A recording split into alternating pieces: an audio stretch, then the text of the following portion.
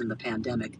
Cleveland East Sider Marshall Bowers says coronavirus protocols put his mind at ease while being among crowds of people. Fortunately, we're in an area where our concerns with COVID are a little lower because allegedly everyone's vaccinated.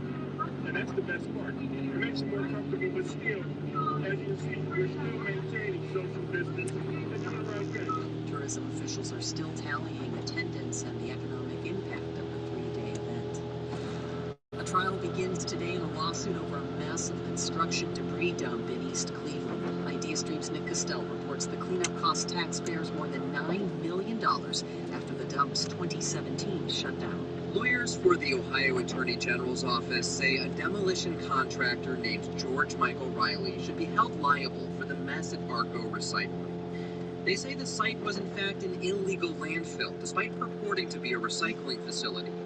The state argues that Riley ran the operation, although on paper the company was set up in the name of a business partner. Good morning. His girlfriend at the time. Riley's attorneys say he left Arco after a falling out with that partner and was no longer at the company by the time the Ohio EPA cracked down. A judge will decide whether Riley should pay cleanup costs and additional penalties. Nick Costell, 90.3 WCPN. Lakewood residents celebrated the return of basketball hoops at Madison Park, the site of two recent shootings, with a weekend meeting in the park on racial equity. Camille Bragg is a member of the Lakewood Community Outreach Committee. She says the city needs to consider whether the increased police presence is scaring young people away from playing in the park. It's a step to put the hoops back up, but also just want to make sure that the kids feel comfortable coming back and that they're not feeling over-policed. So I think there's that balance. Lakewood asked its anti-racism task force to review its safety policies following the removal of the basketball hoops. In sports, the Indians shut out the White Sox 5-0. The Indians have won 5 of their last 7 games. 90.3 WCPN. Sweet. Yeah. Good morning. It's a rainy Monday morning here on the North Coast. Looks like we're going to have 3 days of rain. Ugh.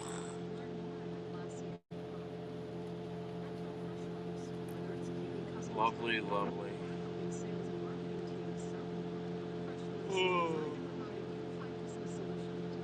Oh.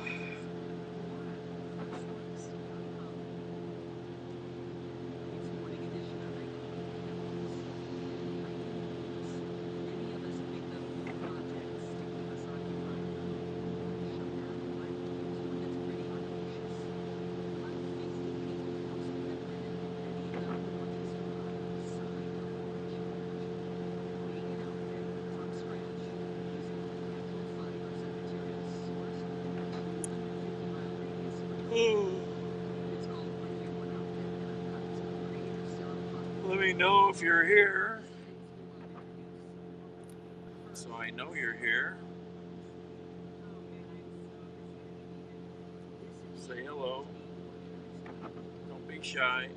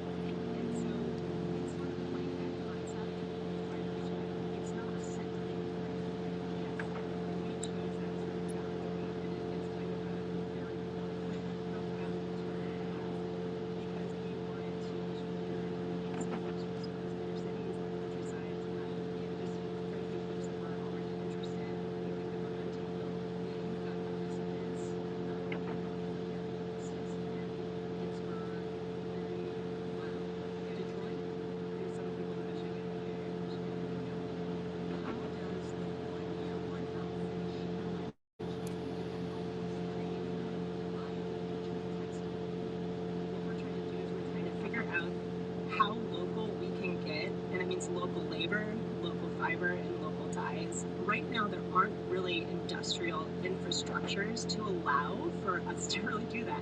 So much of the processing mills and that sort of thing have gone overseas when it comes to natural fibers. But right now we have lots of people.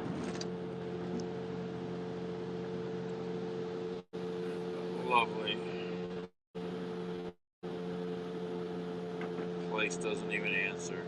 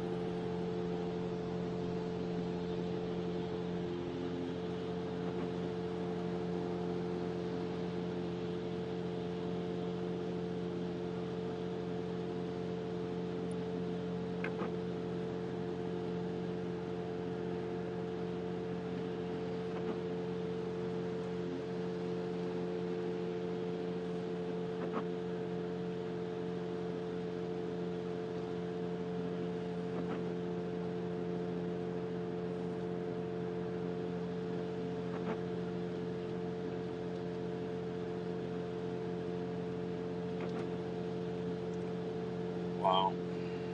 They got it.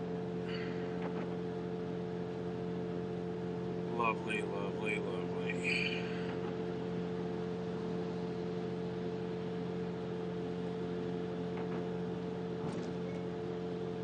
Knock, knock. Good morning, support team.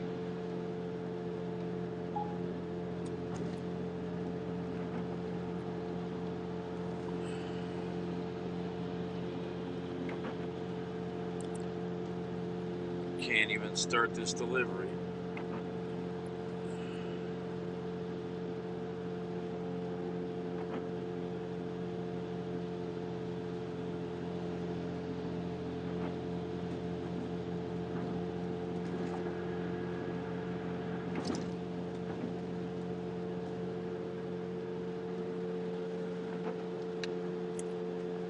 Oh, I'm tired.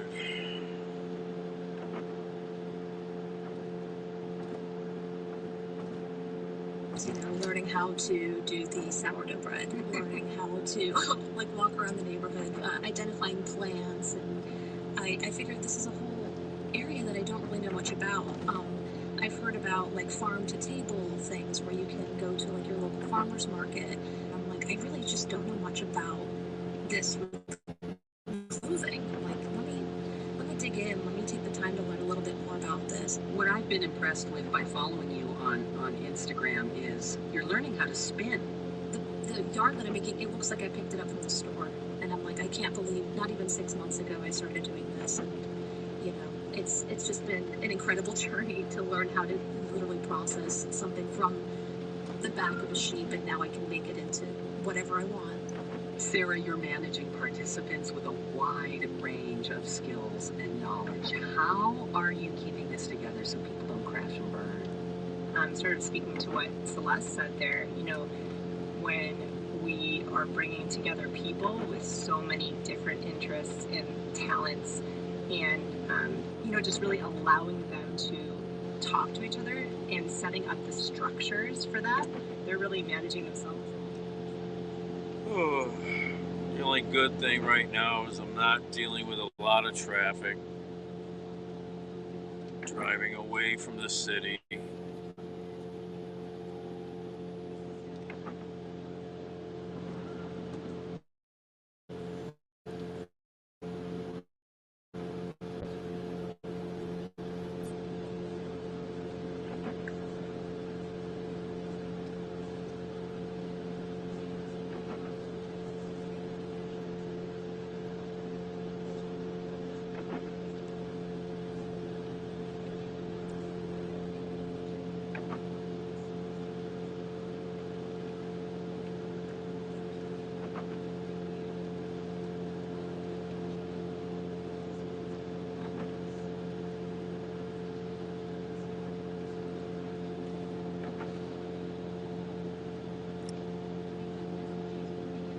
Oh.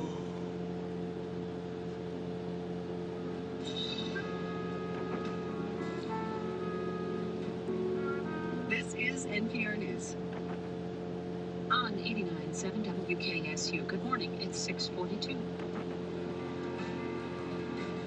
Electric vehicles need places to recharge, but not all charging stations are alike.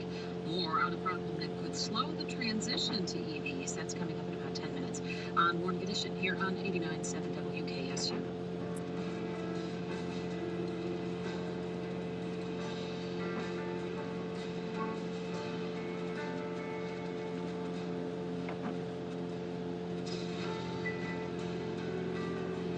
The Indians beat the White Sox yesterday 5-0.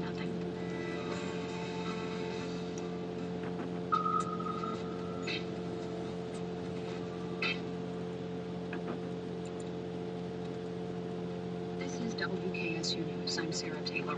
Recently, public schools have focused on ways to make up for months of lost learning. A return to the classroom this spring is helping to alleviate some of the isolating effects of the past year, especially for students with disabilities. For WKSU's Learning Curve, Feluke Amerson spoke to educators and families of students with disabilities about their experiences with remote education during the pandemic and their hope for the future.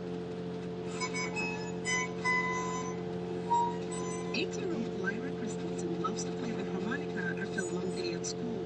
She is one of more than 250,000 public school students with disabilities in Ohio. That's about 15% of the student population. Due to her intellectual disability, Lyra has an individualized... Oh, I can't even start this trip.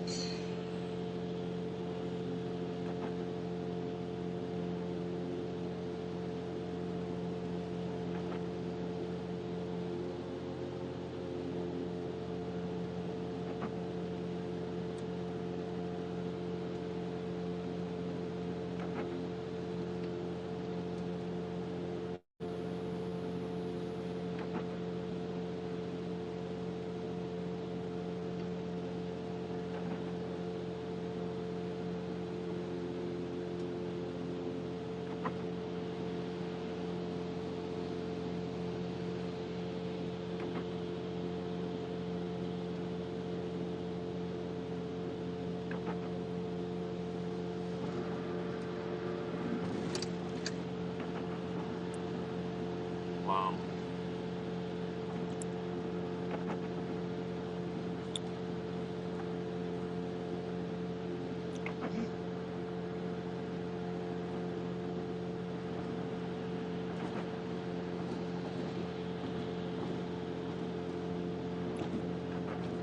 Oh.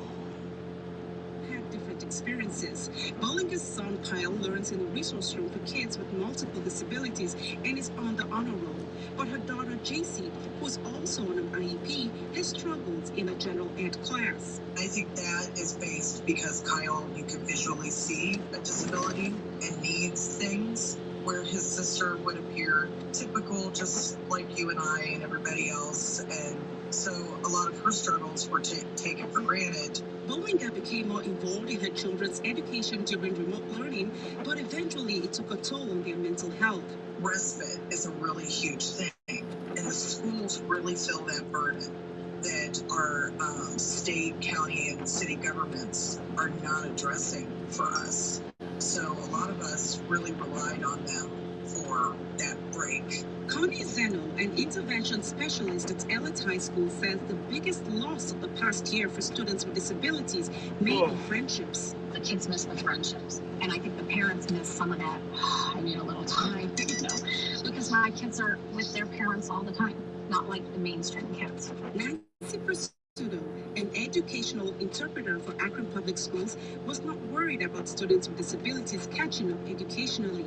She was more concerned about the isolating effects of the pandemic, especially for her hard of hearing students. Good morning. There's times where they'll come into my Google Classroom during Get back to me before the ask for any expired. help with any work. They don't want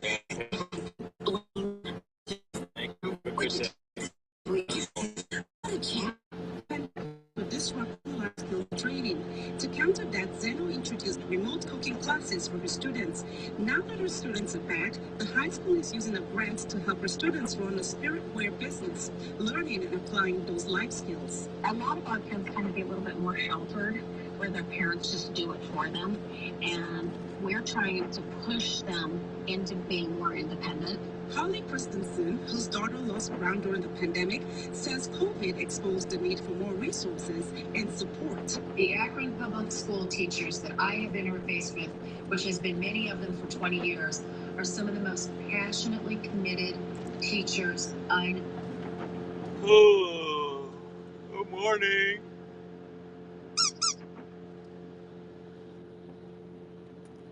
Anybody out there? Hello. Don't be shy. Say hello. Oh. Oh.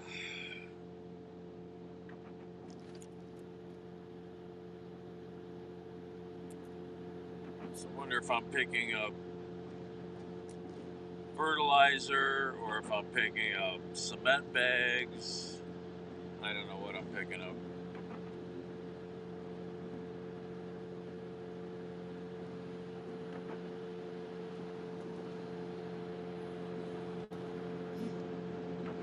Oh, my back is sore. Oh.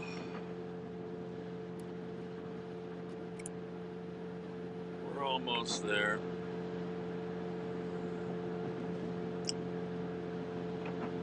Elyria, Ohio.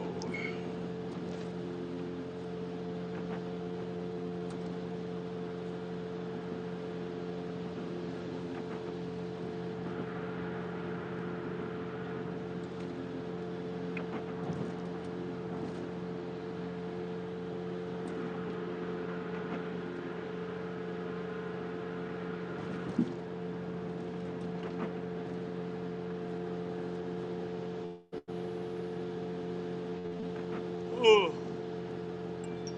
Oh.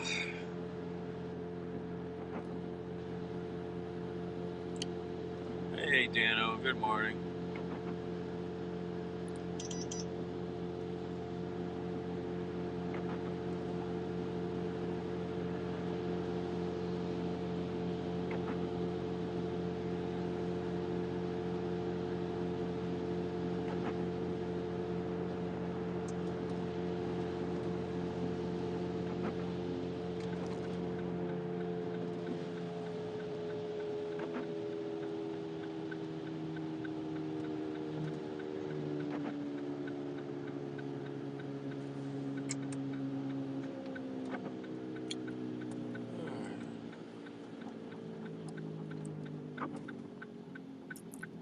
Florida.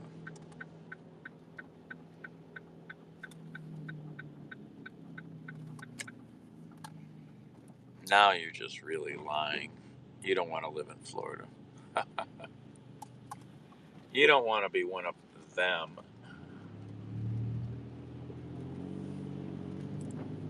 Alright, how do I get over here to Home Depot? Let me think what I'm doing. I gotta turn left up here. Oh! Not even got my thinking cap on this morning. I think I should turn here.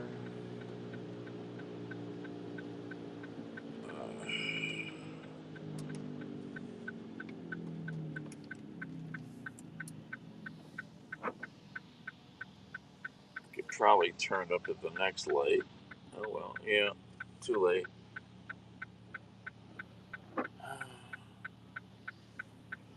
We're at this one.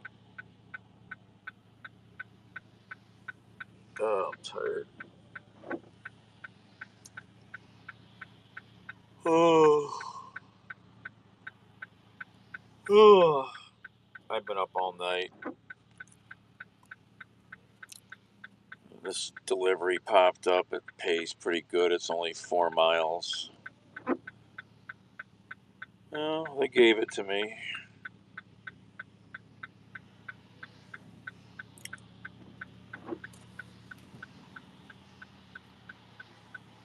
Six somethings that are 49 pounds a piece. Whatever they are. Oh, oh, excuse me.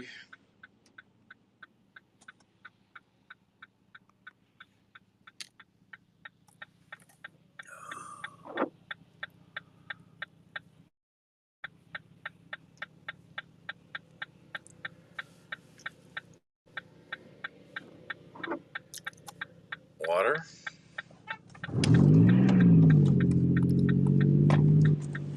Beeping. The guy beeped at me. You know what I say about that.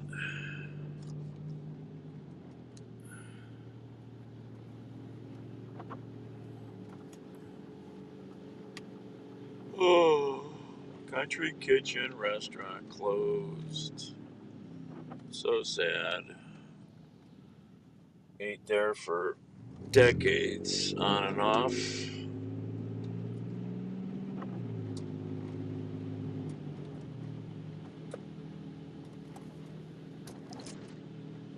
Oh, oh, excuse me.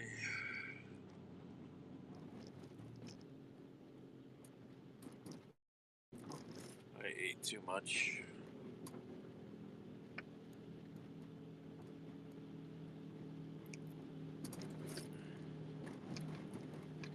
Right after the green goes. Yeah, I mean, people are so impatient they can't wait a couple seconds to see what happens. Oh my gosh, I do not beep. What the hell's in the middle of the road there? Something fell off of somebody's truck. The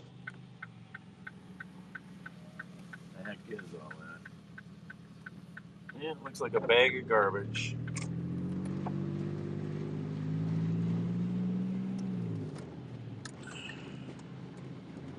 Alright, where's Home Depot at?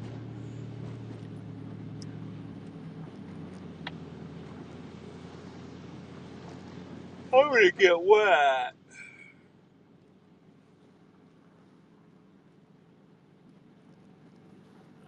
at least I do have my ugly Carhartt jacket. Someday I'll buy a decent rain jacket. Where is Home Depot? It's up here further.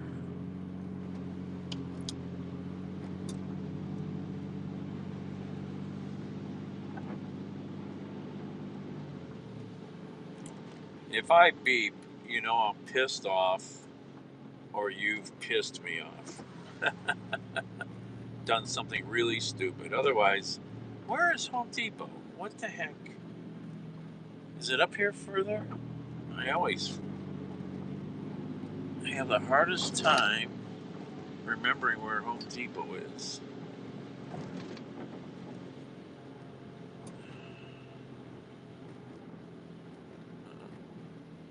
Did I go past it? No. It's still further up here. Okay. I always have the hardest time. Such a big distance between the big shopping mall back there and this area, but they seem close to me in my head. There we go.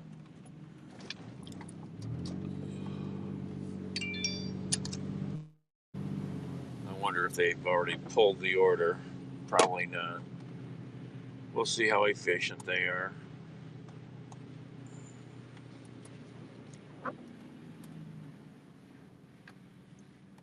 Target, Home Depot, Giant Eagle. I gotta go over here first.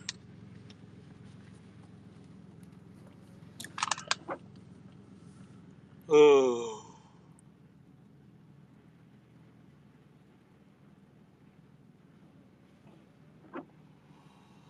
Oh. Excuse me. Wakey, wakey. All right.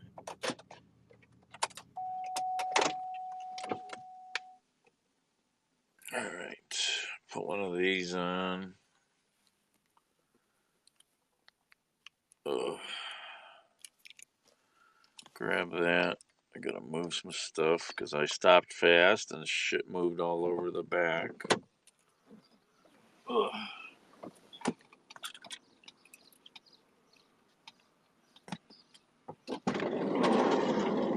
Oh yeah, and I picked up some junk last night,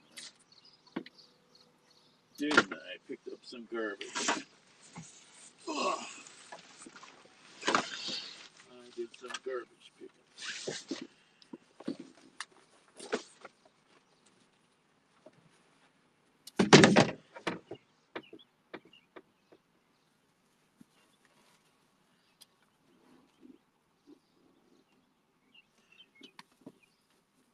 I gotta move shit. Oh yeah.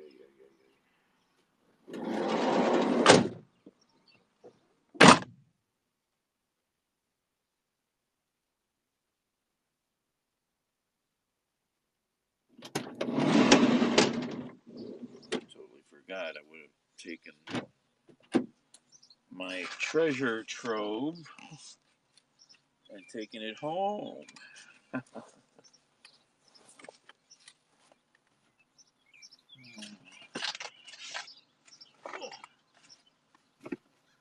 Boy, what a mess. Car is a mess.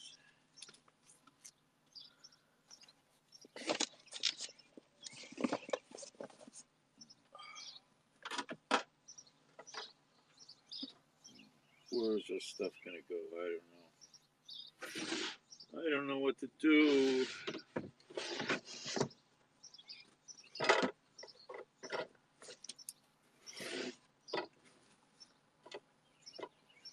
Ay. I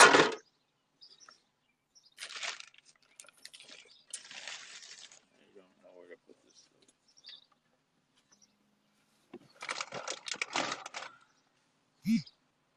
Yes, I am a garbage picker.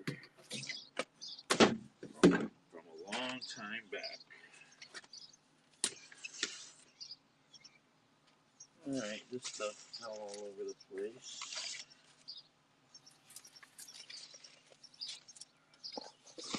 Put that there, it won't fall again.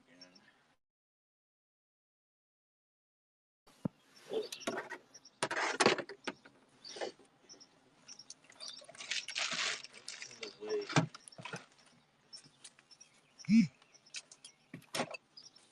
That goes there.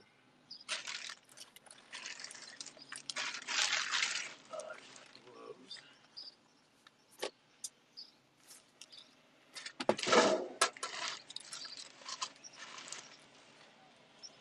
Now that I got these ratchet straps, oh, that stuff fell.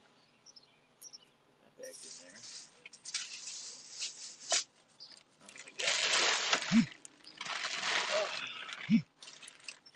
Ratchet straps, I gotta figure out how to keep them orderly, right?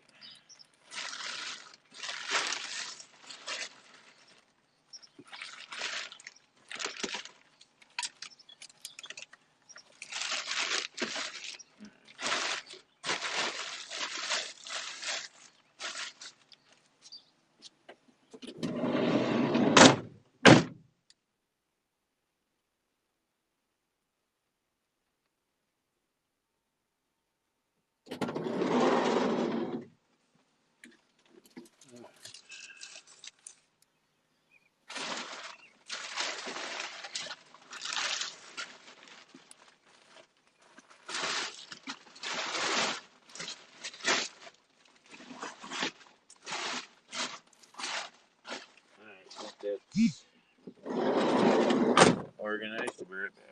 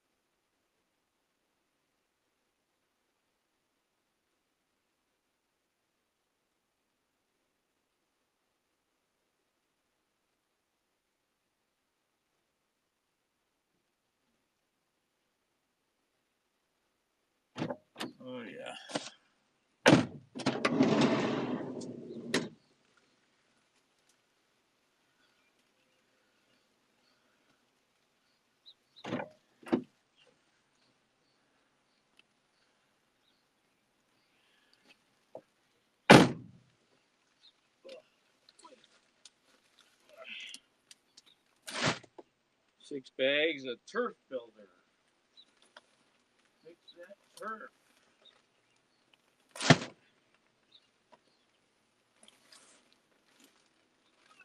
I literally made the perfect pocket in the car for these.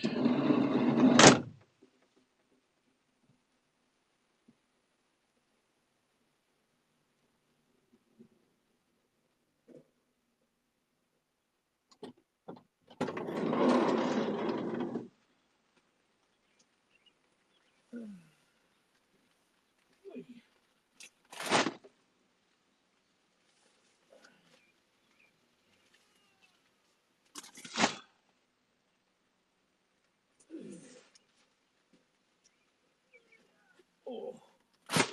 All right, now get the blood moving.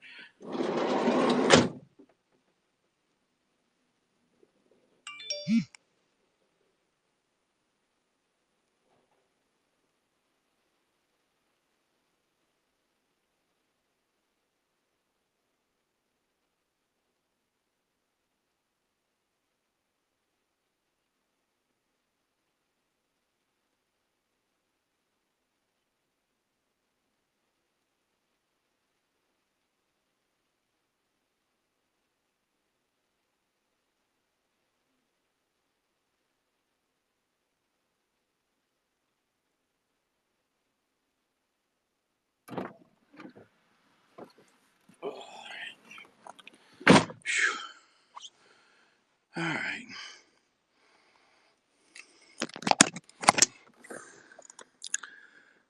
Turf builder.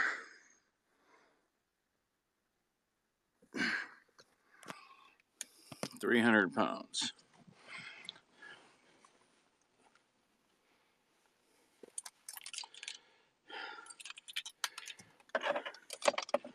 The only turf thing I've ever done was turfing a lawn with a car.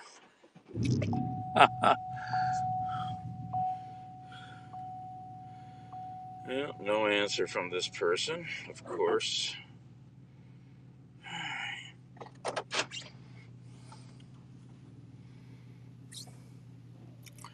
All right, which way out of here?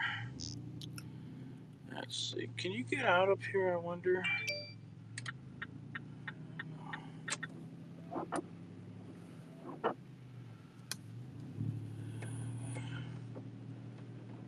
don't know if we can get out up this way.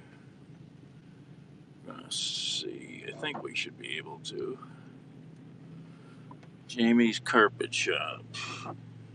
Trampoline Park. Altitude or attitude trampoline park. No, there is no egg. Oh, there is an exit. Okay. No, there is not an exit. Oh, there is an exit. It was sneaking, hiding from me.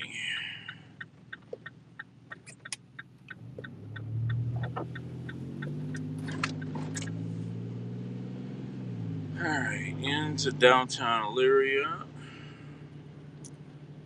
Right past the old nursing home we used to own, which is blew my mind the other day when I came out here. They leveled the building. I did not know they leveled the old building. That makes me sad. I spent some of my formative years there. Very fun times. Very good times. This phone is acting goofy still.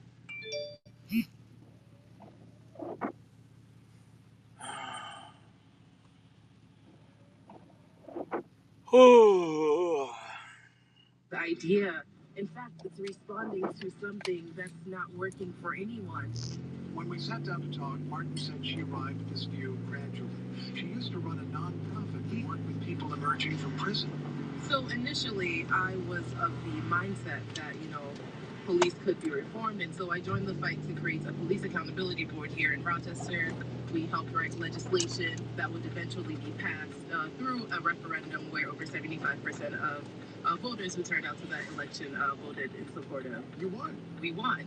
but then lost. A police union lawsuit has so far blocked key powers of that outside civilian board. The police resistance provoked Martin to push harder. That allowed me to start thinking about, the role of police officers and why we even have police officers. She decided if Rochester's own Frederick Douglass could be an abolitionist, she could imagine abolishing police. A lot of the lived experience of members of this community really informed my position as finally saying, you know what, I am an abolitionist and I do not believe that we need prisons or police to solve the problems we have. If you call 911 for an episode like Daniel Prude's, she'd rather mental health counselors come. If there's truly a need for force, like a mass shooting, there might be some new kind of security team. Though this brings us to the political challenge of her idea. Somebody pointed out to me there's been a certain number of murders in Rochester so far this year. It's been not a great year, I guess. Absolutely. So who investigates those murders?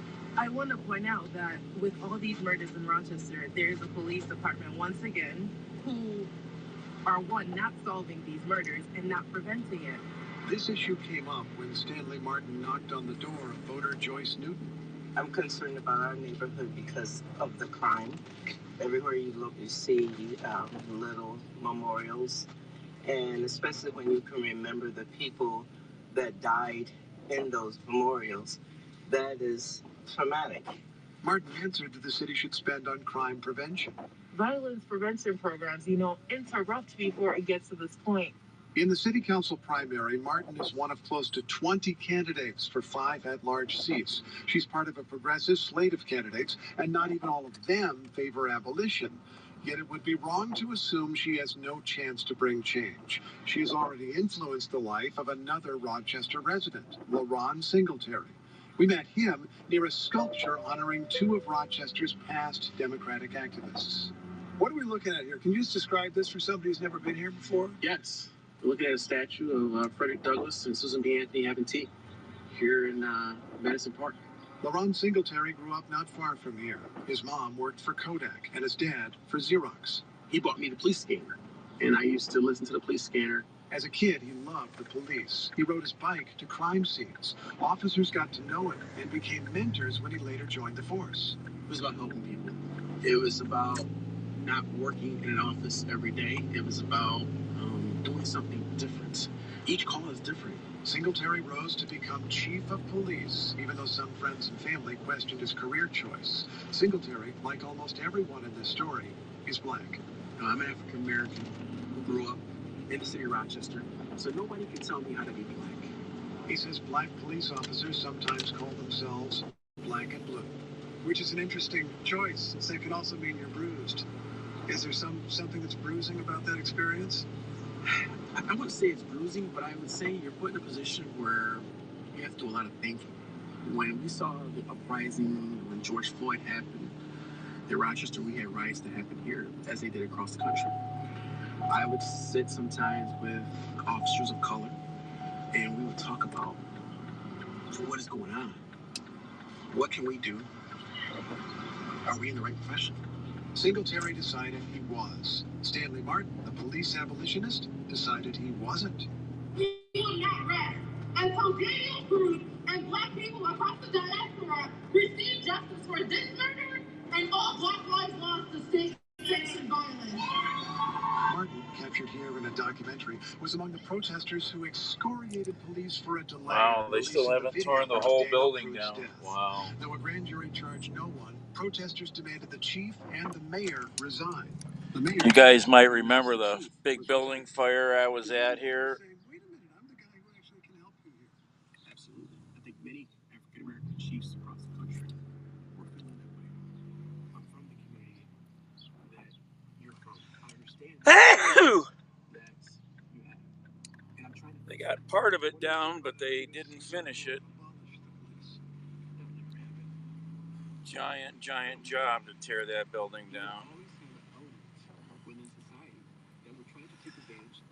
Excuse me. There's the Lorain County Courthouse. Rochester's debate is so bitter that she said it would be wrong to meet, and his lawyer advised against it. Yet as he talked of the future of policing, Singletary used the same word that Stanley Martin does. Excuse me.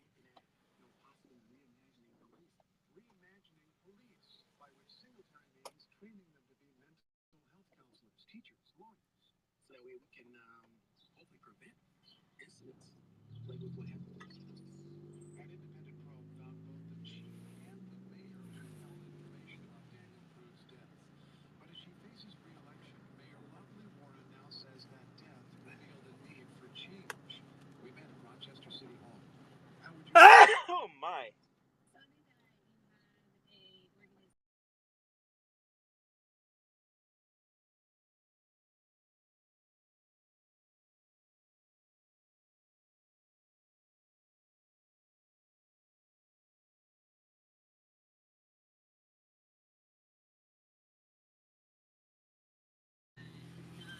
in my mind, wasn't humane, and it is treated as a criminal matter instead of as a mental health matter.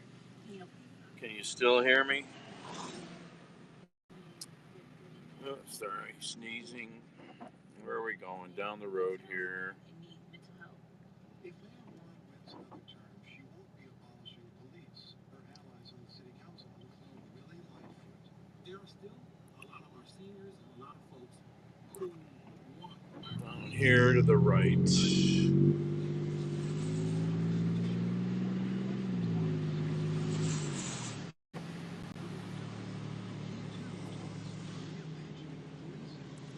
Hey, Ice. Oh my God! Oh, don't you hate that? Oh my gosh. Uh.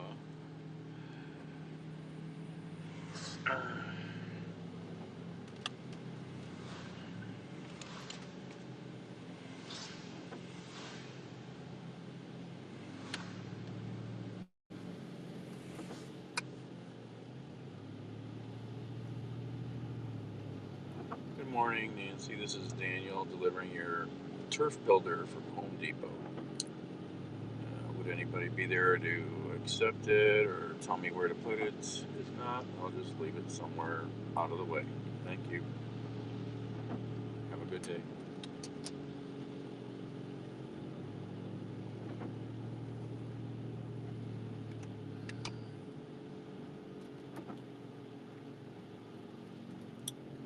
So right in this right in the bend in the road here, we used to own all this property on the right from, from here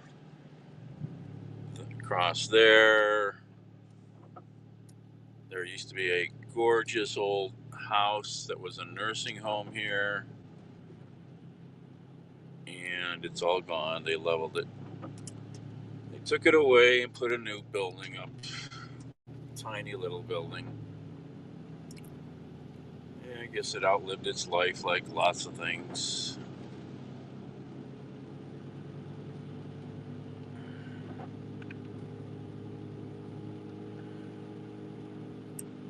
Yeah, back in the 60s and 70s is when we owned it. It was there until just a few years ago, but I guess I hadn't come out to Elyria and gone past it here and noticed it. I noticed it when I was out here like a month ago or whatever, whenever the big fire was.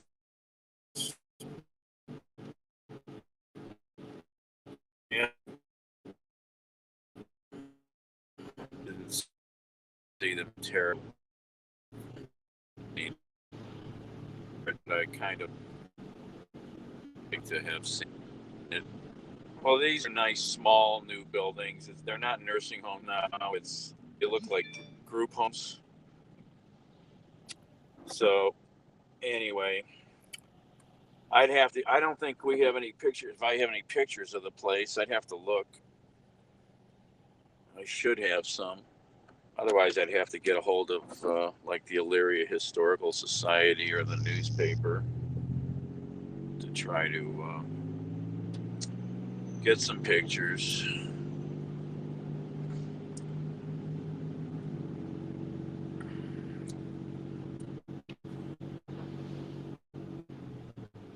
All right. Yeah, I mean the two buildings they have there now are small compared to what used to be there. It was a 2-story, 50-bed nursing home. Actually, 3 stories. Sort of. We're turning here.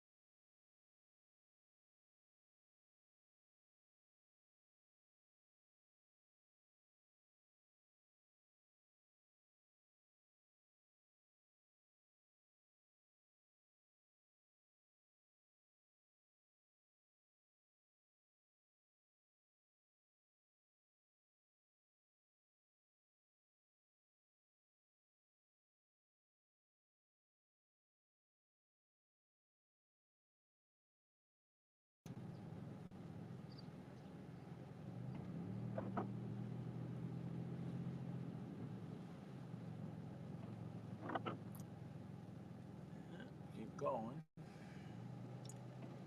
These people haven't answered their phone, have they? No, not that one.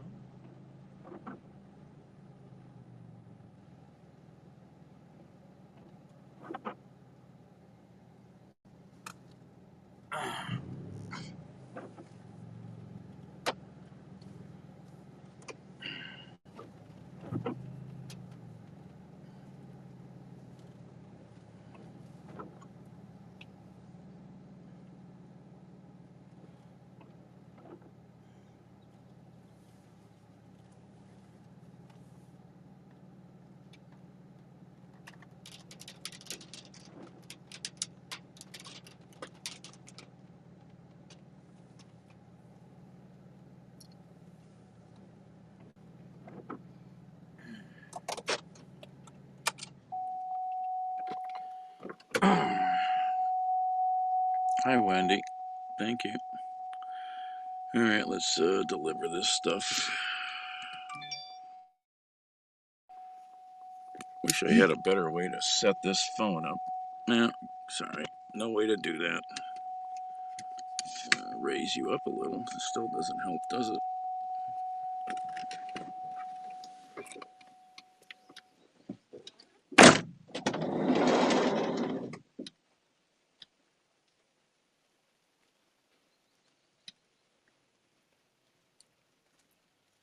No, don't look like anybody's here.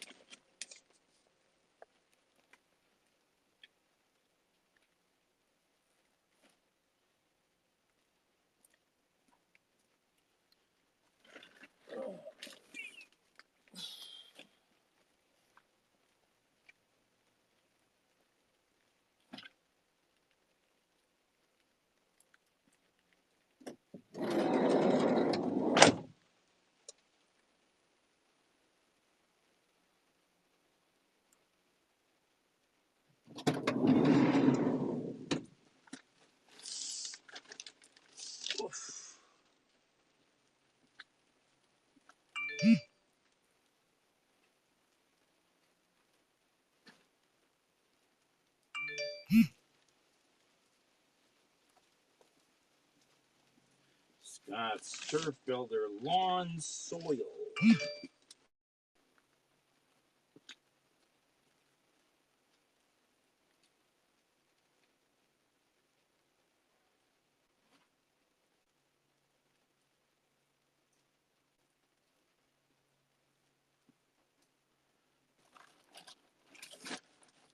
300 pounds.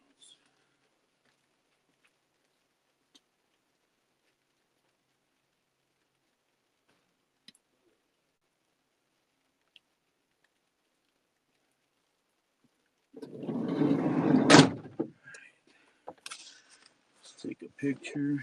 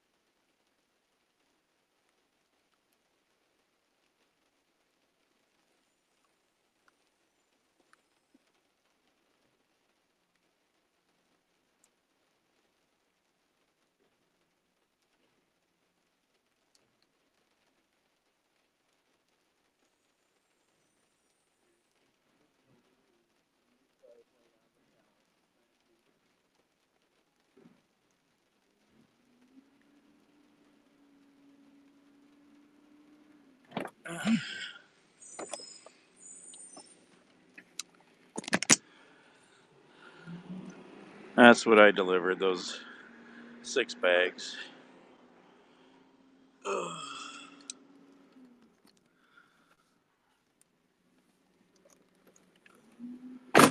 Hello. Alright. Let's see if there's any more work out here.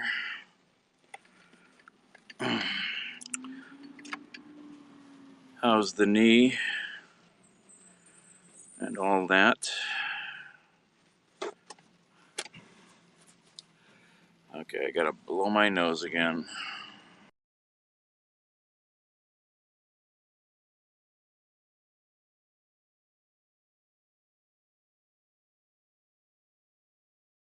Okay, we're back.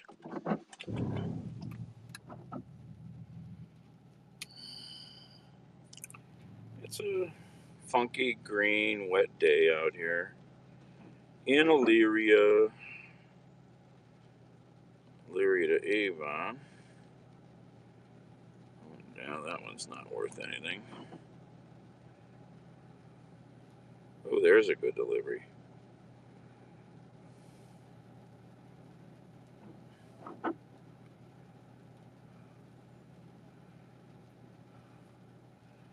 £500.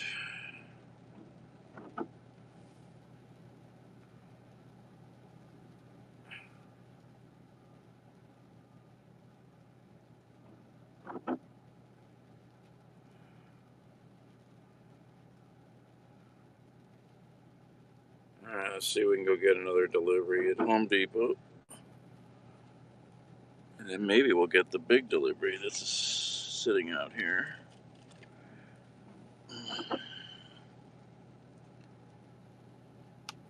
Nice, another delivery out here. 500 pounds of something. Don't know what.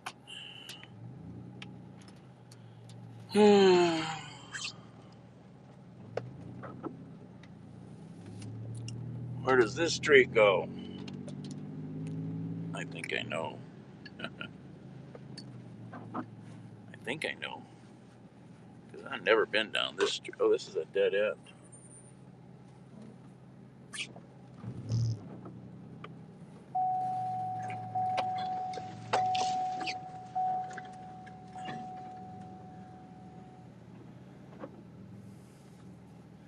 It's a dead end.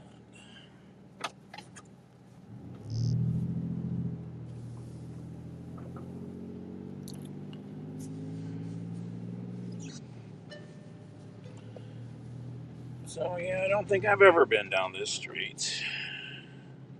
Oh, there's a pizza box, and there's a used pizza box.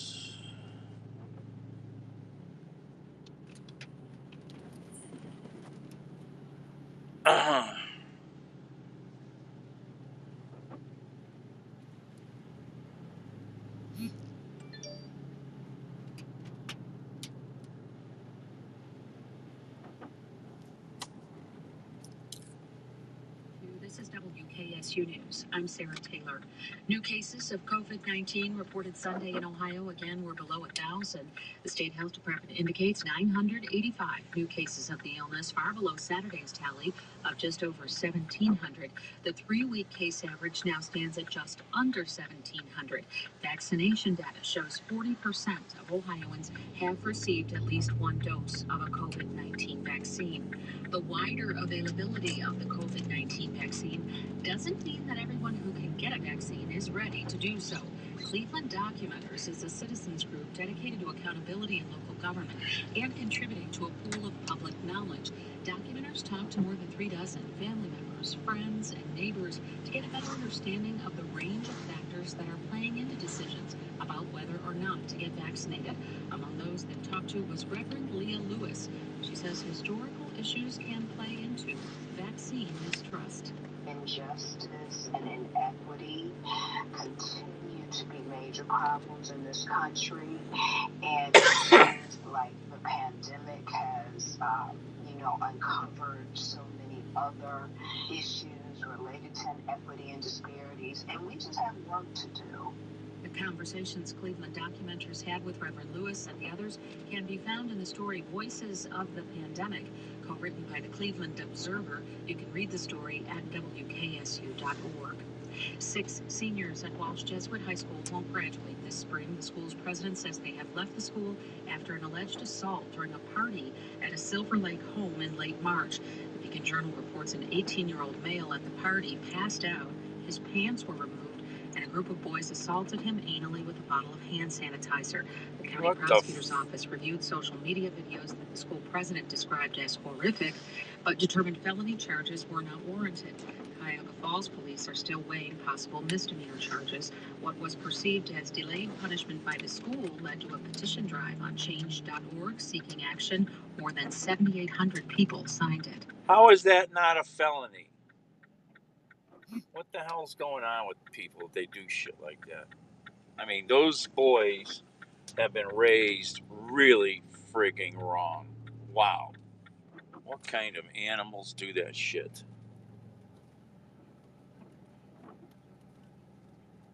So I'm just going to take a quick look here. This used to be where our nursing home used to be.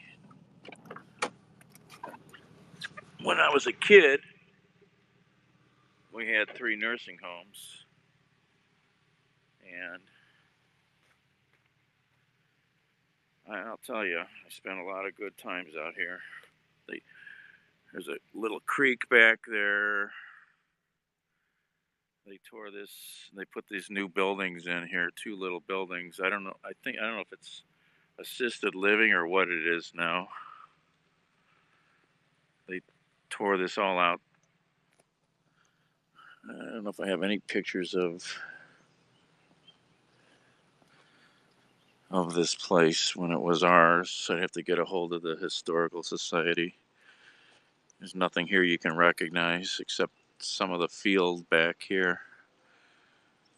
And there was a big house over here we owned also. And then we owned a couple houses across the street, and we owned some of the fields back there. It was a hell of a good time out here. Blew my mind that they tore it down. I did not know about it happening.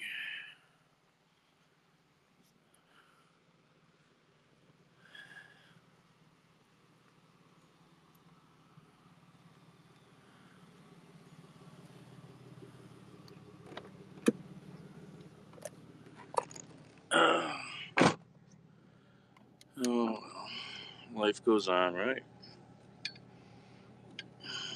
All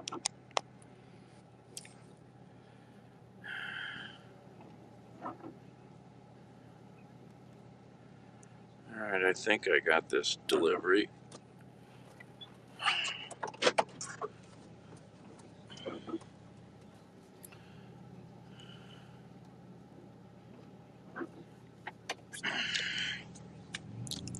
What do they even call this place now? I don't even see any signs.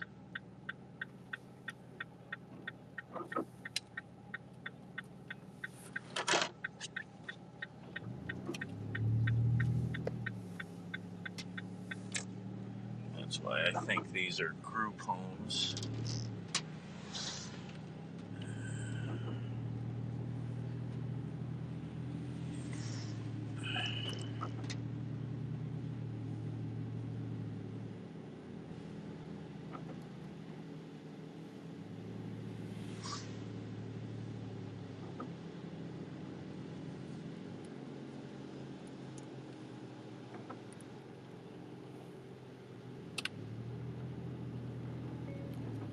Good morning, support team.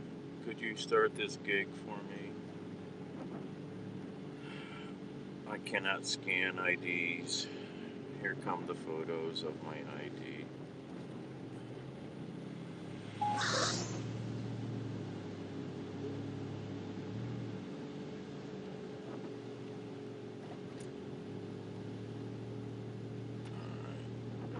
Go here, go there.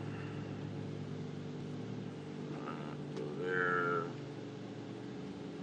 Go there.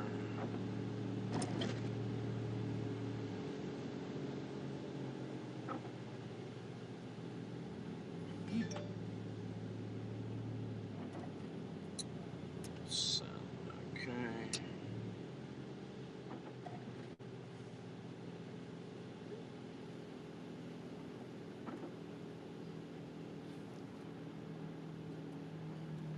Copy.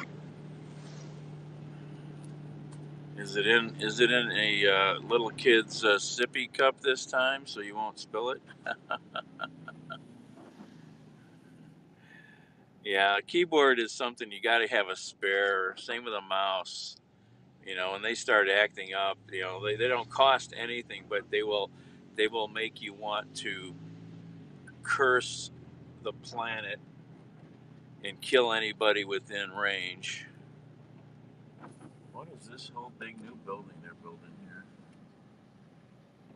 I don't know what this is. All right.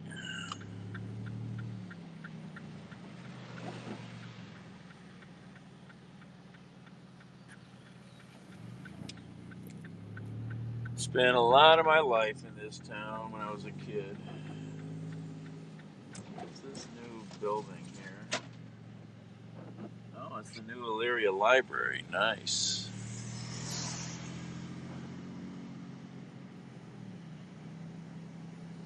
Oh, it's got the old the round connector, right? Oh yeah. There's the building that burned over there. They're still tearing it down. They got some of it down, but they probably ran out of money. Yeah, I'm forgetting the name for that. Yeah, yeah, whatever they call it.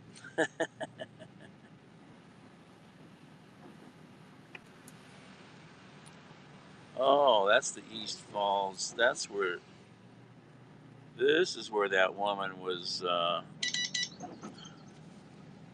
This is where the woman fell into the river the other day. Hey, Buck. Hey, I'm here at the East Falls Riverwalk, Buck.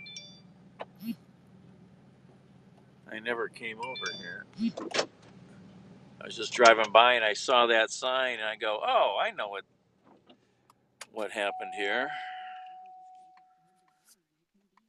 I'm gonna try to take a quick look here.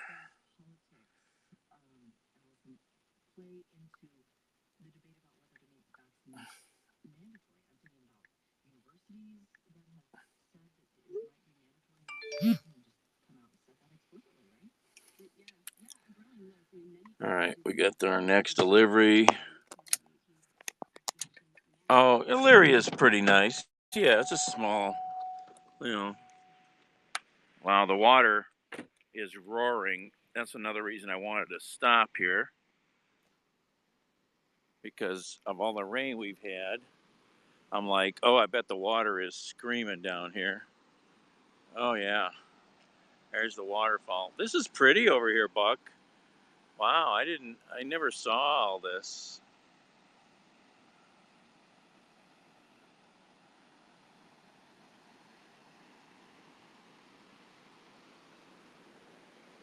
Wow, they put quite a little place in here. All right, I should put my hat on. Just gonna get wet. Let me put my hat on. Let me wipe my damp head here. Put my cap on. All right, let's go take a quick look.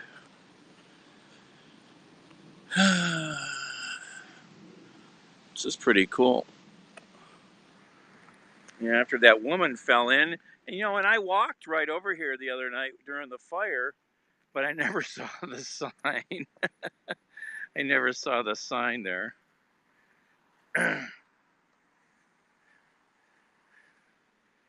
No swimming, no rollerblades, no dogs, no fun.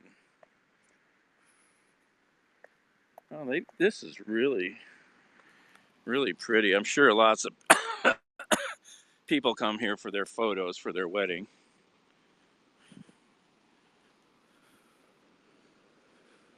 This is really gorgeous.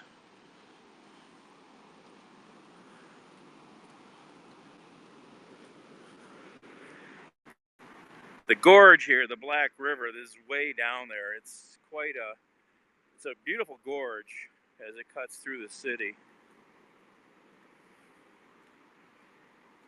This is the east branch of the Black River.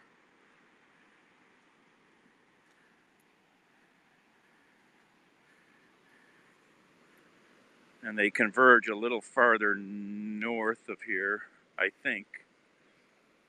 Or did they converge here? No, maybe a little farther north. This is amazing over here. I don't know that I ever saw this over here before because it was probably not easy to access decades ago when I used to come into town.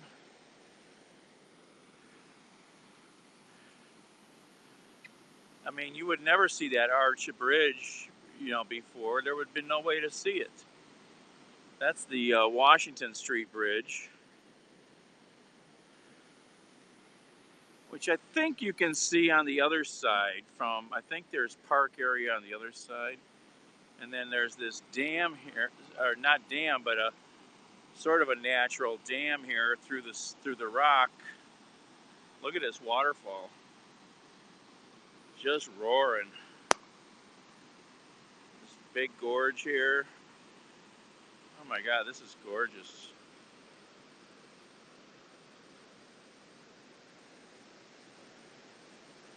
Wow.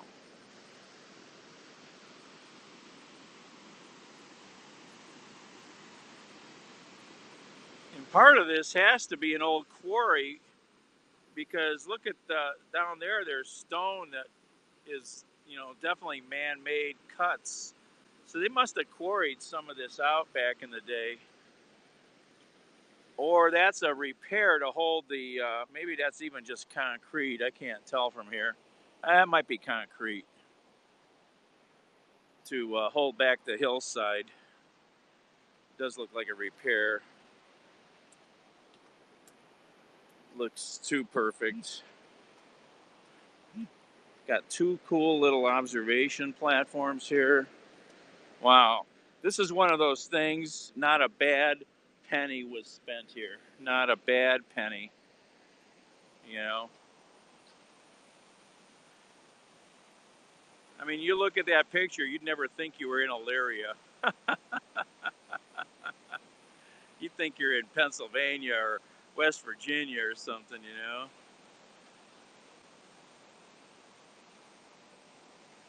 Wow, listen to that water.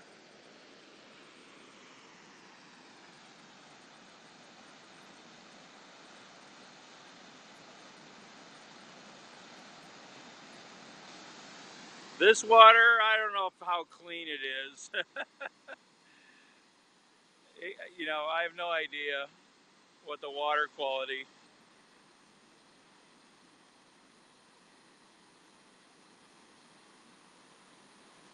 That's raw Mother Nature working there, man. It's too bad they don't have a way to harness that for some electricity, you know.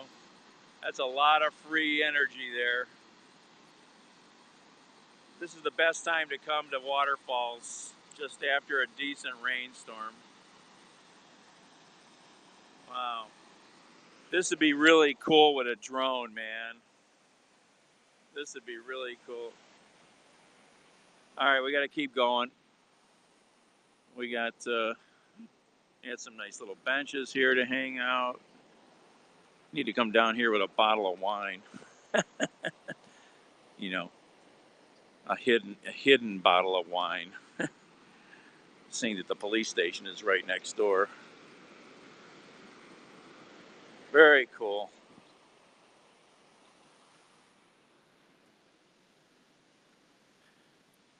Hey, Knowledge. Oh, I'm glad you got to see this a little bit. We'll go back this way real quick. I'll go out this way.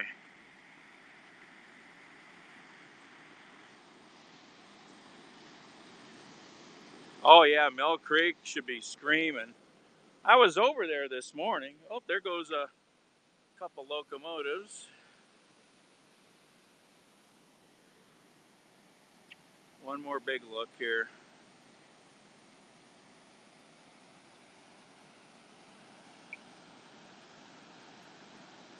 Oh, I didn't walk down here, did I? No, I didn't. Just realized.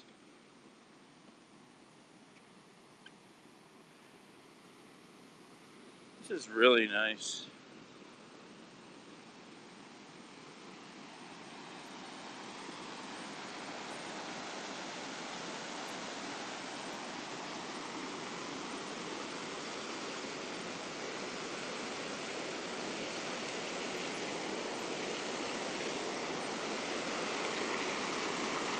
Hey, Baba. You're just in time for the waterfall.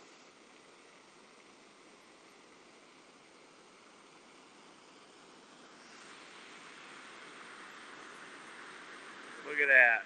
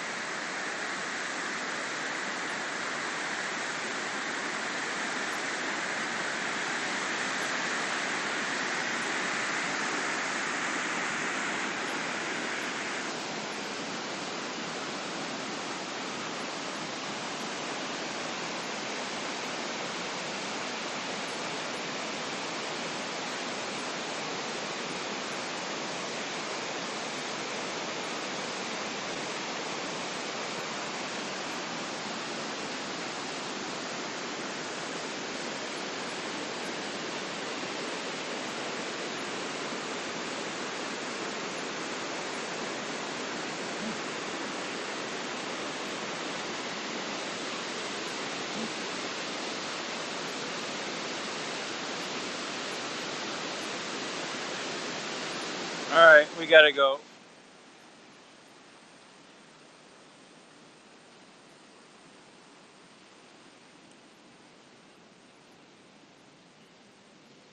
Yeah, I looked. I said, no, God, it's gonna rain all the way till at least the next 2 days.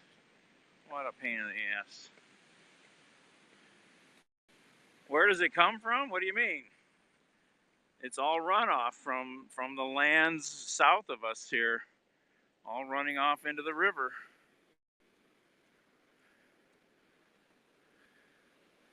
We've had a fair amount of rain, and we're going to have more rains. It's going to be like this for all week.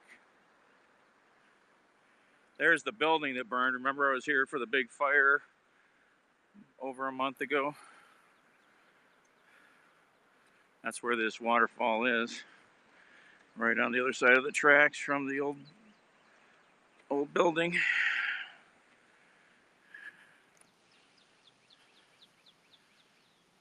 Oh, okay, knowledge. Yeah, they've torn down about 40% of the building. It looks like maybe only 30% on the other side. They tore the tallest section down.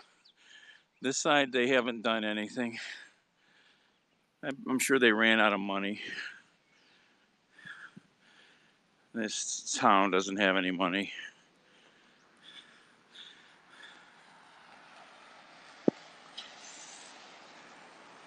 That's where we're at. So there was a woman who fell somewhere here the other day. She fell off of one of the observation decks, and they had a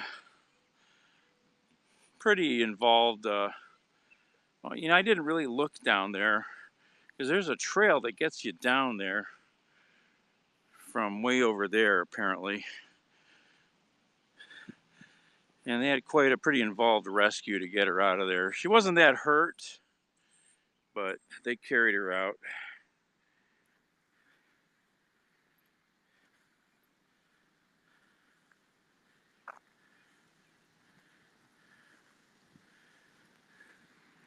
Yeah, there's the building, all charred up. All right, let's get over to Home Depot and make another delivery. Yes, I want a selfie. I mean, I don't know how she must have been doing something. Yeah, leaning over, because these railings are pretty high. So you had to be doing something stupid, and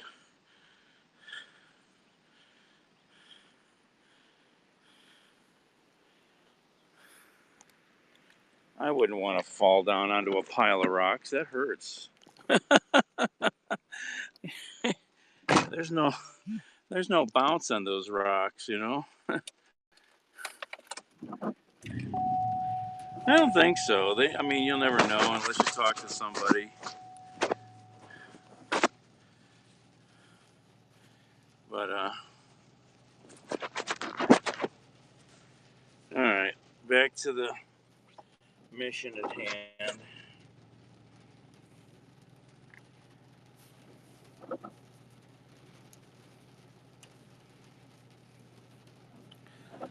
All right, it's muggy as all get out in this car. Yeah, I've been up all night. I was at the restaurant after I was out last night. I didn't go live at all at the restaurant.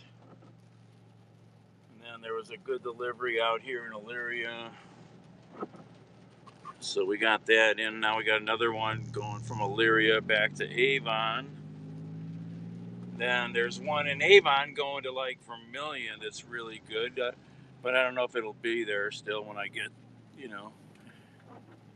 Thank you, Buck.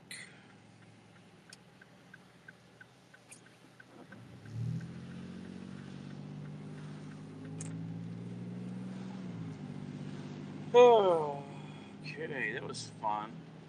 That's what I like on these kind of deliveries like this. I get to check out neighborhoods and cool features in the area. Things I do know about, things I don't know about.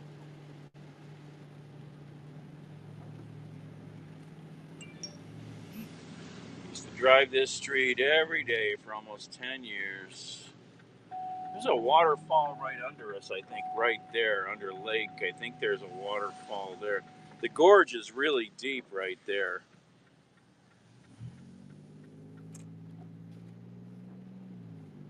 Thank you, Buck. Ice. Used to drive this street a lot to go over here to Midway Mall. Come in the back way.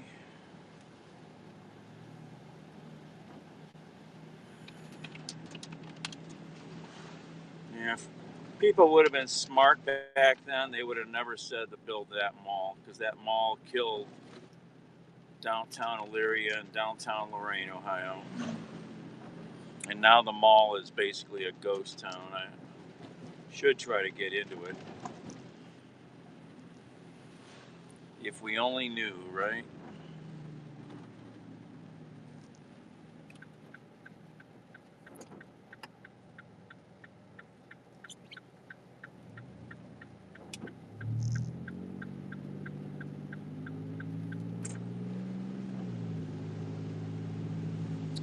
Yeah, it's got a few churches in there, I hear. Mall churches.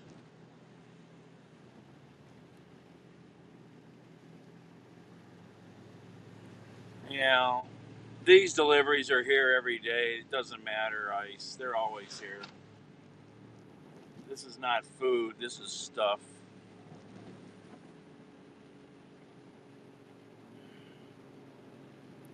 Just merchandise. Hey, Linda. Yeah, no rainbow today.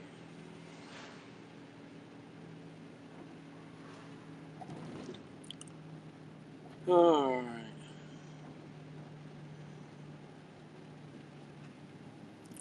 You just missed the waterfall. You'll have to go back and look.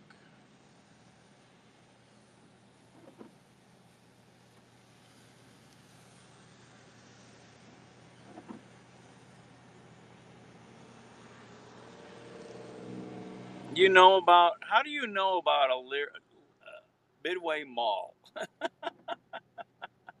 You live in you live in Maryland.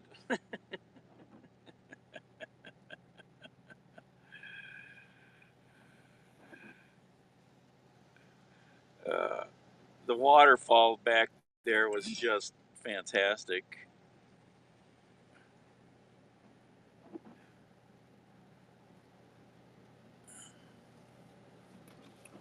It's foggy in the car here. I hate when the car's froggy.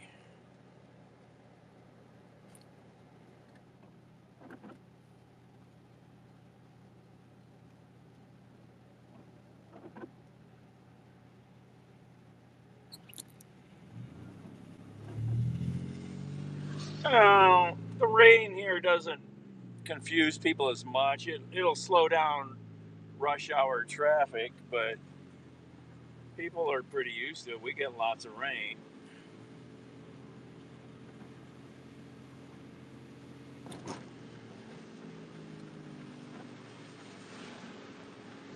Do not enter.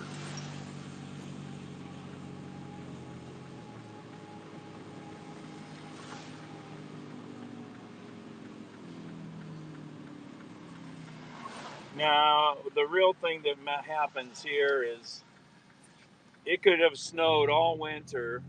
We'll have 1 week without snow. We'll get another snow, and everybody will have already lost their mind. They will not have remembered how to drive in the snow. Yeah, people are so stupid here about winter weather. I mean, it's really it's beyond sad. It's not acceptable. That's a big box that guy's got to put in his truck. What the? Looks like a lawnmower in his minivan. Looks like a lawnmower. It looks as big as his van is.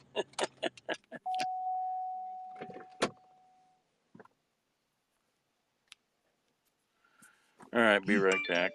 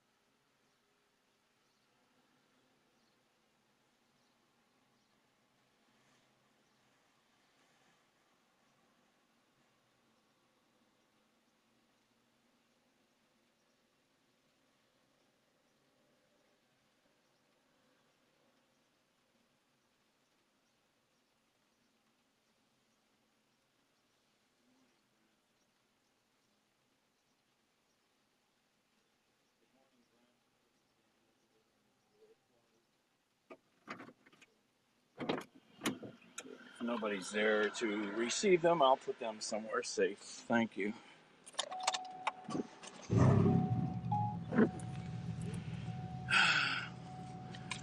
A lot of shopping in Midway when she moved. Okay. Yeah, I guess it would be the closest place. Especially if it was sort of before things like Avon Crossings. Whew.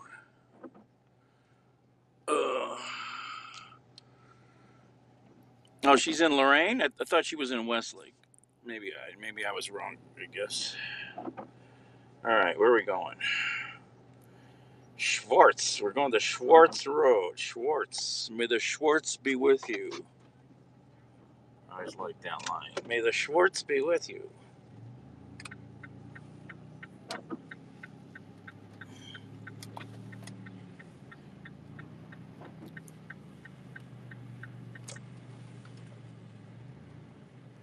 All right, where's the driveway to get out of here properly?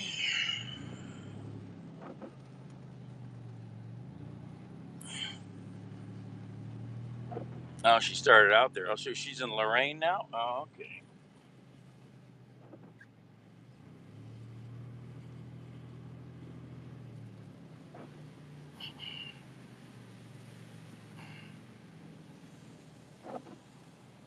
Come on.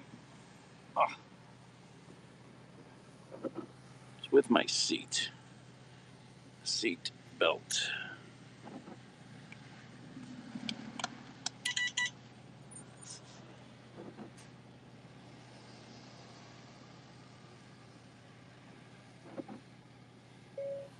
Yeah, that's perfect. Thank you. Should be 15, 20 minutes. I'll be in a red minivan if you're there. Thank you.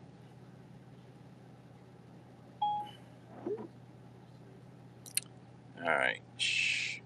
Answer the phone. That's awesome sauce.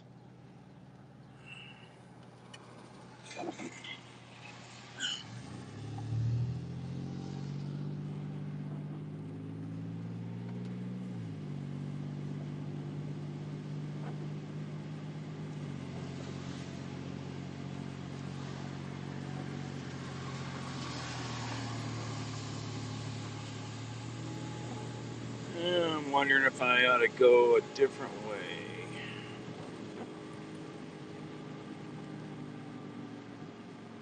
Actually,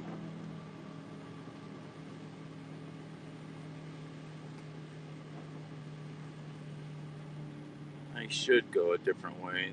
This way is actually much longer than if I. Oh, that's. I'm looking at the turnpike. Oh no, I want to do that. Yep. Yeah, I want to go this way. Yep.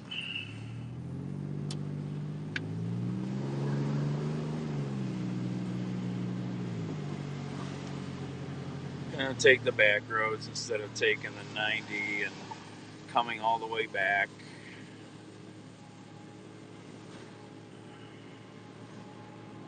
All right.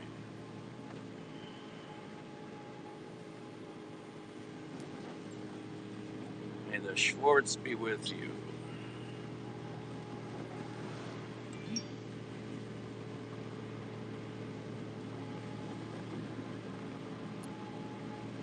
Oh, that waterfall area was awesome. That was very nice.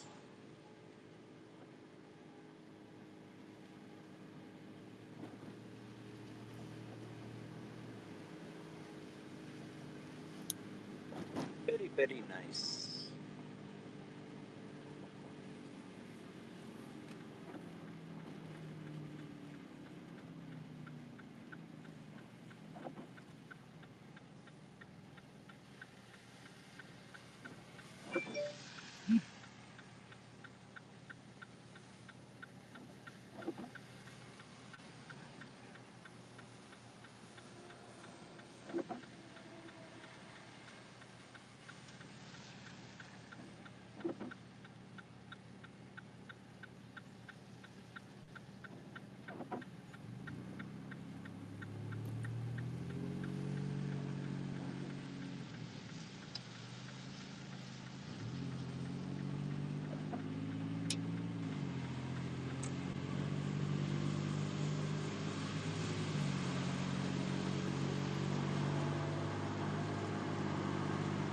Okay, Center Ridge to Lear.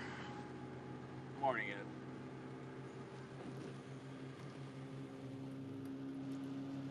Center Ridge to Lear to Schwartz to Schwartz.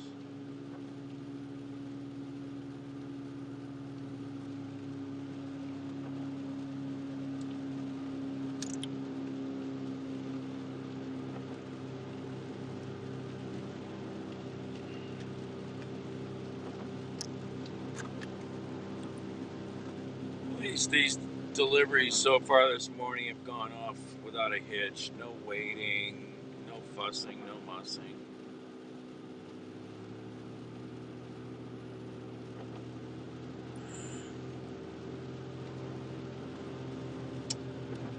Maybe we'll get this next one that's paying pretty good money. 500 pounds of stuff, whatever it is.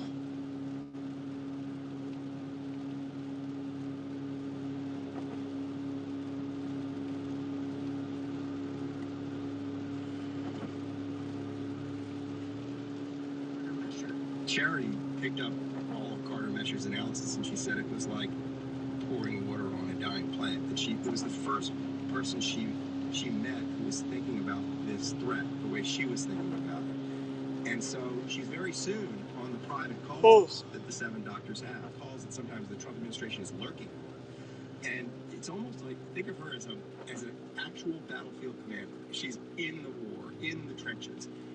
As if she's figured out in the course of her career in public health that there are no generals, or the generals don't understand how the battle's fought, and she's going to have to kind of organize the strategy on the field. The book is a sweeping indictment of the Centers for Disease Control.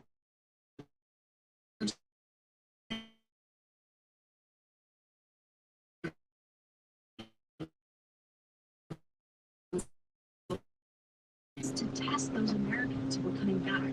But according to Michael Lewis and his sources, then CDC Director Robert Redfield refused to test them, saying it would amount to doing research on imprisoned persons. Redfield is a particularly egregious example, but he's an expression of a much bigger problem. And if you just say, oh, it's the Trump administration, or oh, it's Robert Redfield, you're missing the bigger picture. And the bigger picture is, we as a society have allowed institutions like the CDC to become very politicized. And this is a larger pattern in the U.S. government. More and more jobs being politicized. More and more people in these jobs being on shorter, tighter leashes. More the kind of person who ends up in the job being someone who is politically pleasing to whoever happens to be in the White House. And so it created the conditions for Robert Redfield being in that job were created long ago. Did you ever reach out to him for his response? I reached out to the CDC, but the CDC wouldn't speak to me. So what I did was guerrilla journalism. I interviewed individuals who were willing to talk to me, either on background or off the record. And a couple people were on the record, but the CDC itself, I was told, didn't want to talk to me. It's interesting. According to your reporting, the CDC basically had 2 positions on the pandemic. Early on, it was nothing to see here. This is not a big deal. It's being overblown. And then there was this pivot when it started spreading in the U.S. and the position became, it's too late. There's nothing we can do. Is that a fair characterization? It's a very fair description, and it's Charity Dean's observation. She said the great shame of their behavior was they waited so long that we were never in a position to contain it. They pretended it wasn't important until it was too late, that it could have been contained the way it was contained, say, by Australia. There were things we could do. Many, and they've been more aggressive right up front. Many, many thousands of Americans would be alive today who are not. So it's this perfect storm of horrible conditions. They got a car wash there. Wow, I didn't see this. This is all new. Big Lots, Cube Smart, Dollar Tree. Comes together to create the tragedy that became the American COVID pandemic. And there's the old Bendix plant. This is disconnectedness. The fact that we just didn't have a thing that you needed to fight a virus. So yes, it's a perfect storm, but I think all my characters would say that because of the way we failed to govern ourselves, the way we failed to create a system, this would have been pretty bad under almost any administration, and that it would have exposed the holes in the system and the weaknesses in the system, or the absence in the system. Michael Lewis followed these doctors inside and outside of the federal government for many months as they tried to raise alarm bells and demand the kind of interventions that would have saved lives. But for him, Charity Dean stands apart for what she was willing to risk. You can't believe what we were requiring of these people. And to me, there was something just unbelievably moving about this woman who had decided that even though she herself was full of all good, we brave for the sake of other people's lives, and then had saved all these lives because she'd insisted on this training herself. A trait that the system didn't reward. The system not only didn't reward, the system punished. And in the pandemic, you saw this. Charity would tell you, and I think it's true, that the pandemic has created a kind of selective pressure on our public health officers, and it's removed. Oh, wow. I didn't realize this is where this is. It's sort of instituted. This is the new Riddell plant here. Riddell, wish you could see how big that is. Riddell is the company that makes most of the, makes the NFL helmets and all kinds of other stuff, sports related. They got bought out by a big national company, and then they moved out of closer into Elyria out here. My buddy used to do their alarm and telephone system and some of their data cabling, and we spent a lot of time working there. But then they blew him off as soon as this new company bought Riddell out. They told him to take a hike. Then they had the balls to come back when ADT came in as the new alarm guy. And they were like, well, could you help us understand what you did here? I told him to tell them to pound fucking salt or to give you $2,000 to come and talk to them. Of course, they wouldn't talk to him, so he told them to pound salt. I mean, it was a custom system, and some new manager came in. It's like, I'm going to bring my own people in. What a bunch of stupid companies that always do that will spend more money just to make a point. It's just stupid. Stupid, stupid, stupid. I don't care how you think it's right, it's not.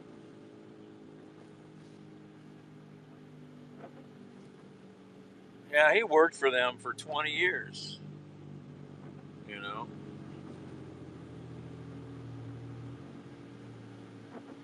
Oh, anyway.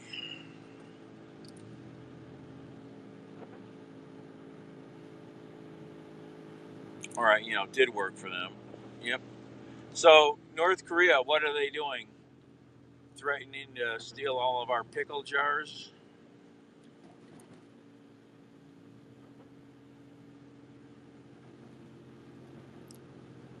They want all our spicy pickles?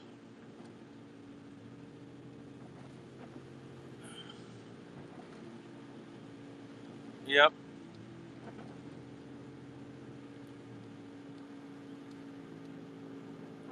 And that company's making a fortune. Look at that new building they built. That building is like freaking, Jesus.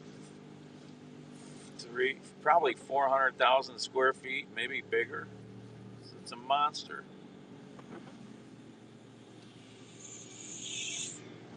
I always forget what that street is there going to the left. I can never remember what the name of that street is. That's not where I needed to turn, was it? I might have been. Yes, that might have been where I needed to turn. Are we out here already? No. I gotta go further. What is that street? I always forget. This is 83. Yeah, that's Stony Ridge. I always forget. Stony Ridge is an interesting road if you drive it. It's got some pretty Big chunks of land out there, some monster pieces of land. Oh, they're threatening a nuclear attack. Oh, that's nice. I guess they're they're hoping that they can have a big barbecue soon, right? I guarantee you. Wow, they tore this corner all up. Holy crikeys. Jesus, have they redone this corner? Wow. Well, they've been widening Center Ridge Road here for years because there's so much traffic out here in North Ridgeville. Traffic was obscene. If you got caught here after work, you could lose 20 minutes just trying to go a couple miles. So they've been turning this over years. This has taken to widen this to 5 lanes, and Lear Road up here, especially going south. That project took like 2 years for them to widen because there's so much traffic that comes into Ridgeville from the Interstate 480. But they're finally reaching completion. I think this is the year. No, we're in North Ridgeville now. Ridge Tucky, as we call it. This is Kentucky North. Ridge Tucky. And then Brunswick is Bruns Tucky. Hey, Stefan, good morning.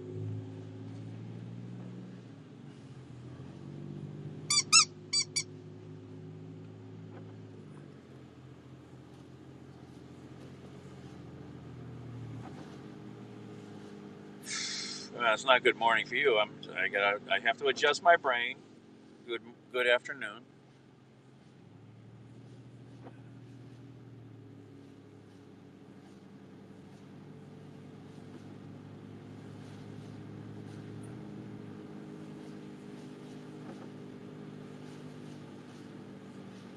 I've driven through here in a few months, I don't think. Another big brand new car wash there. A couple companies invaded the area and they built all these massive new car washes, brand new facilities. A couple of them, they did take over some existing car washes and completely redid them into this modern style. But all of a sudden now there's all these fancy washes around here. Did I hear true, Stefan? I don't know if I ever asked you this, that in Germany, you might not know this, I don't know, maybe it's the same thing in Switzerland, you can't wash your car at home. You could get fined if you use your water to wash your car at home. That's just crazy. Oh, hey, Sue. Now we're in, I started in Cleveland, went to Elyria, now I'm in North Ridgeville. Going over here to Avon, then maybe we'll get a delivery to Vermilion. It never said on the title where I was going. Just said it was a rainy delivery morning.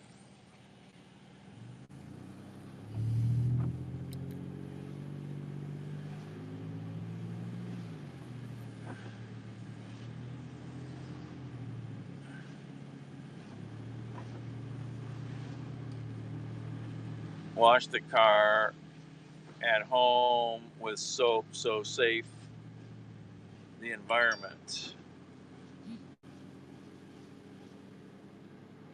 Even if you use the biodegradable soap, oh my gosh.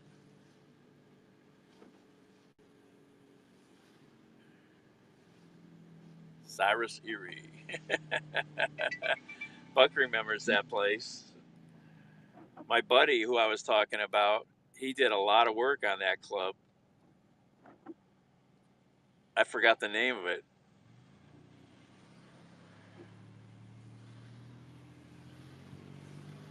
Spanky's or whatever. What was the name of that place? That club was Spanky's the name of the place too, or is that the name of the club, Cyrus Erie?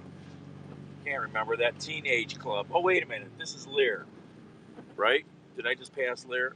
Oh, I'm not paying attention to where I'm at.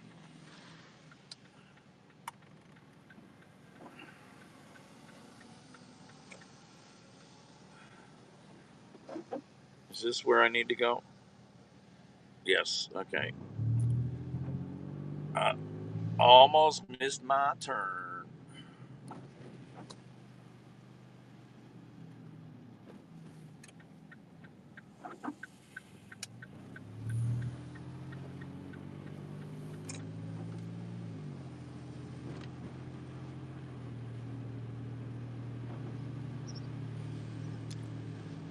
Because of the street sewers. Oh, that's interesting. Wow. That's no fun. So there's nowhere. So is there anywhere where you can go wash your own car, or do you have to go to some place and pay expensive money? That's ridiculous. I'm sorry. That's a bit ridiculous. You can use a biodegradable soap. It's not going to be that bad.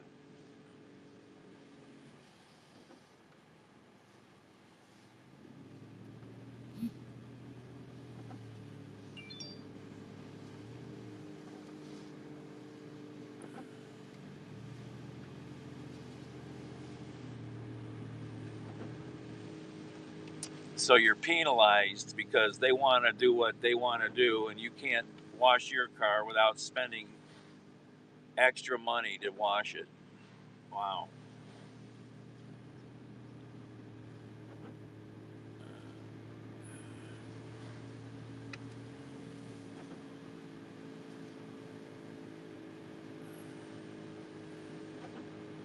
It's a nice big motor home.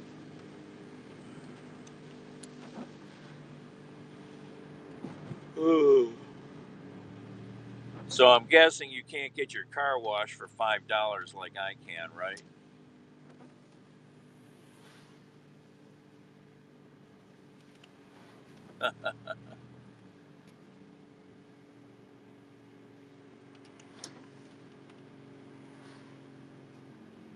they they wash your car at the parking lot, right?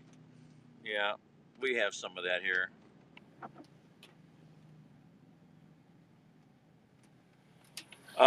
I was asking Stefan. He's in Switzerland, and I was asking about Germany because I think I remembered somebody telling me that you cannot wash your car at home in Germany. Um, you have to take it somewhere else. You'll get fined.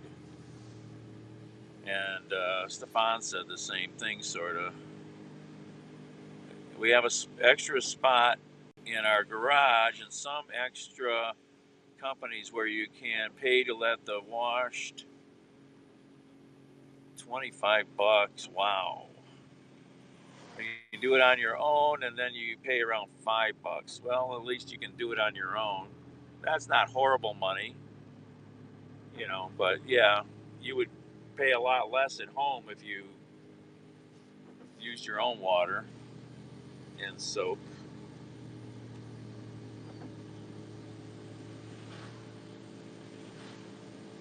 Oh, no, they're just trying to protect the environment, you know.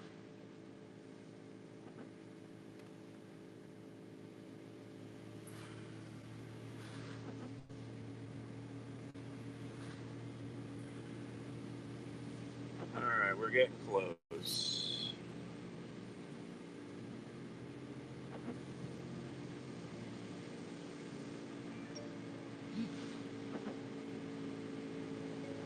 Hi, Brent. This is Dan. I'm almost there.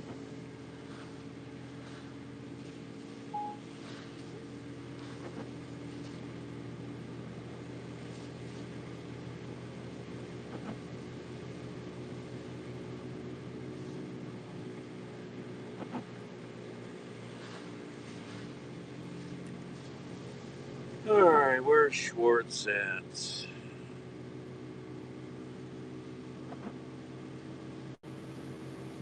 Avon, Ohio. The community of really new ugly homes. Overpriced.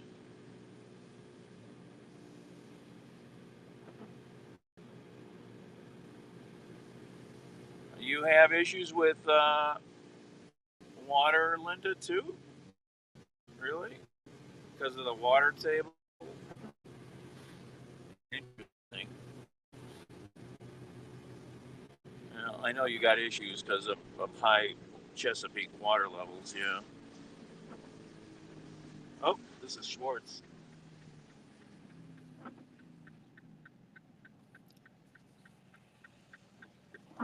Right around the corner here somewhere.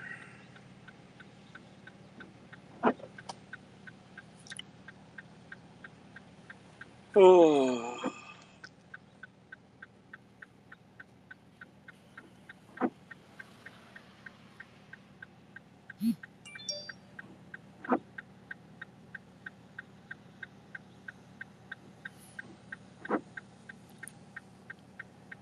Fines and penalties, yeah, okay. Um, yeah, Sue, I mean, America, I was with my friend for lunch yesterday, and he asked me if someone were talking about recycling, and he goes, "Do you recycle? Do you sort your stuff?" And I go, "Yeah." I go, "Why wouldn't you?" And he goes, "Because it's too much trouble." See, that's the trouble with Americans. They're just slobs mostly. They don't care. They want somebody else to do it. They don't want to do it. I think this is the house, maybe. Yep. Awesome sauce. This is one of these brand new Avon type houses. Very common. All right. Wait.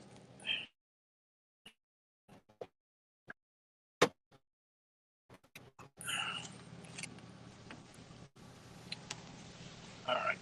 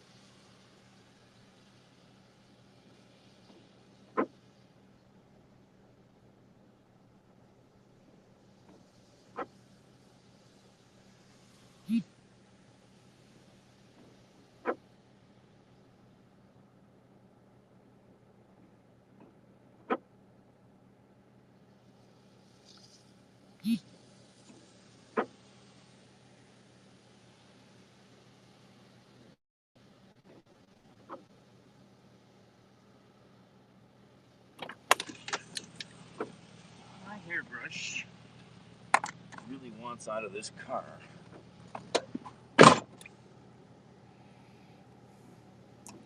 Okay, is this other delivery still here? Oh, it's gone, damn it. That was a good delivery. Figures it would be gone.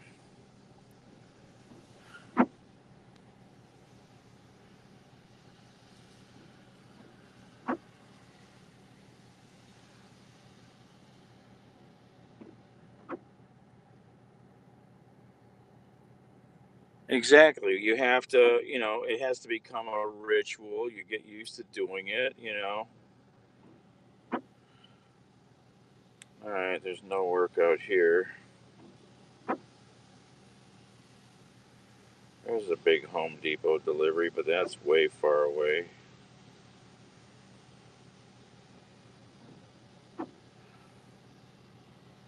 It's too bad. It's an easy delivery, but it's far away.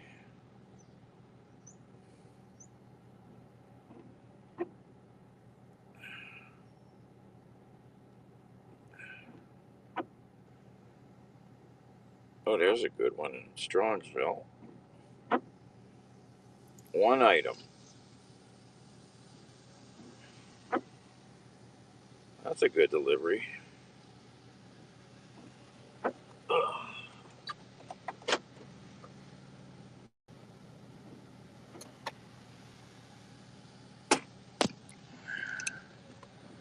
Pretty house. I mean, it's a nice little lot he's on here. Got some trees. You know, busy street during the day though. Very busy.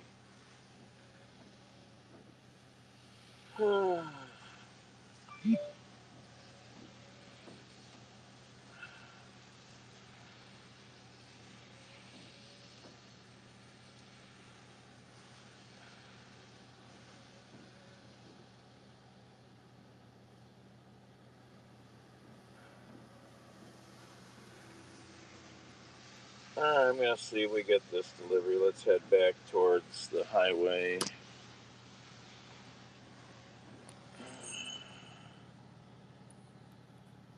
McMansions. These aren't McMansions. This ain't that big. This ain't big. You want to see big? I should take you and show you the one house I worked on over here in Westlake. 10,000 square feet. 10,000 square feet. 2,500 square feet per floor. 4 floors. Pool. The house was pretty amazing. Let's see, I just delivered some drawer slides for some cabinets. Before that, I delivered 6 bags of turf builder. I never know what the delivery is until I get there.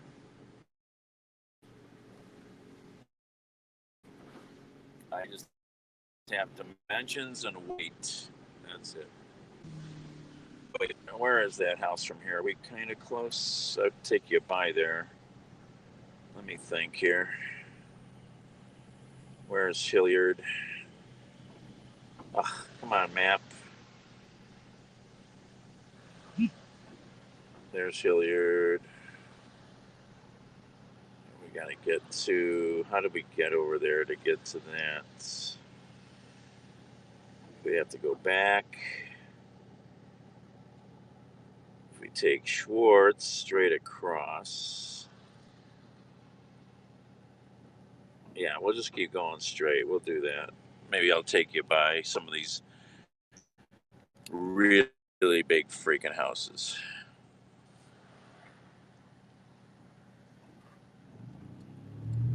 In this country, I know people, especially in the last year, that have not gone to a store once in the last year because of COVID. They've ordered everything in, groceries, everything. You can have anything delivered every day. You don't need to go stores anymore. I'm not saying on here, Sue. If you want to message me, I might tell you, but you can message me. I'll tell you. But yeah, I mentioned it a couple times, and I know a few people that figured it out. So they started. If they're working around here, they're taking some work away from me. So there's a guy over here with his own helicopter helipad. Ooh, there's some nice chairs. Some nice chairs on the lawn there. All kinds of new houses going in here. Hey, Nicholas, see, look at all this sewer pipe here for new houses. Huge new development going in back there. Huge new housing developments.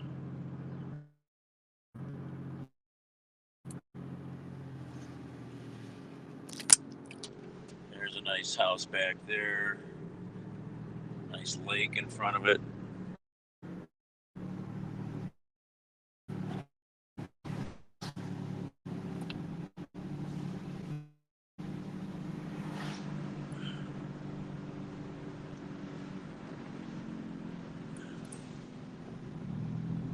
Oh, that's right. There's this big ass mansion over here, I think. Right here. Right here. It's got this big fence around it. This one. Look at this place back there. Look at that.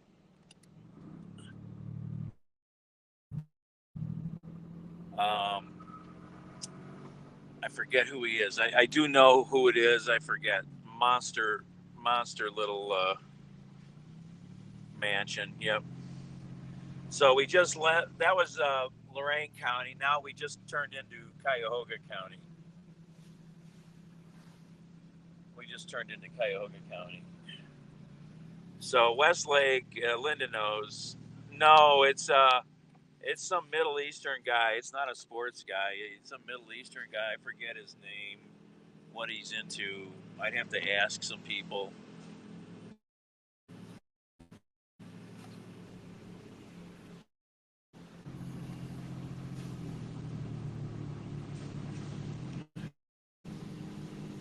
And then you got right here little ranch houses right here that have been here forever.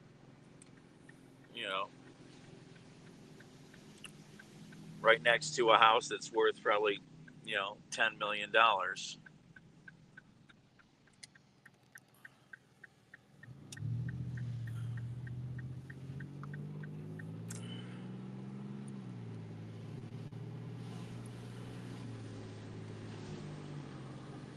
Westlake. Oh, look at that one. Oh my God, you should see that one. Another chateau. I forgot about that one. Okay, I'm going the wrong way. Damn it! I want to turn the other way. Um,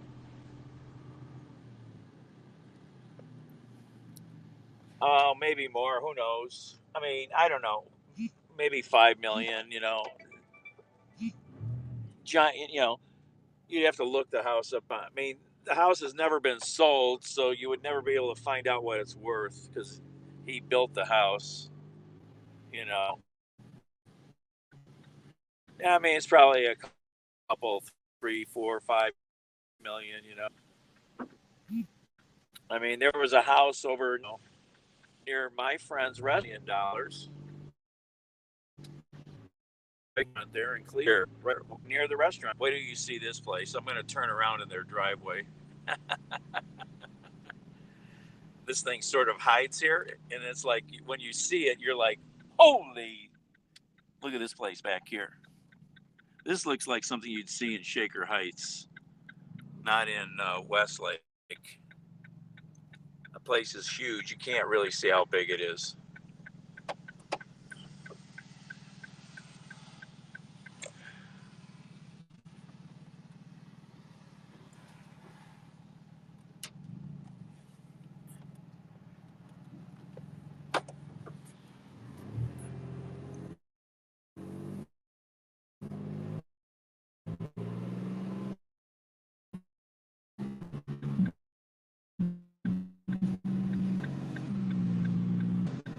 I'll show you that big house I worked for here, castle over here.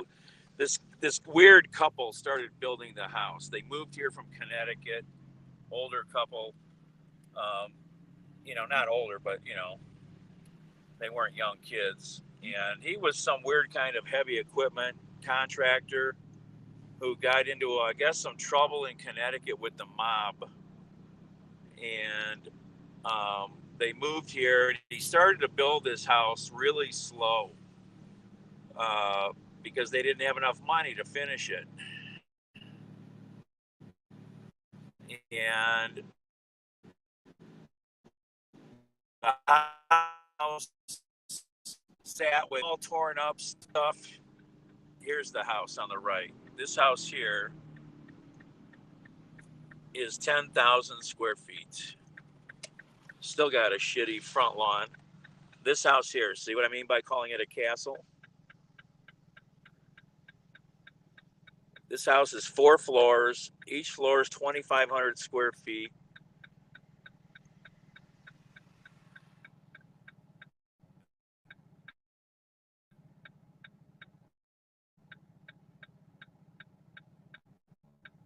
Picture from a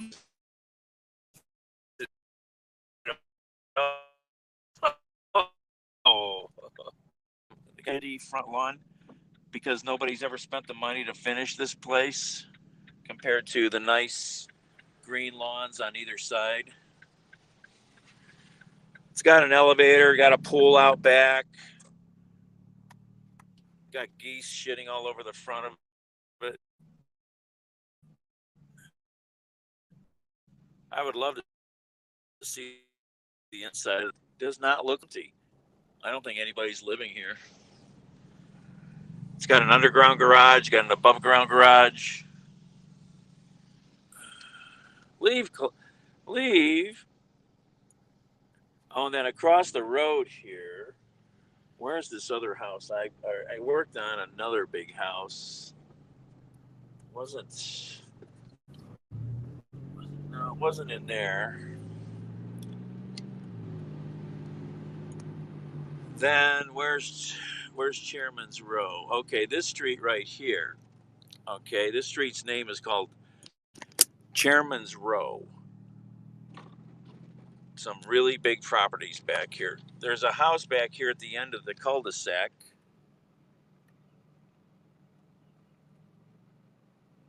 These are properties. If you can look at this on Google Earth, these are big monster houses.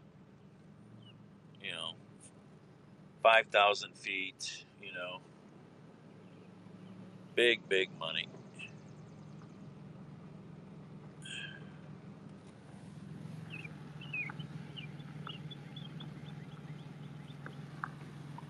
The one house back here, the taxes, this house here, I think on the right, the property taxes are $40,000 a year. I forget which one of these. I think it's this one. Property taxes are $40,000 a year.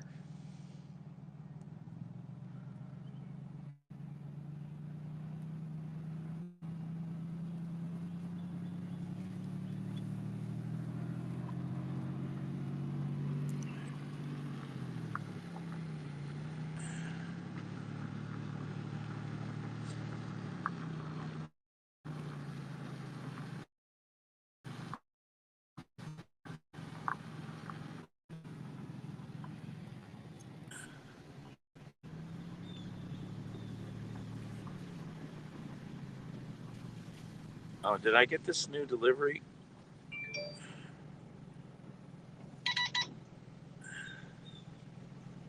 Who's texting me?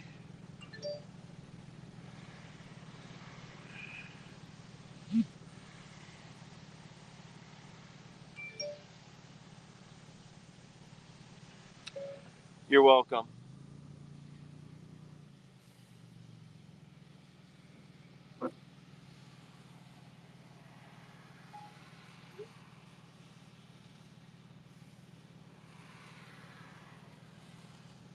Oh, I think I got this trip. All right.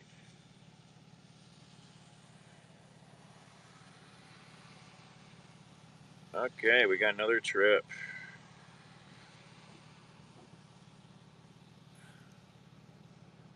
All right.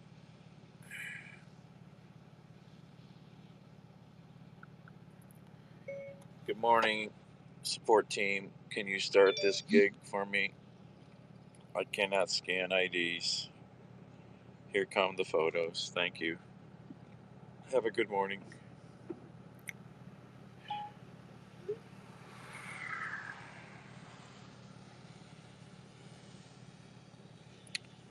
All right, let's do this. Do that. Do that. Do that. All right, where are we at? I need to go to Crocker.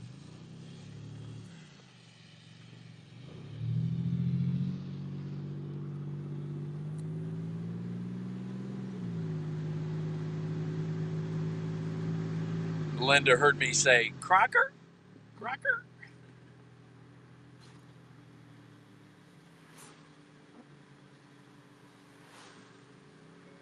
No, thank you. Have a great morning.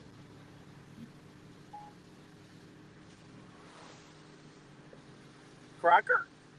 Crocker Park?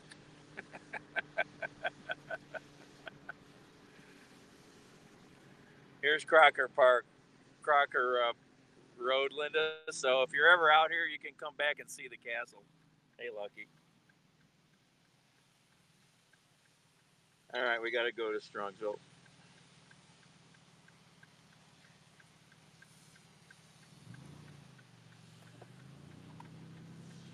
Drop you off where? At Crocker or at the castle I just took you to?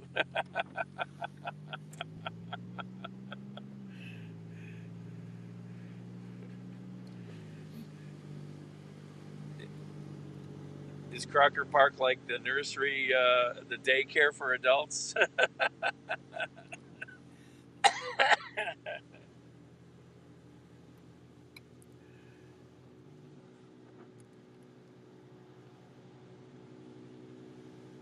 I really don't know Trader Joe's at all. I've only been in a couple times. I don't know any of the junk they carry in there, you know. I've got other friends, they're completely hooked on, you know, Trader Joe's. So that was a nice little tour through. I'd love to see the inside of that house. It doesn't look like anybody's living in that house. I wonder what if it's tied up in litigation or something, because the lawn's not cut. There's geese poop all over the place. Didn't look like anything in the windows. But I was starting to say about Westlake. Westlake has become a big new community for Middle Eastern people. Huge Middle Eastern well-off population out here in Westlake and Avon, but especially Westlake.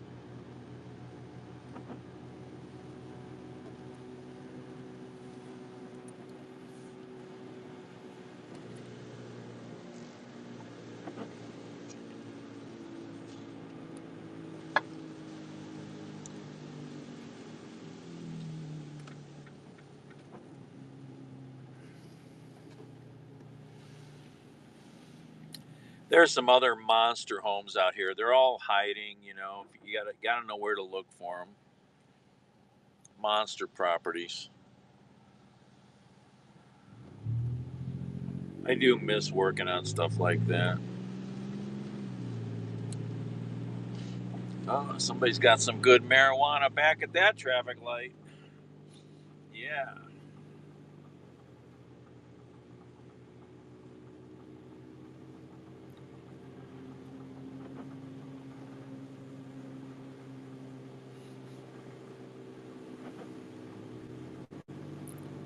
Get a nice contact high while you're waiting for the light to change.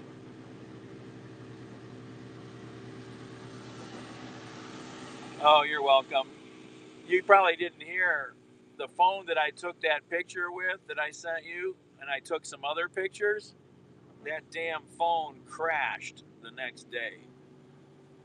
There's still some pictures in there from on the field, and they're locked up in that phone because I didn't send them anywhere. I'm pretty pissed. I don't know if I can get them out or not. It's just a couple of photos, but they were the ones I took down in midfield, and one that looking at the goalpost with the Browns logo on the ground in the end zone. I don't know if I can get it. I don't care about the phone. I just want to get it powered up again. If I can get it powered up again, then I can get the photos out. But I don't know that I want to spend money to try to buy a battery. I gotta try to get a hold of somebody. Yes, I made it on the grass. I mean, we got video, but those were just nice, clean photos that I had people take the picture of me with, you know. I should have sent them out of the phone right away. Right away. I just got to get new phones. All my phones are waking out. You know, I bet you that's maybe why Cheryl stopped using that phone. I think the battery was going bad on it. Because it did some weird charging. I noticed it doing strange charging. Oh,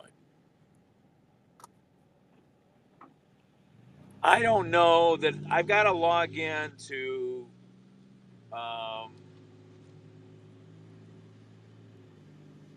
Well, that phone I just set up a few days before, and I don't know that I sent anything, or if I ever set up the iCloud on that new account on that phone. There's only a few photos in that phone. You know, I still got to go log into the iCloud account for that phone and see if anything's there. I don't think I set the backup up. I was an idiot. Just an idiot. Not between phones, no. I don't share photos between phones. I can't do that. I would choke my phones completely if I did that.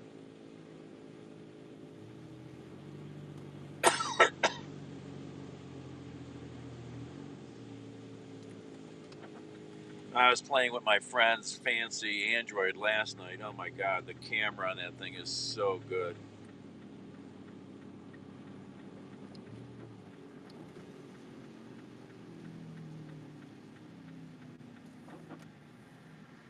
And the screen is just gorgeous, bright.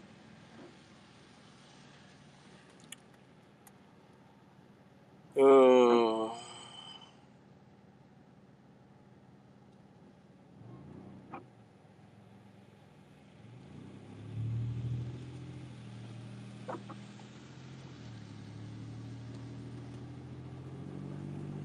I wonder if I should even go this way. Oh well. Too late now, we're on the highway.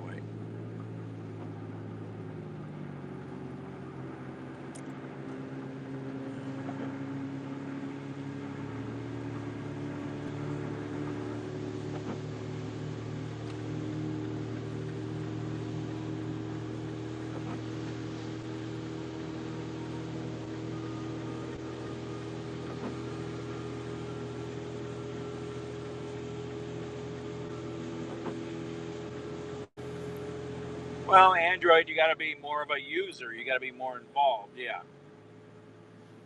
Yeah. You got to be more involved.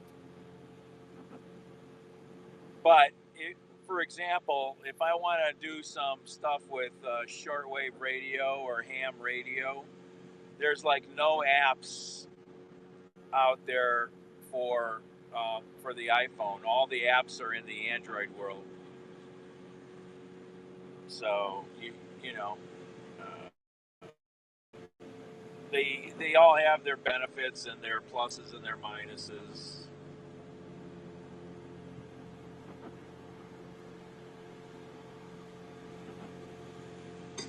The CDC has released new guidelines for wearing masks, and like with almost everything regarding COVID, there's some confusion. I'm Lizzie O'Leary in This Week for Tanzino Vega, and today on The Takeaway for Monday, May 3rd, a new look at CDC guidance and public health messaging around the U.S. Then, how FEMA is supposed to be helping survivors of natural disasters, but might be restricting that aid. After Hurricane Katrina, FEMA came under a lot of criticism for letting fraud slip through. As a reaction to that, the agency has now gone the other way and really makes people jump through hoops. And a look at different voting restriction laws in both Florida and Arizona. And we round out the show with a conversation about comedy and the pandemic. Yeah, well, then yes, the ICE system is pretty simple once you understand it.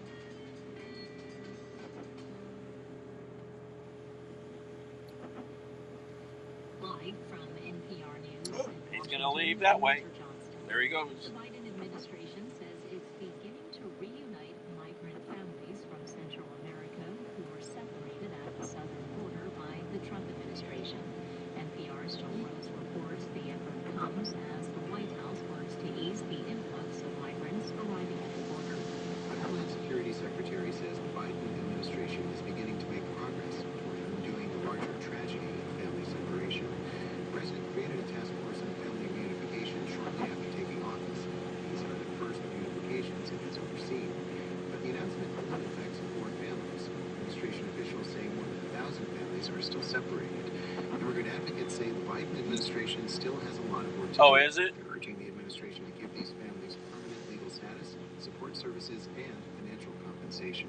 Joel Ross, NPR News. More than half of adults in the U.S. have received at least one dose of a COVID-19 vaccine, and 44% are now fully vaccinated.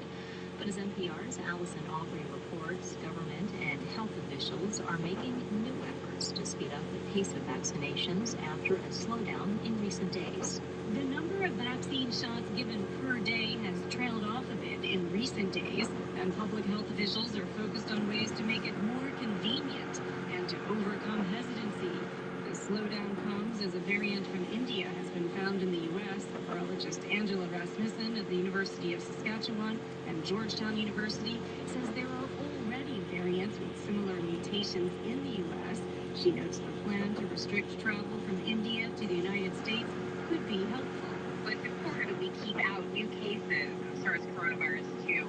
But we really need to be focusing on what matters most right now, and that is vaccination. Beginning Tuesday, the U.S. will restrict travel from India Really? to the U.S. That's interesting, Ice. NPR News. A three-judge panel will hear arguments today in a lawsuit filed by the state of Alabama. It wants the U.S. Census Bureau to move up the release of data needed to redraw voting districts. NPR's Hansi Lowong says the Census Bureau wants to delay the release of data until mid-August in order to ensure accuracy. Alabama is asking for an emergency court order so that it can get redistricting data by the end of July in order to meet its own state redistricting deadlines. It is also trying to stop the Bureau from using a new way of keeping people's information in anonymized census data confidential. And if Alabama is ultimately successful, the Bureau says that would delay the release of redistricting data by multiple months. That's NPR's Hansi Lowong reporting. On Wall Street, Dow futures are trading higher. You're listening to NPR News in Washington. It's 9:04. This is WKSU News. I'm Sarah Taylor. New cases of COVID-19 reported Sunday in Ohio again were below 1,000. The state health department indicates 985 new cases of the illness. I'm going to start asking some other broadcasters what they're using to, what kind of device they're using. See if I can get some answers. Keep forgetting they're working on all this stuff here. They're rebuilding the bridge here. So much going on right at this interchange. Oh, yeah. Cars. Get out of the way of the cars.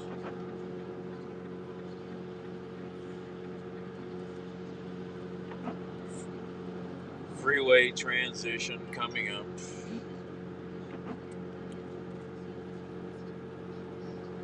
I wish I could get into, like I keep saying, I wish I could just get into some new devices, but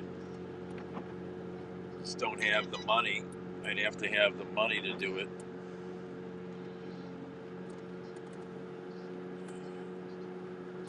And I'd have to buy them outright probably, which is hundreds and hundreds of dollars. Who's texting me on the other phone?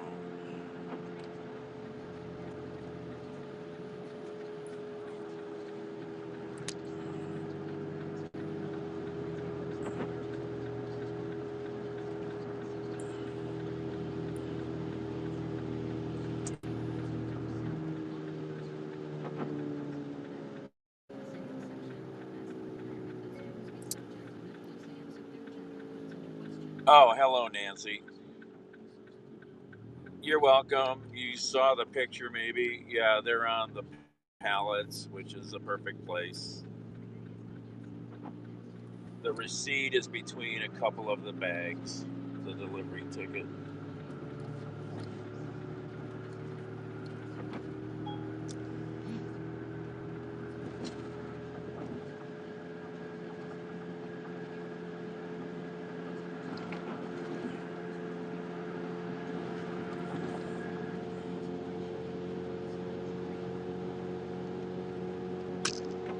Oops.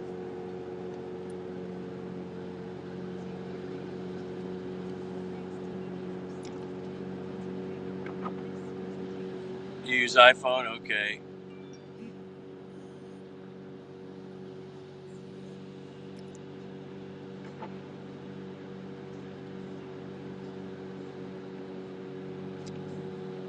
yeah, I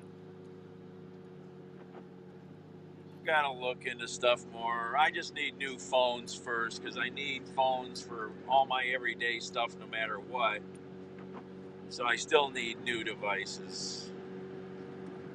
My phones are all worn out, causing me all kinds of problems, so.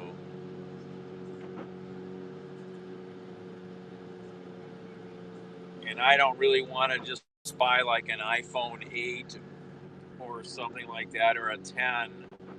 I really should jump as far forward right now as I could, because then that phone will last for a bunch of years.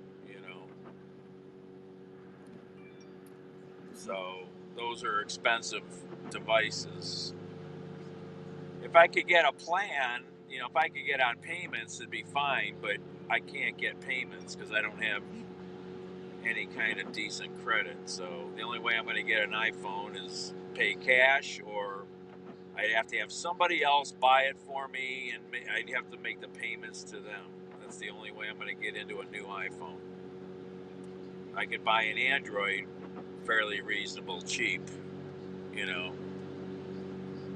but otherwise I got to come up with like $1,000 to buy at least one good iPhone,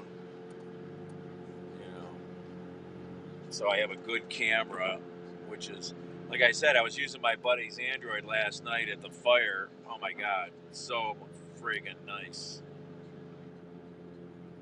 Big monster Note, I think a 9, Galaxy 9 Note. Thing takes awesome photos. Oh. Alright, wonder what this is picking up. It's kind of big. I still haven't figured out what it is. 64 by 24. I think I might have picked up something like this before. What did I figure out it was? Did I ever figure out what? This might be the same thing.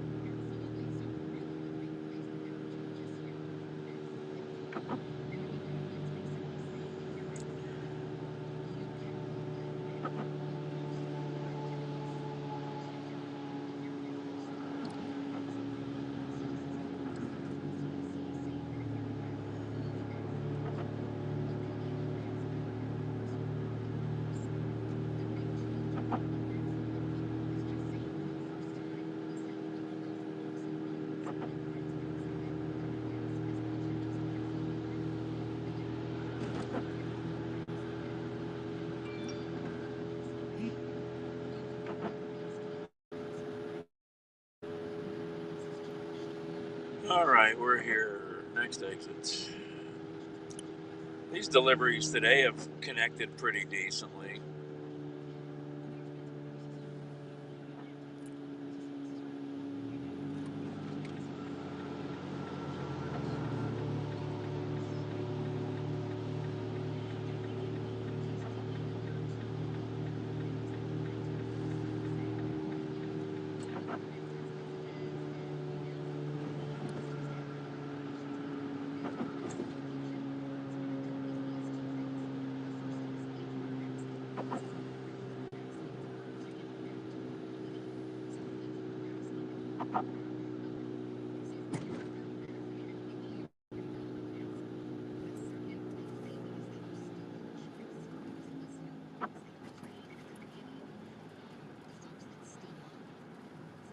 Supportive of their community, or because they don't feel comfortable being unmasked, that is okay. You absolutely can still mask. This is just telling you that the science supports that outdoors, it's all right to take the masks off. I think back to something. Yeah, that guy I watched yesterday with the man bun getting into his car next to me with his mask on. I'm like, what is this young man doing? Why do you have your mask on? You're in your car alone. Oh my God. People have no common sense. This is not how you're going to catch this virus. You have to be around people.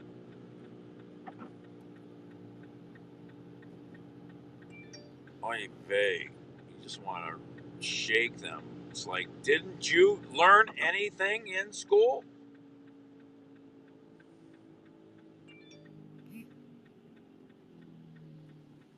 No critical thinking skills.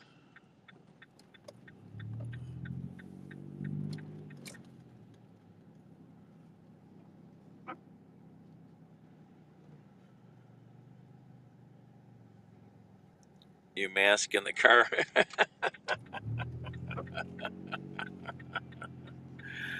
I only mask when I go into the bank.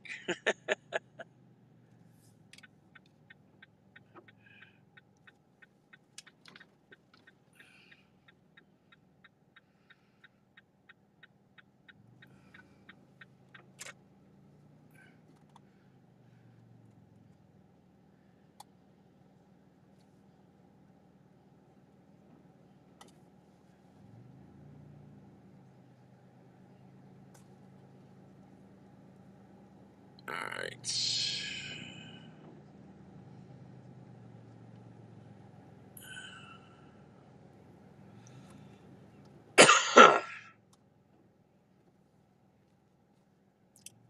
All right.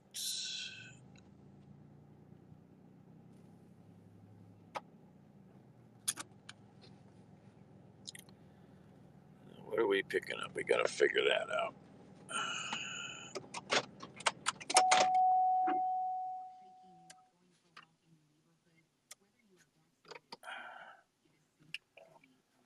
All right. Be right back.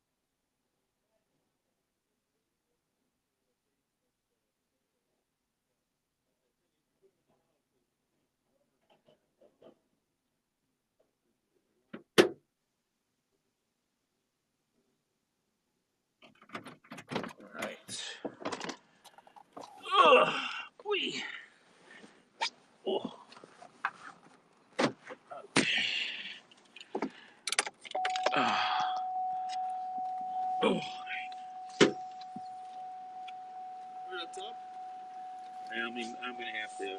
Yeah, let me move that hunk of wood there. Okay.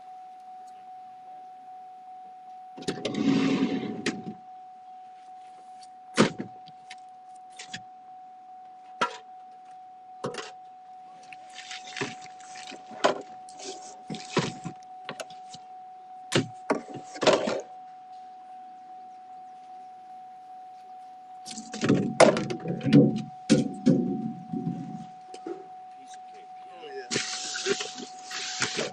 I got it down there. Yeah, I'll get it. I gotta get this. Thanks a lot.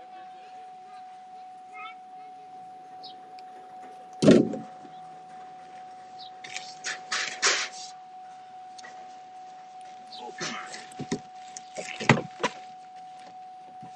Oh, my stupid car. Come on. There we go.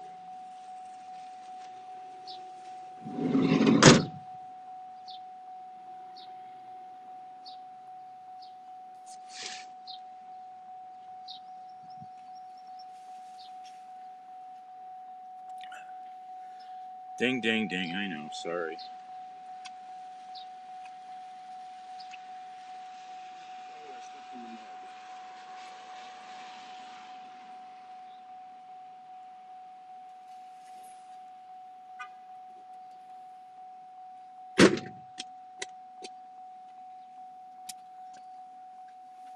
Stepped in the mud. Yeah, it's a yard swing. Easy pickup and delivery.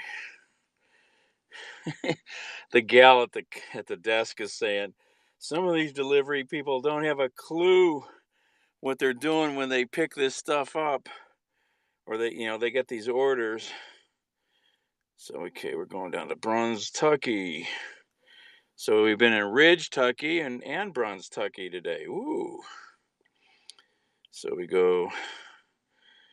What's that street? Is that still Hadcock Road? These street names. Hadcock, yeah, okay.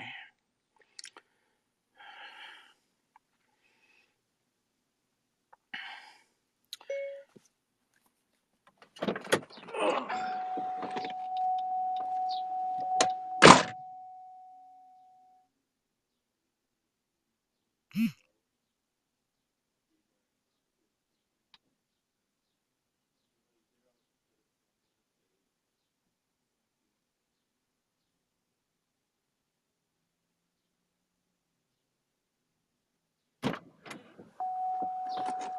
All right.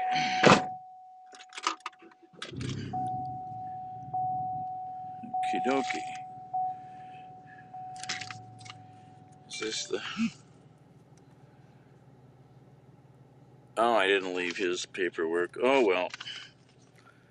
So well. Didn't leave his paperwork. I'm bad. Oh, hey, Ice, thanks.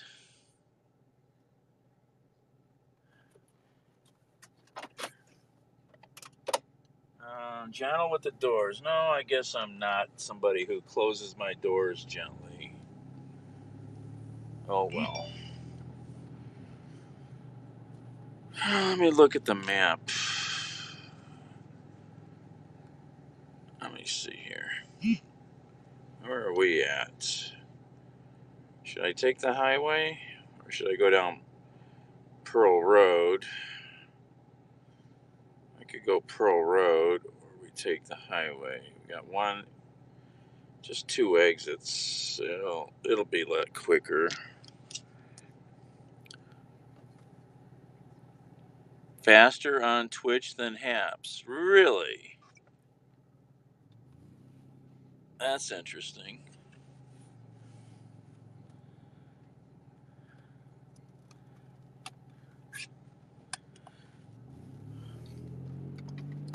That's kind of weird. Interesting. Yeah.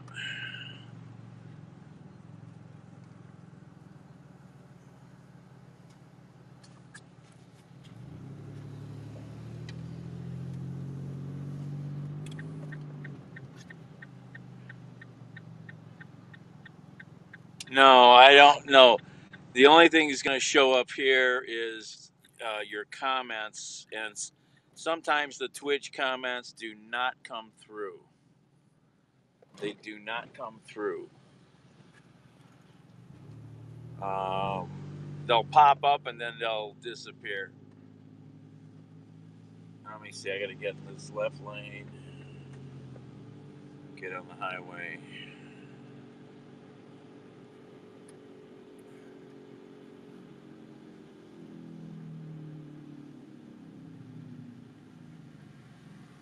Yeah, I'm sure the way all that stuff gets coded and distributed, you know.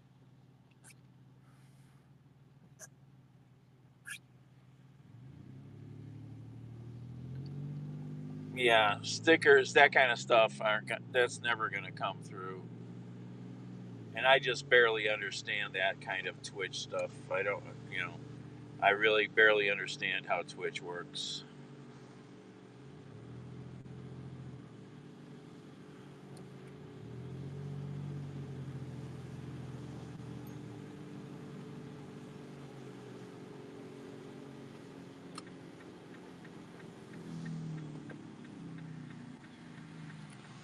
Oh, go through the turn. Oh, we got a wuss in front of us. He won't make the turn.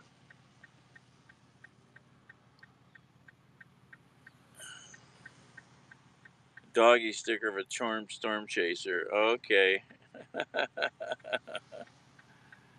Uh, so you have storm chasers in in Serbia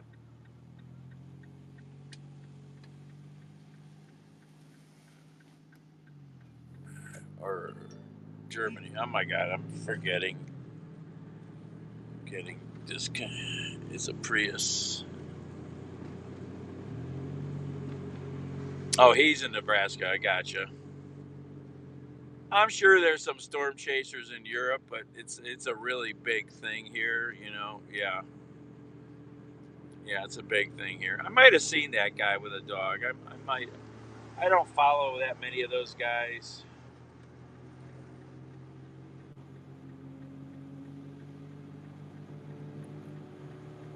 So yeah, the gal at the desk was saying this woman came in the other morning,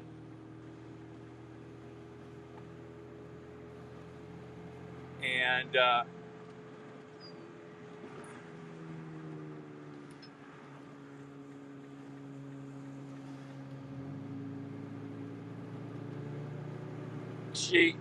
her pickup. She was obviously clueless. She was supposed to be picking up 30 items. You know what the 30 items were? 30 cinder blocks. And she had a car. You know how much 30 cinder blocks weighs? She's an idiot.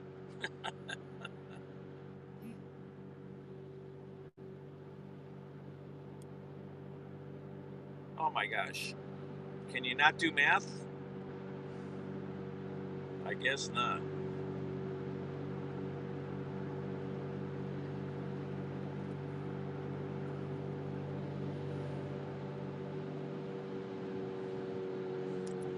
Cool, 10 tornadoes. I'd like to see a tornado.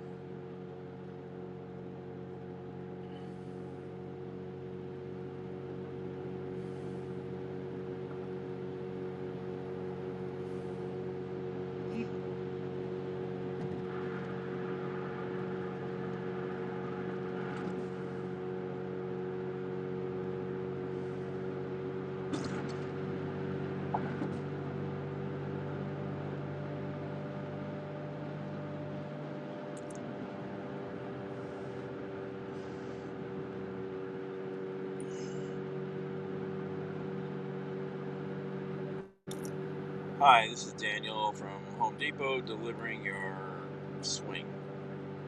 If nobody's there, I will put it somewhere safe. Thank you.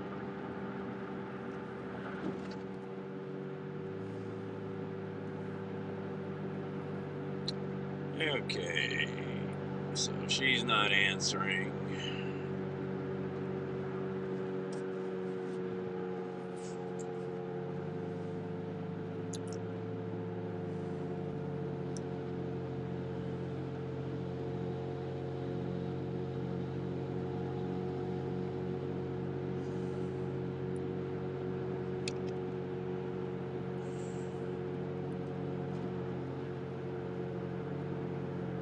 Oh, that's cool.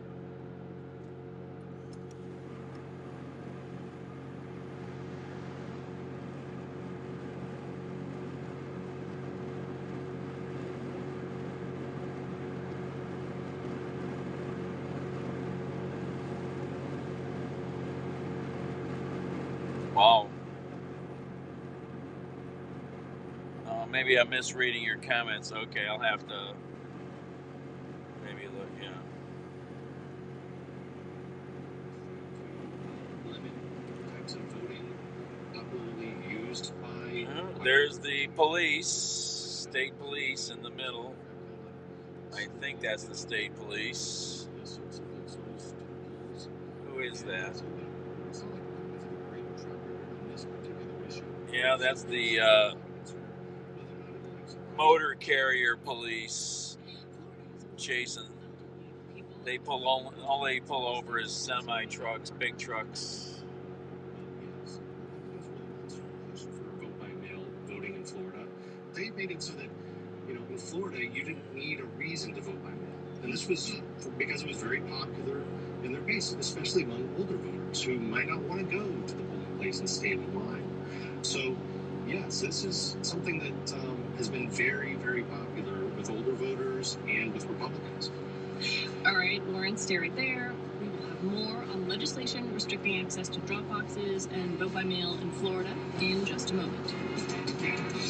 The takeaway is supported by Progressive Insurance, offering its Home Quote Explorer, so shoppers can evaluate options in one place when buying home insurance.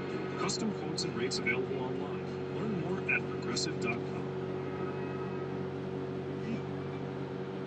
And we're back. We've been speaking about a new Florida law that places restrictions on drop boxes and voting by mail in elections. And still with me is Lawrence Maurer, a reporter with the Miami Herald and the Tampa Bay Times. Lawrence, the former president, Donald Trump, falsely alleged there was widespread voter fraud in the 2020 election. There's no evidence to back up those claims, but Florida has actually had some issues with voter fraud in more local elections. Is that right? Oh, yes. I mean, Florida has a long history of voter fraud, specifically with vote by mail ballots. Going back to the last few decades, in the late 90s, the Miami mayor's race was overturned because of this. There have been multiple statewide grand juries convened. Oh, there's another state cop. There are these massive loopholes in voting by mail. And, frankly, the irony here is that Republicans were the ones who have not done anything about this until now. The way vote by mail fraud usually works in Florida is people go to your house. They know when you're sent a vote by mail ballot. Politicians and candidates and committees know when you're sent a vote by mail ballot. They know when you've sent one in. And so if they see you haven't turned one in, they'll go to your house. Well, the grand jury, there was a statewide grand jury convened in 2012 to address all these concerns because it just keeps happening in Florida. And they recommended, hey, don't tell candidates and committees when somebody sent a vote by mail ballot because they know who to target. And of course, they did not do anything on that issue. I actually spoke to Republicans about this, saying, "Why aren't you doing this?" And they said, "Well, we want to be able to, know who hasn't voted yet to turn out more democracy." In other words, it's politically involved. Wow, they're out today. Look at there's another motor carrier enforcement vehicle. On this data to find voters. Wow, they are out for the dollars today. In some cases, in the fraudulent cases, they've been pressuring people to fill out their ballots. In some cases, we found evidence that they've been signing people's ballots in some cases over the years.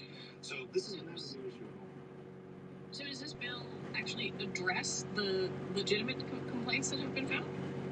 In one way, it does. It restricts people from possessing more than 2 ballots at a time. And this is, it's targeting what's known in Florida and around, and you've heard former President Donald Trump say this ballot harvest, where people will go around and collect ballots and stuff. And, that has been the real source of vote by mail fraud in Florida is this kind of ballot harvesting. Again, in small cases, not statewide cases, but we haven't seen any kind of the widespread voting fraud. But anyway, they did crack down on that. They made it so you can't possess more than 2 ballots, which again, that used to be in state law.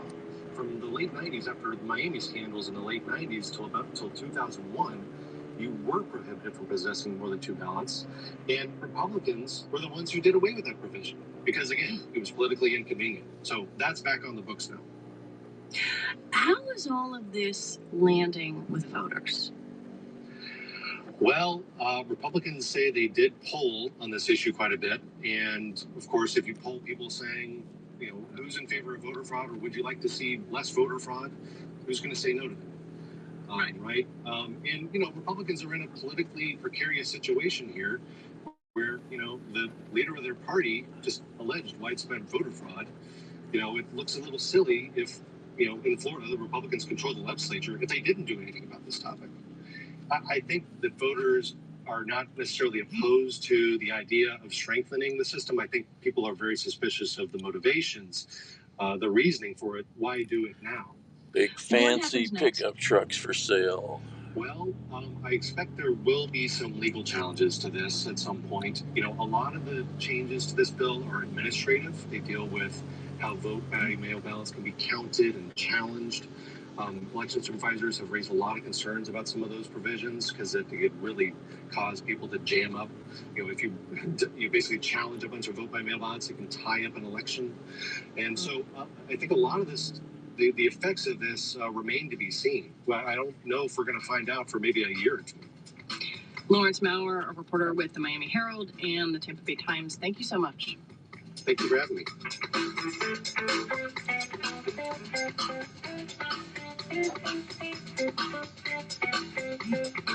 Support for the takeaway comes from Noom. Noom is here for people, providing information about how we can all stay well, physically, mentally, and emotionally, by offering support and guidance to navigate a healthy lifestyle with new challenges. More at Noom.com. As NPR turns 50, you've been telling us what you don't like and what you do. Nicola called us from Los Angeles. My memories as a child are of being in the back seat of my dad. So my friend's Toyota died the other day, pretty much. It was a 2000. Oh, how long did they have that? They had it for. When did she say they got that car? The car was 14 years old. Had over 250,000 miles on it. And they went to move it the other day, and this pile of rust fell out from underneath. He looked underneath the car. His wife mostly drove this car. He looked underneath the car, and he goes, okay, this car is not safe to drive. So they went and got a new Toyota Corolla. What a cute little car. And this car they looked underneath the Yaris, and it had some really, really bad rust underneath. Totally unfixable. The car was having all kinds of issues too. Pretty hard miles. So he got $200 at the junkyard.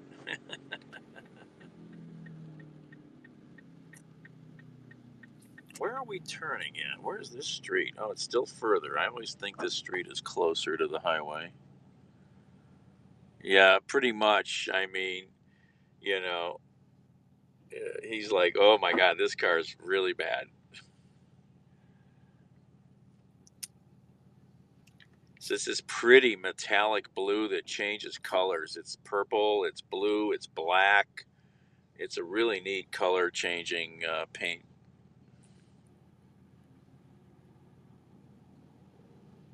Through the floor, yeah. I've had cars like that decades ago, nothing recent.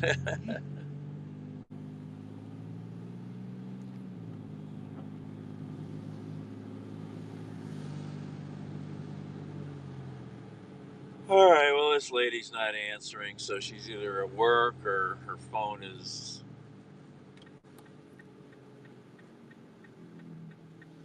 in her cat's bed and she can't find it. Where is this street? Still further. Every time I go to this street, it seems, big new development over there. What's going in over there? big new projects getting built over there. That's a big store. What is that going to be? Is that going to be a Menards? I wonder. That's a big ass development there.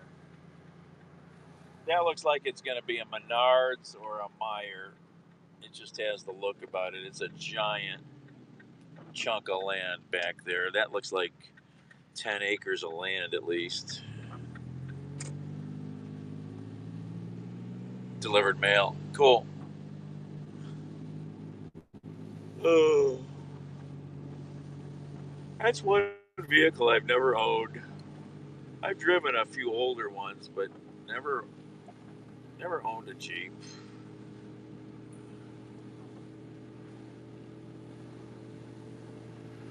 Oh.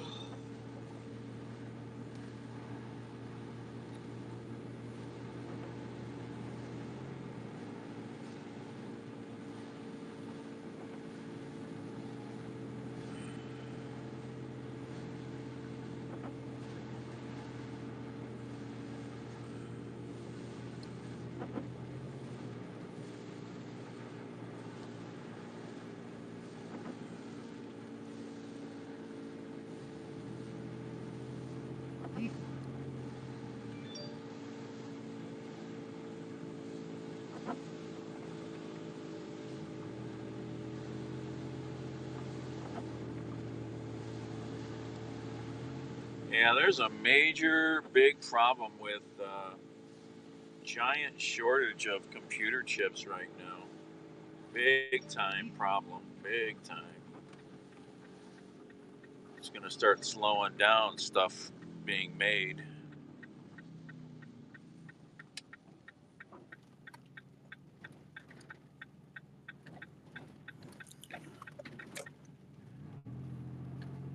All right.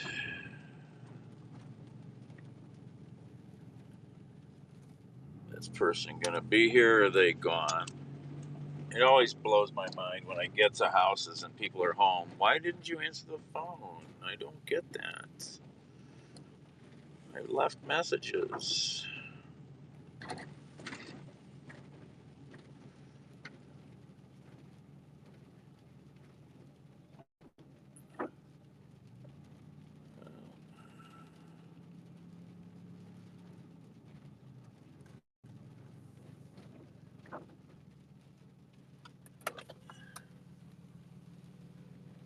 Did I just drive past it? Guess I just drove past it.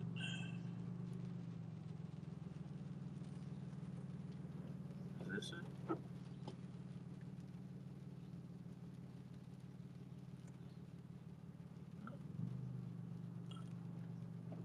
I guess it would help if I got my glasses someday.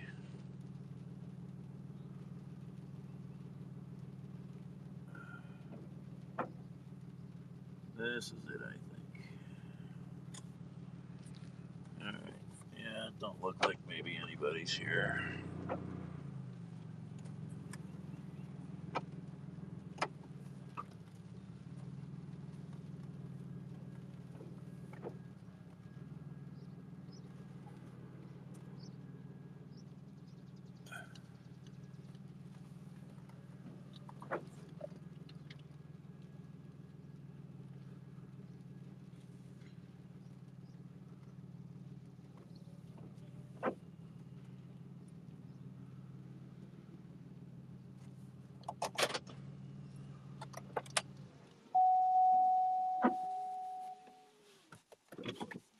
Alright.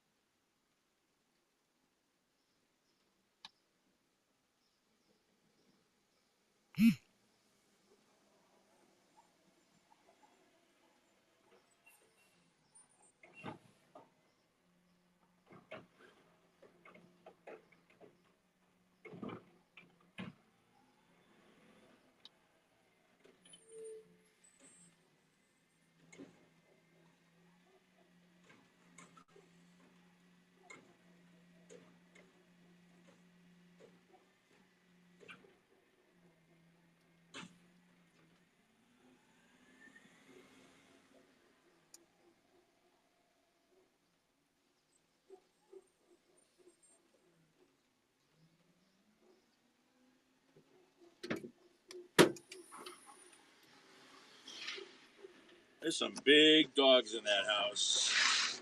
Big, aggressive sounding doggies.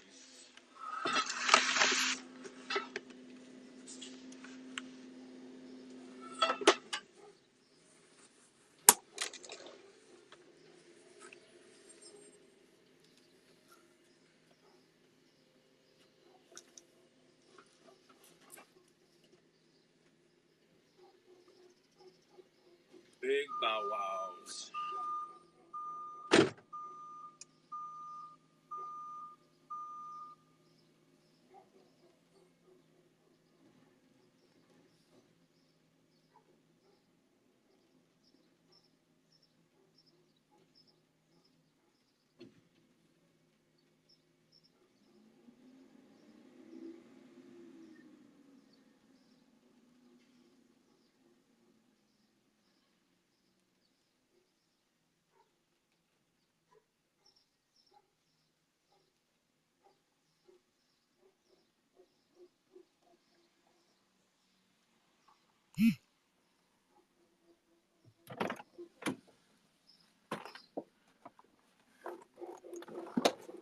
Can you hear them dogs?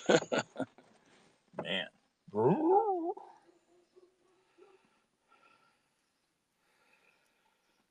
right, where are we at now? Oh, that might be a delivery here. There's a couple deliveries. Oh, they're stupid deliveries, though. Yeah, these are stupid deliveries. I don't think those are worth doing. What's this? In Medina. Tractor Supply. One of my favorite places.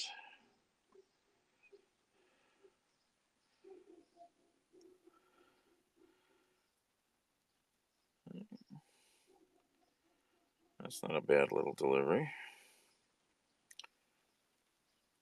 What's this? That's not worth it. Dalton, Ohio. Dalton.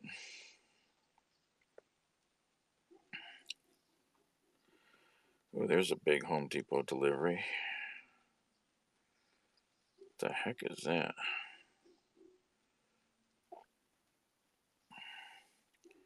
There's some deliveries out here today.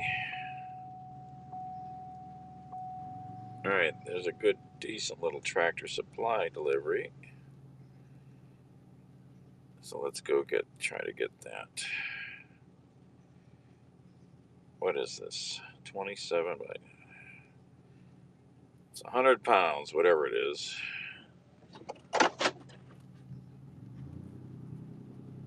Bye, doggies.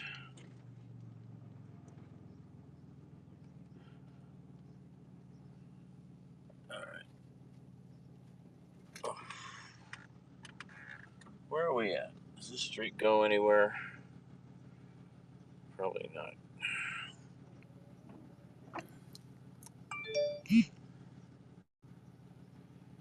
So I'm gonna go. Gotta get over to 42. We're back in some neighborhood here. Nope. All right. Back we go. Oh, there's a nice aluminum trailer. I'd like to own that.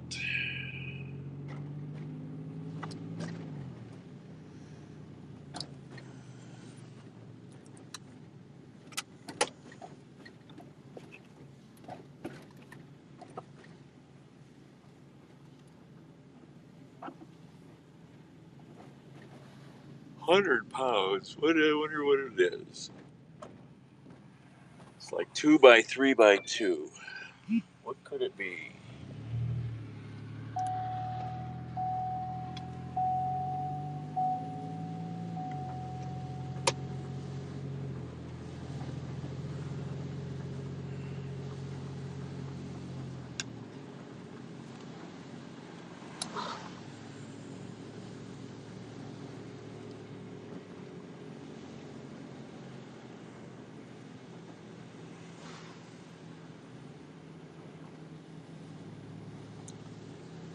Yep. Trees are still blooming. I mean, it's just still getting going. Guess it's gonna rain the next 2 days, maybe. Jesus. Thought this stuff was supposed to happen in April.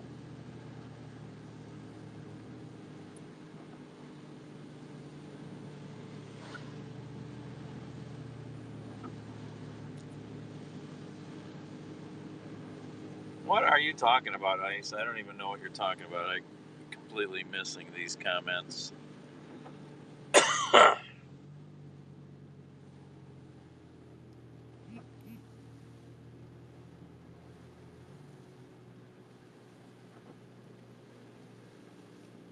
Tractor Supply in Medina, and delivery comes right back here.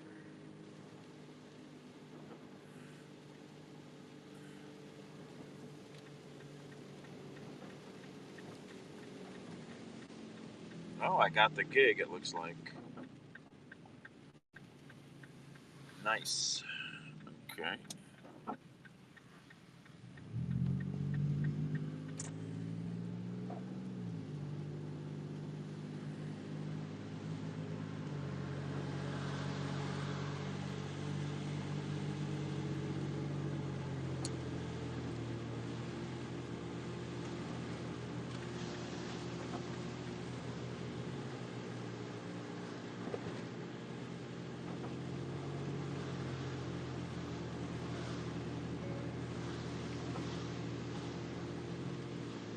Hello, support people. Can you start the trip? Comma. Can't scan. Comma. Here come photos of my ID.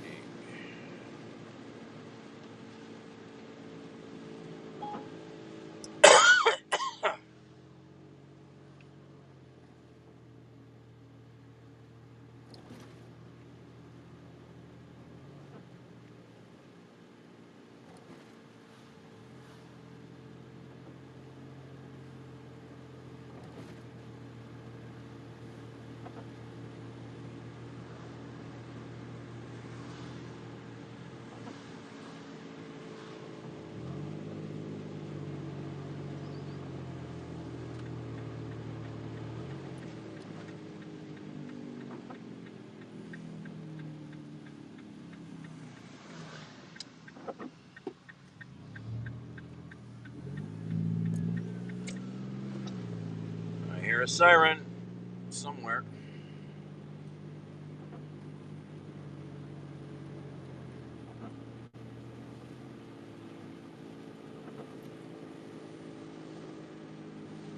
Brunswick Middle School. That's brand new. Wow. Big new school.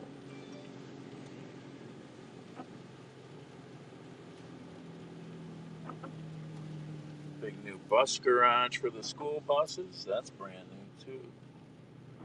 They got some money.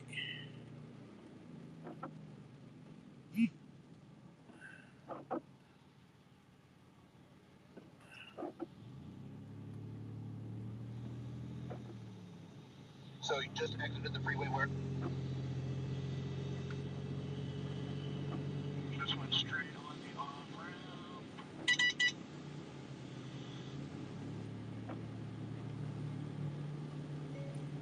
Awesome sauce. Thank you. Have a good day.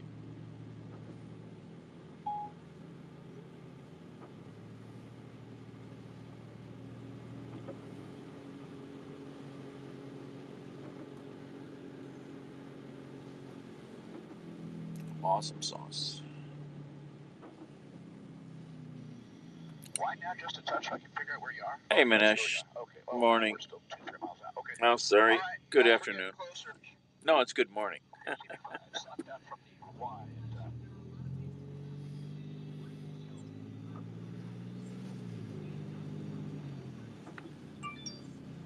What is it doing now, guys? We're almost there.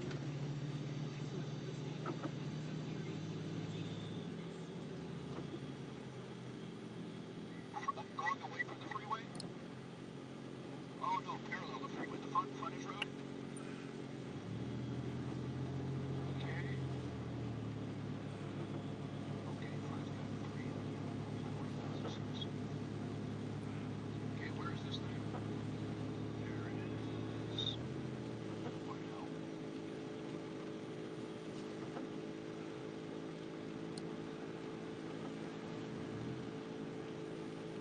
All right, Linda. See you later. Thanks for hanging out.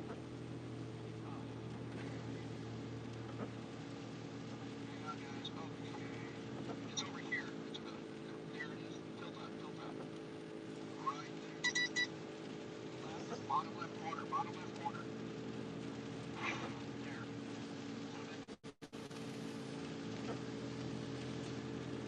It's not quite there yet.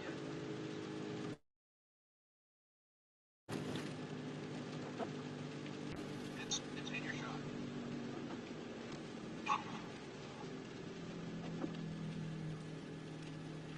Thank you guys. What street is this? Paseo de Valencia?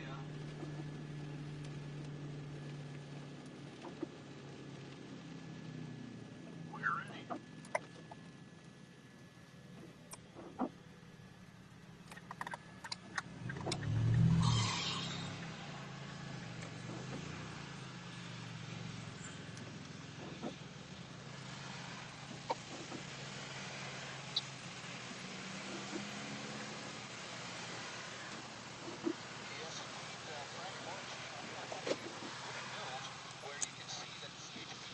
I'm just looking at a pickup truck for sale here. School bus driver? Nah, I'm too cranky. Now we're coming up on an intersection here where he is going to have to make a stop because we've got cross traffic. Now, what is going to happen here?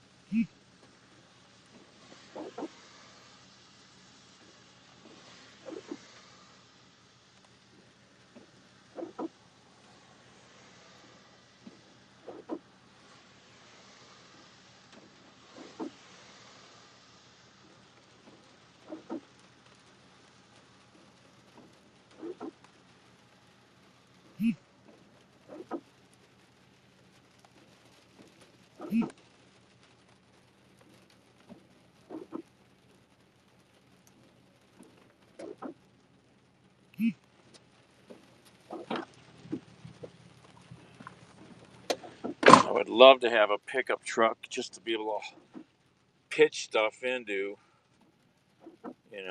but trucks especially bring very high value.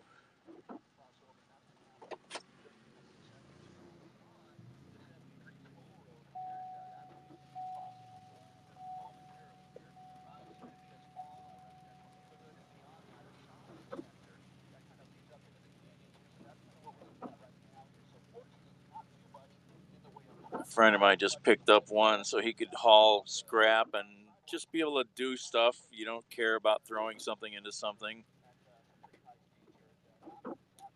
No, that's a tattoo parlor. So he's asking $5,000 for this thing. What year is it again? It's rusty, but it's not horrible. 2003, so it's 18 years old. 150,000 miles. New fuel tank, new serpentine belt, new steering box, new tie rods and alignment, front wheel bearings and hubs, front and rear brakes, tires, battery. Asking $5,000. It's probably not a bad deal. It's got rust, but I could care less about. It's 2003. I mean, it's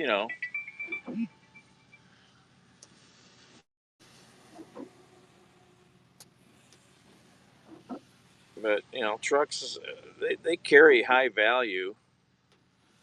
You know, I mean, I'd have to look at the market if I was serious about something. It's got a bed liner. The inside of the truck is good looking. The truck looks square, just got rust. It's got trailer hitch, tow hooks on the front, all kinds of brand new parts. You know, as long as it's pretty solid, it's probably not a bad deal.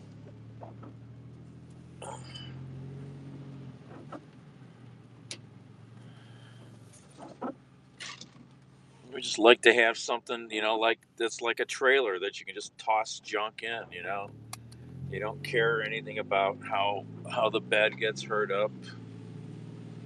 It's such an efficient vehicle for stuff. My buddy only drives his when he's got to use it. It just sits most of the time.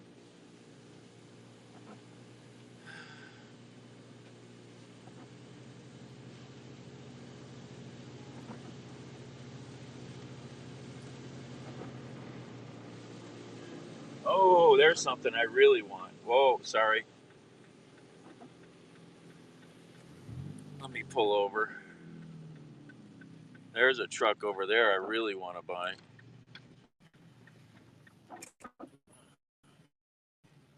I used to have access to this kind of truck all the time. I don't have access anymore. I looked at one the other day. I could make money with one of these.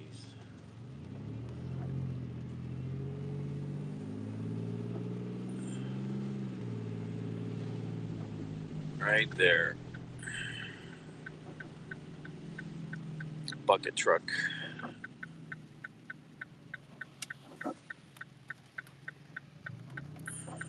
Not sure if this is the right kind though. It's an L-Tech.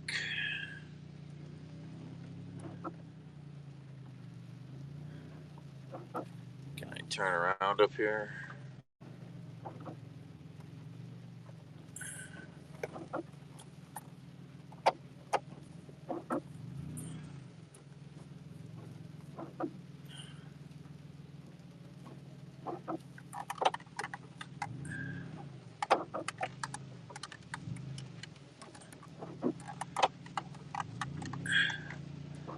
I used to have access to two trucks that were bigger than this, way bigger, like utility trucks, like the power company uses.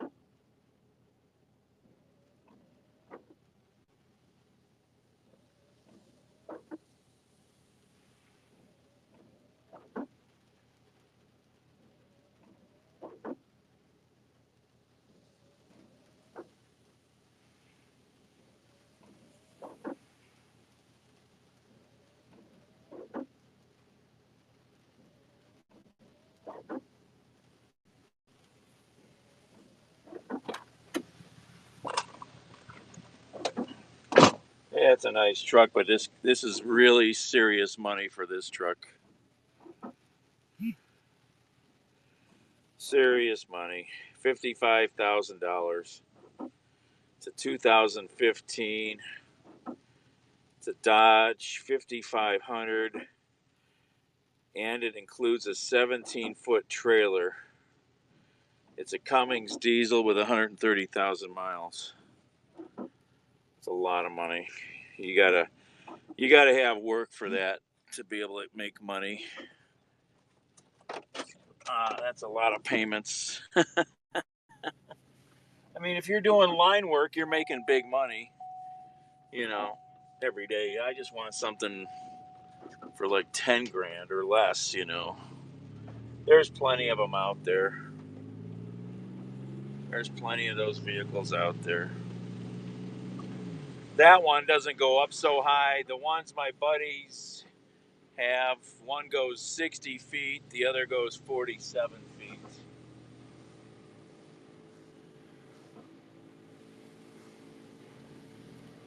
Oh, there's something else I've been looking for. Look at that. Is that for sale? Look at that. Look at all these vehicles for sale out here.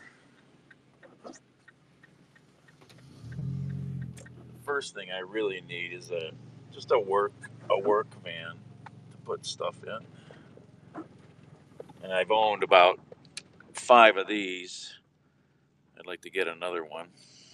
The last one I looked at was a lot of money. The guy wanted, I thought, too much.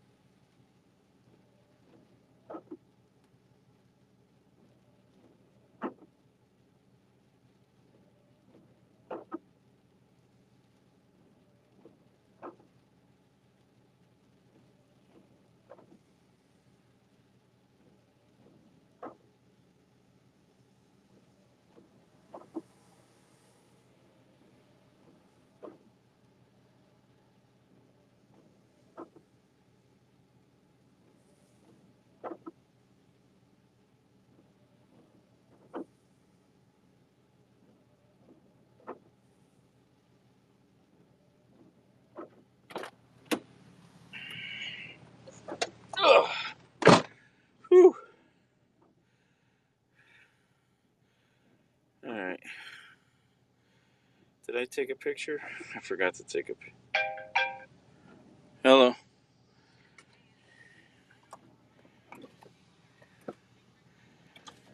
Yeah. Okay. I'll find you. Okay. Okay. They may not let me in, so I'll, if I deliver it, they'll.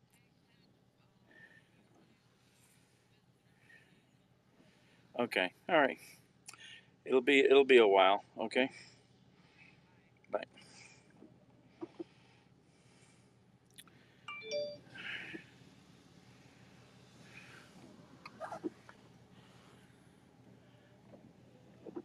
Oh, geez, I didn't take pictures.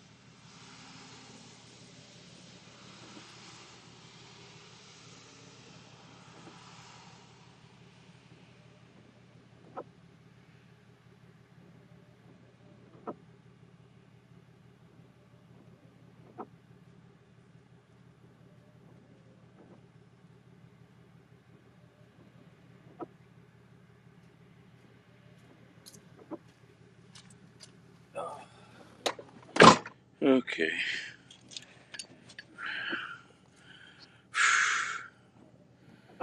Okay.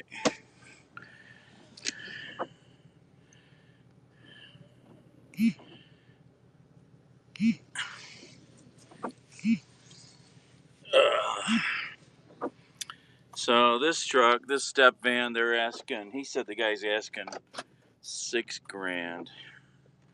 It's not bad. It's a stick. It's not an automatic though. It's a stick.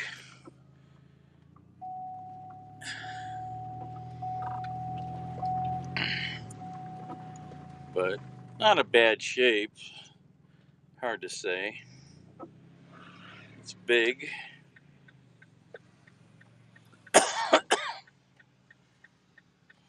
It's older. I can't tell how old it is.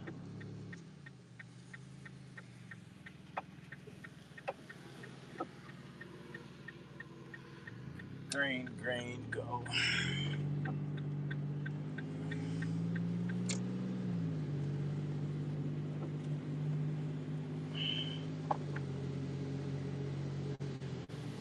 Lots of trucks. There's another pickup truck for sale.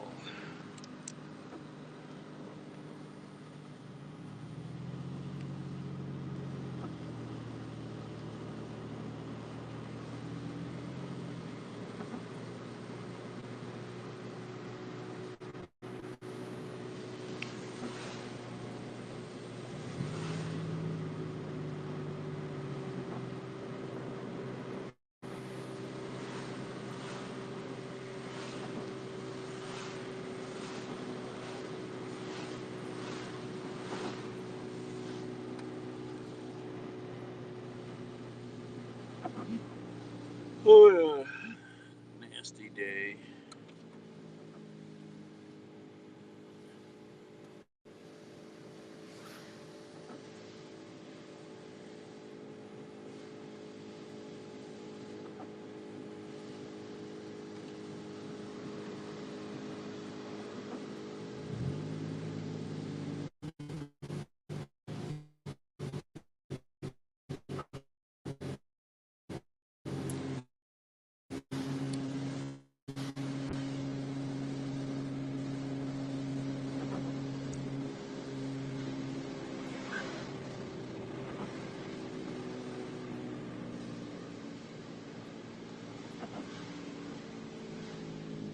Chickens. Look at all the chickens over there.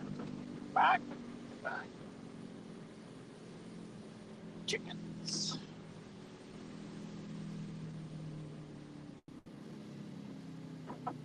Hamilton Corners Cemetery. Little weird old cemetery I never noticed. Hamilton Corners, Hamilton Road.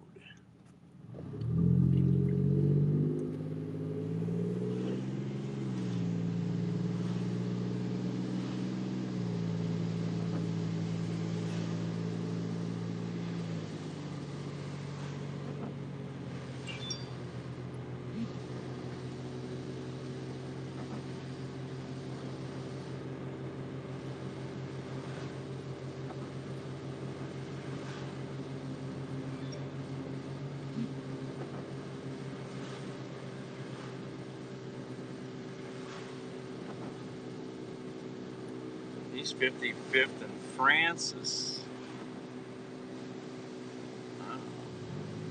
Gas leak.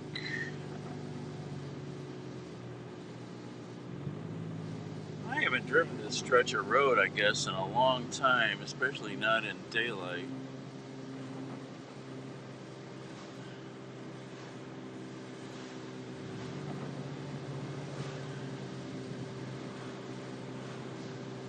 There's a couple of riding mowers for sale. Used riding mowers.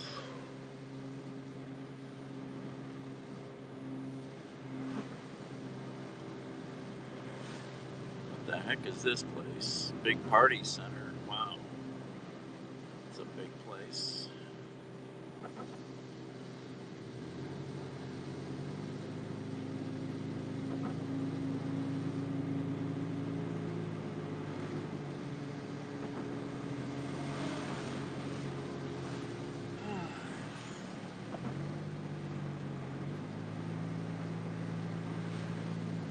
Alright, coming into Medina.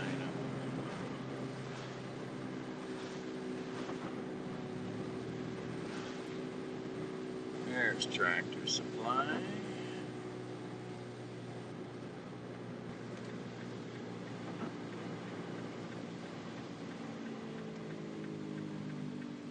Oh, hi, Mary.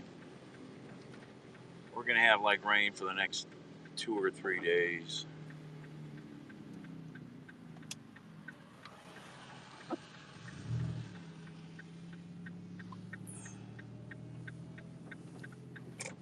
No idea what I'm picking up.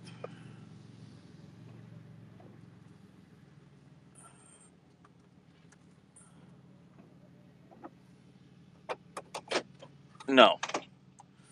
I've been delivering since like 7 or something. This is like my 4th delivery.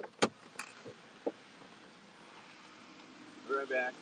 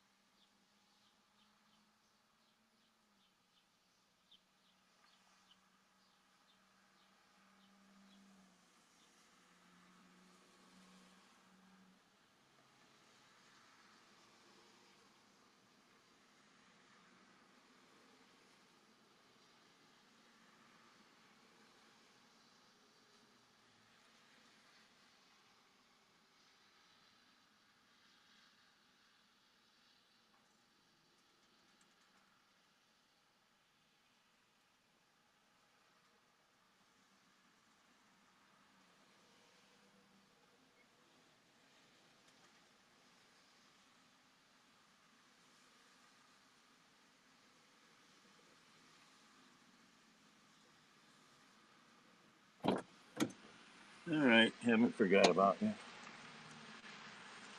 I don't know if I can get this thing in the car. It's a barbecue and it's assembled. It's friggin' huge.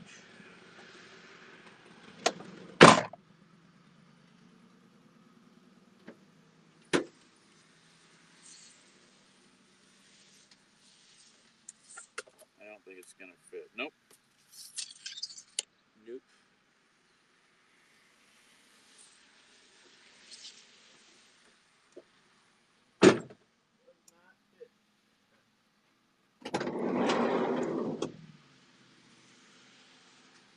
Let's see if that big. Nope.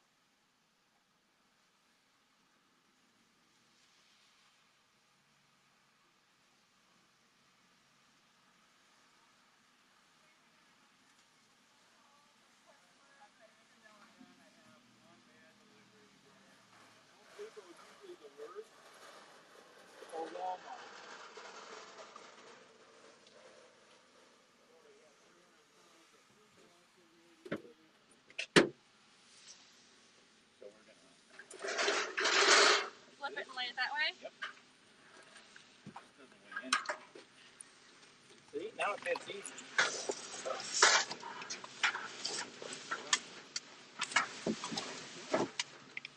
See?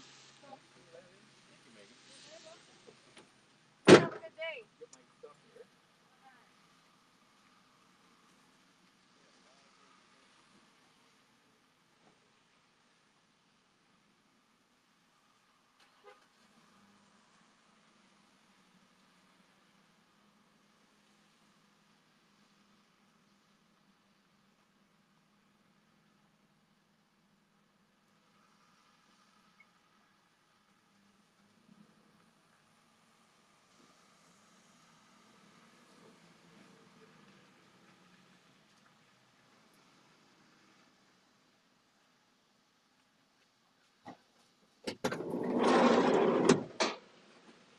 Oh, I got one more thing in there. Almost forgot. You heard me say that? Yep.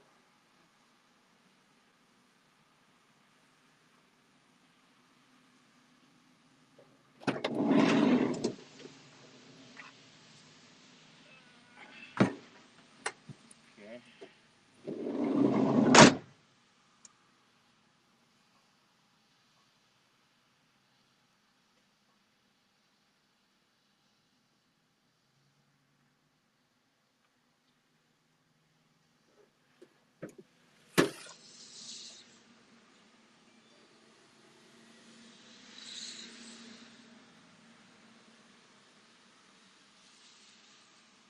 Alright, come on, gotta take a picture.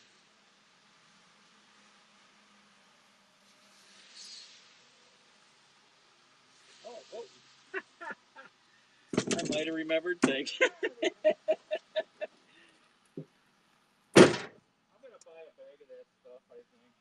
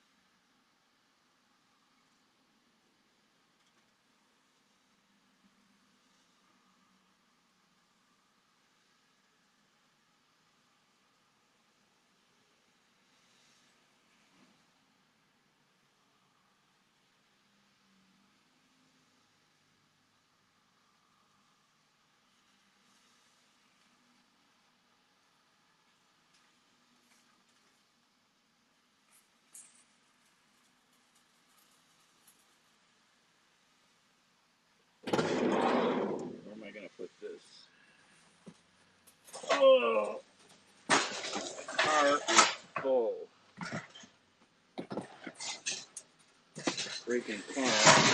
Oh.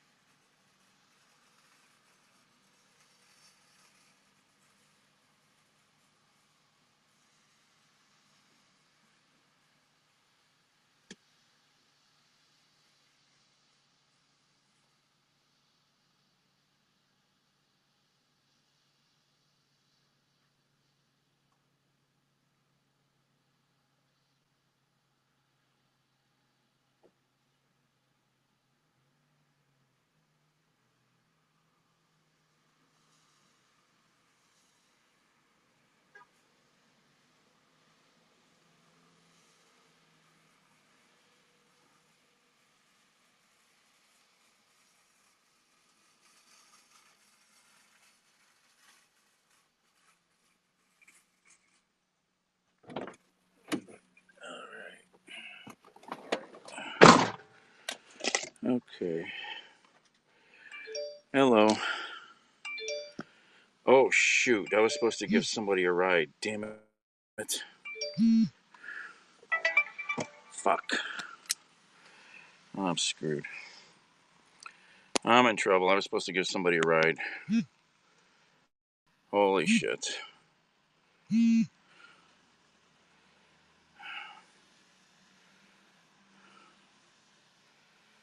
Damn it.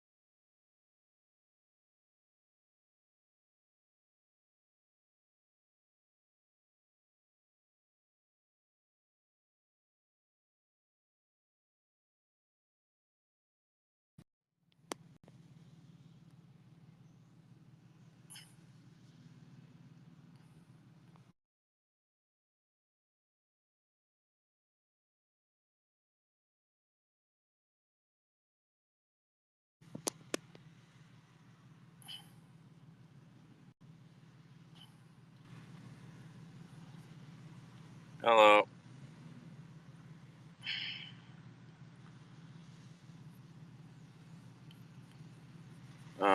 Shit.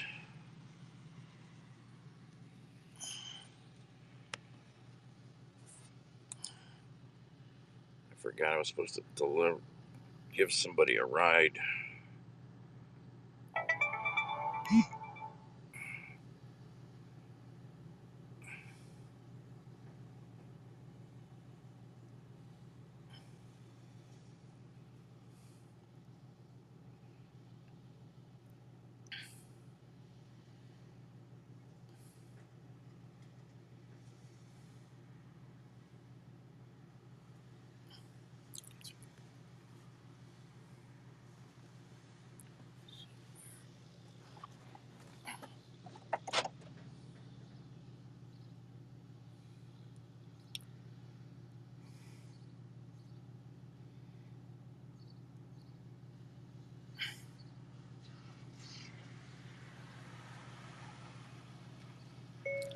Hey, John. It's Dan.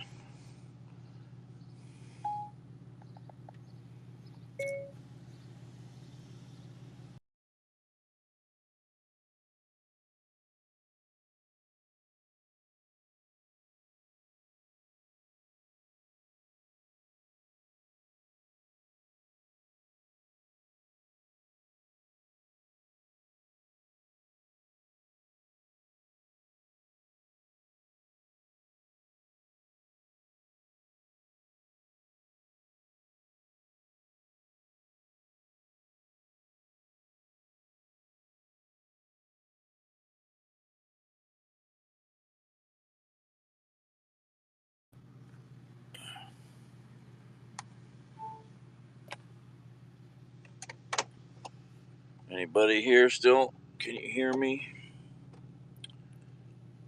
Now that I'm all late and forgot about my friend's ride, he's gonna be mad.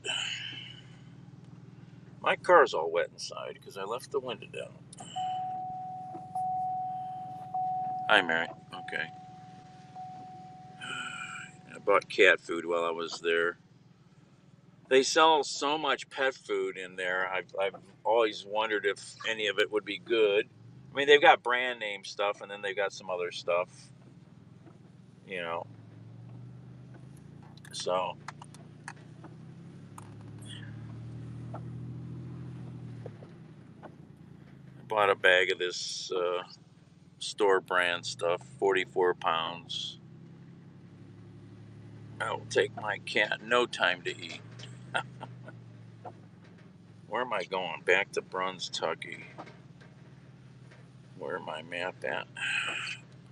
I've got a barbecue grill back there. We had to take the lid off it so we could get it in. A lot of these things like that at Tractor Supply, they sell them assembled mostly. So you got to come with a big enough vehicle to going to go back the same way we just came. All right. Get out into traffic here.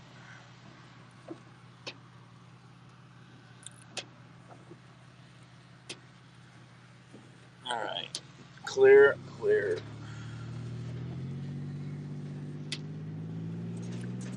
Oh.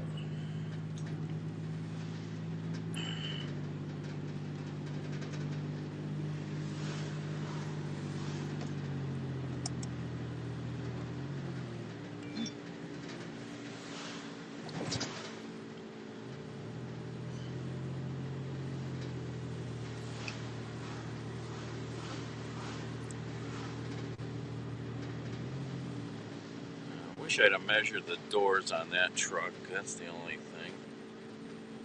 I didn't measure how wide those doors were. Not that I could buy the truck, but you got to look at them to know what they're worth.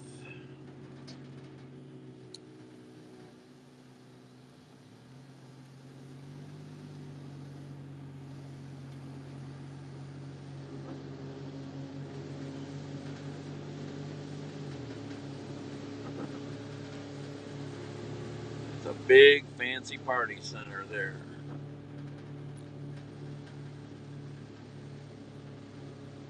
We're in this moment when some in public media are taking a hard look at the institution. Over the last year especially, we've seen employees speak out about the racism they've encountered at various public media stations. There's been some turnover, both on the part of employees and leaders who have been called out for systemic issues. What do you think are some of the biggest issues facing NPR and public media at large right now? I think there's a large shift happening right now. It's been coming for a while, and I've certainly, in some cases, stood right in front and saw it happening because we work with younger people. But I think we're in a time now where the people that we see who are in our program are going to speak up, are going to call things out, and so I think it's really important for us, we the OGs in the system, to really take what they hear seriously. To give space and understanding and support. What is that place? I don't know what that is. Looks like a restaurant, but I don't see a sign. Going on social media and saying this is wrong. And my hope is that the system itself will take a good look at itself and say, what is it we really need to be doing to make sure that we have equitable workplaces, we have equal pay for equal work, and that people who look like me and you have real opportunity to move into leadership roles, not as tokens, but as people who are genuinely respected that look toward to help us in the future. What do you think that means from an editorial perspective? But there are programs going, there are things going on now. I know NPR has a big sourcing project. I've been involved in that to a degree, and I've also worked with K&T in Austin on their sourcing project.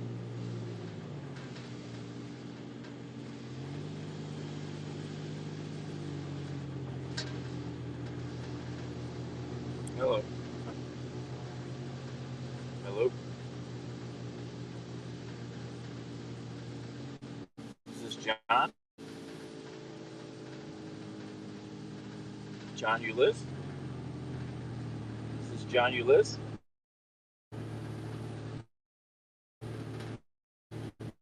Ulyss. I'm sorry. Dan. How did I get your number? That don't make sense. I just dialed this in my contacts. Oh, maybe I dialed one of his old numbers. Okay. So I'm like, well, how did... All right, have a good one.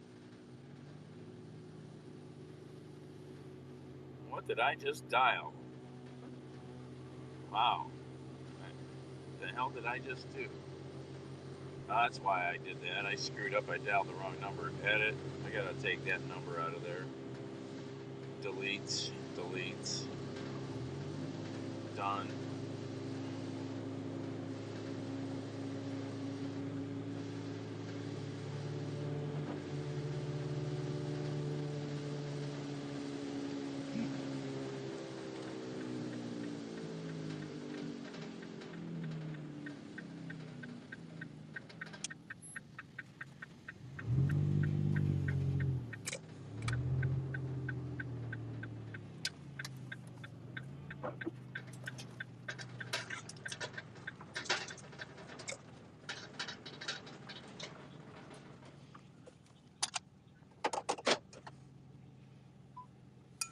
Hey, John, Danny, I'm trying to reach you. This is another number I'm using.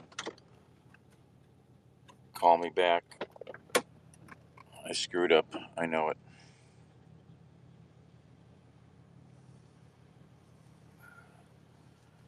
All right, what am I doing?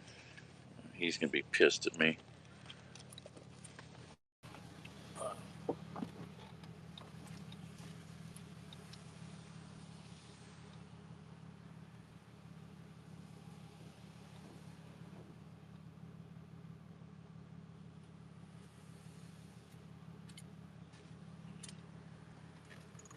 He's going to be pissed. Do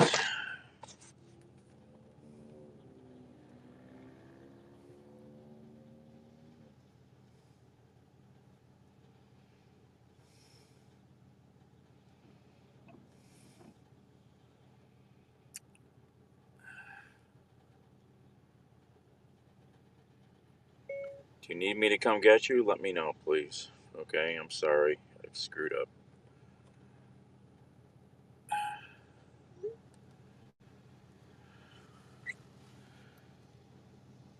Hey, Phil. I forgot I was supposed to give this guy a ride this morning to a doctor, and I screwed up.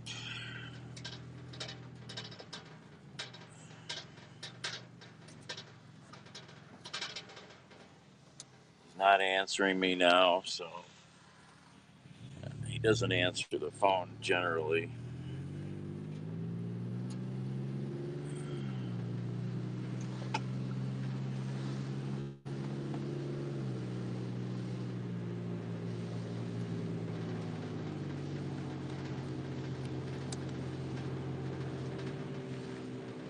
Well, he's strange like that. He will not. Honestly, I think he will not use an Uber. He's got some sort of fear or whatever, paranoia. I don't think he'll use ride share. He's what can I say? I don't get it, but you know,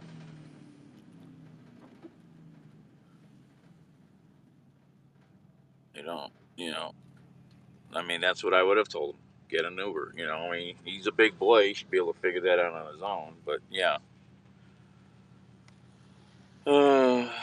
Shit. I forgot I got into these deliveries and making money, and I forgot to put an alarm in the phone. I was supposed to put an alarm in my phone. And he was calling me, but apparently I never saw the phone ring.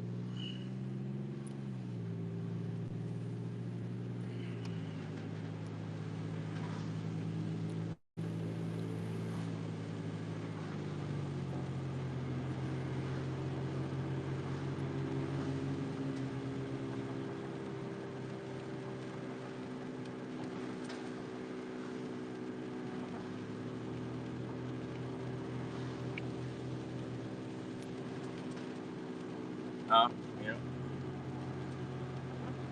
Well, he's been weird about getting his car fixed, so he doesn't have a car he can drive right now. I think like I said, I think he's got something about not taking ride share. You know, I don't get that. You know, so what? You know, and I forgot to give him the new phone number that I'm using, so but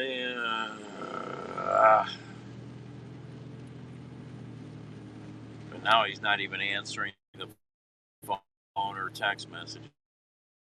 He left me one a second ago, but he's not responding.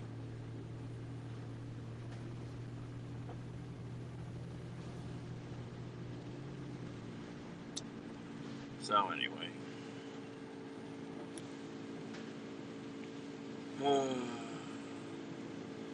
The morning was going so well till I went to get this grill. Hitchhikers, so nobody will pick them up. A lot in this part of the country.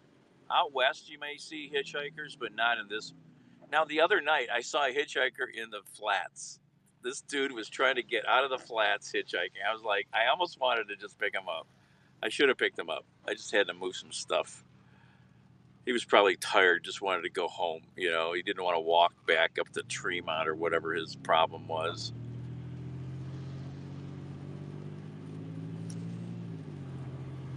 I hitchhiked a lot back in the 60s, 70s, 80s, even into the 80s, cross country. Did a lot of hitchhiking. Had some pretty strange trips. Oh.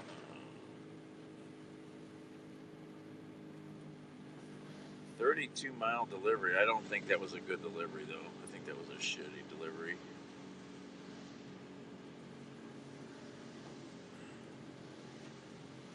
Where are we going here? I think we're going just about back where we were. I just made that other delivery over here. Oh no, that's a whole different street. Okay.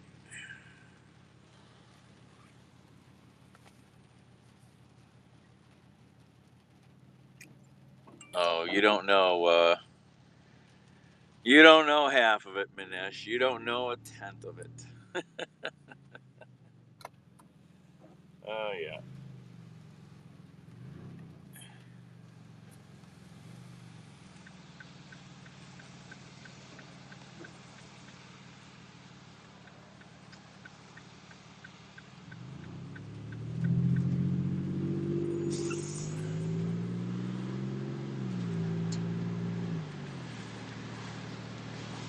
Drizzle, drizzle, frizzle, frizzle all day long.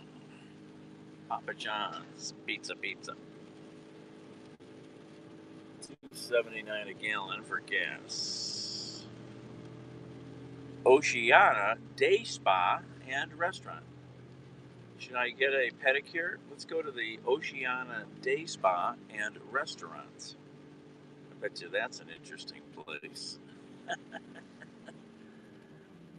Lily's Alterations. Wasn't there a little tailor shop along here too?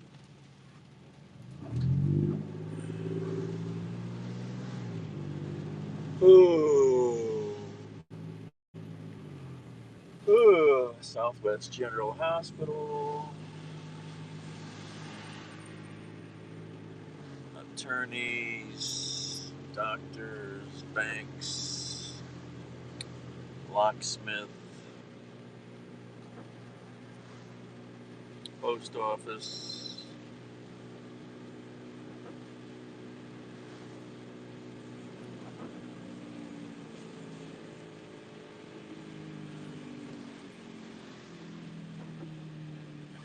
Oh, it's been exciting. So exciting it would scare most people. That's probably why I lost a few opportunities with some women, because they were just a bit freaked out by me.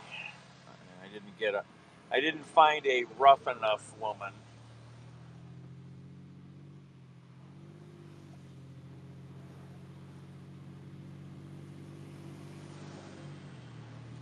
Or tolerant. All right, where we turn? What are they building here? It's got to be like a Menards or a Meyer. There's no sign, but there's nothing else that's that big. being built around here. It's freaking easy, 10 acres or more. Big chunk of land. Superstore for sure. All right.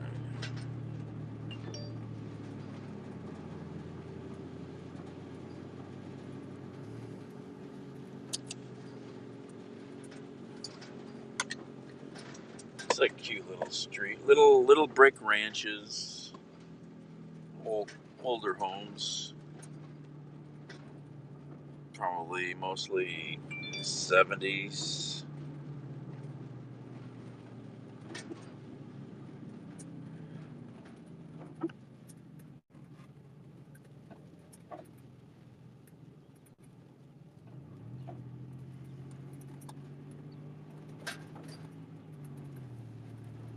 Okay, where are we at here?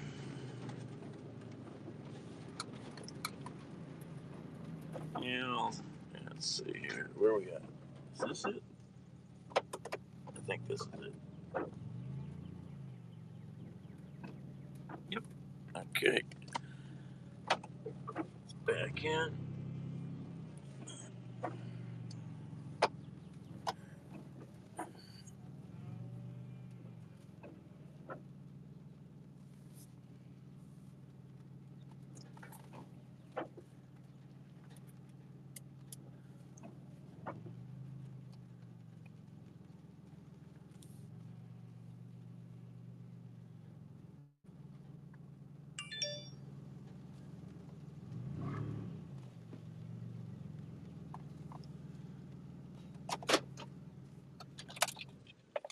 And we're here. Okie dokie. Hey,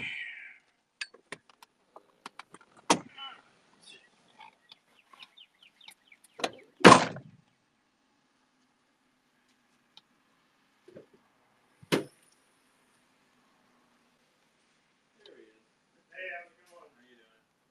You got a van, huh? Not a truck, huh? Yeah. It was just an inch or two too big, so we had to took the top off, you know. Oh, really? You know, I'm like, because I keep forgetting when I go to Tractor Supply, they assemble most of this kind of stuff. Right. Like one of the days I went there, because they show me a dimension, and that's all I know. I don't know what it is. I've gotten good at guessing because I've done some of the. So like the one day, it's like, oh, it's this big by this big by. It was like. So do you work for Tractor Supply, or is it kind of like DoorDash? Yeah, it's a different company. Okay. And it was like 7 feet long. Yeah, I can get 2 by 7 or whatever it was. It was a long trailer for a track, It was a seven. Oh yeah. But it fit, Oh really? Yeah, and there was a long roller, plastic one that was like 5 feet long, big monster. And it fit in there inside the trailer. It was just hilarious. But if I had seats, I'd never be able. Oh yeah. But if if these things were in boxes with seats, I could still get them. Oh yeah. But they assemble all this stuff. So and because I didn't know what this was, it said it was 2 by 2 by 3. I said, no problem. Oh, yeah. Well, it's 5 by 5 by 4. That's a huge difference. You know what I mean? Huge Yeah, and I keep forgetting about Tractor Supply. It's like, oh, these things are probably. I should always call, and I do that sometimes. Like, hey, is this a symbol? Yeah. No, it's not. And I've gotten good at calling Tractor Supply and even Home Depot. I try not to. And so yeah, the manager there, she was real helpful. Yeah, I had a bad experience with Home Depot. Is it twistable, or is that just me? Or these just sit crooked? I think they sit crooked. Yeah. You see what I mean? Yeah. It just looked. Or is it? This one? This can't tweak. It's kind of all welded. It just looks weird. I used to do a lot of furnaces, and a lot of them would go in at angles, which I don't know. Let's get in the garage, and then we can bring the pieces in here.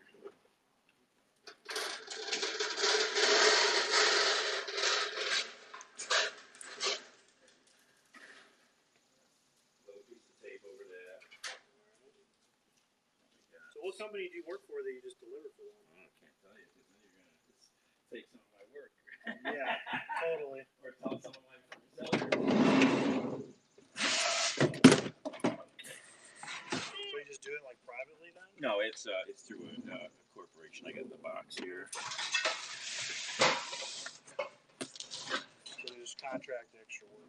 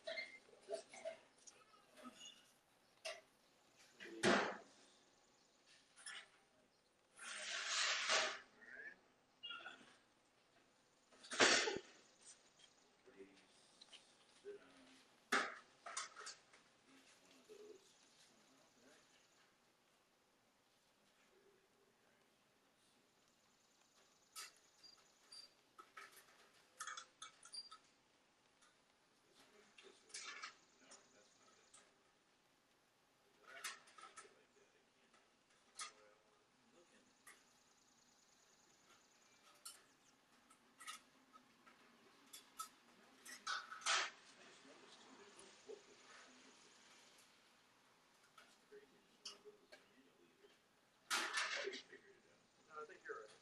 Yeah. Oh, there's fun. I got two. Oh yeah.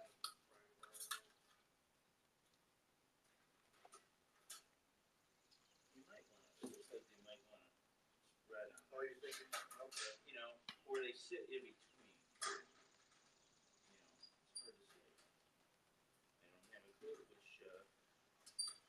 Without a book, there's no book. You could always call the manufacturer. I'm sure they have a number. Or is this like some private store brand? You know what I mean?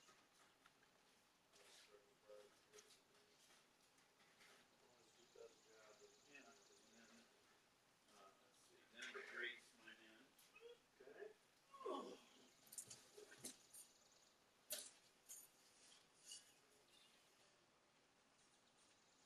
Yeah, the company is a national delivery company called Roadie. Okay. Yeah, I stumbled on it someday. I forget how.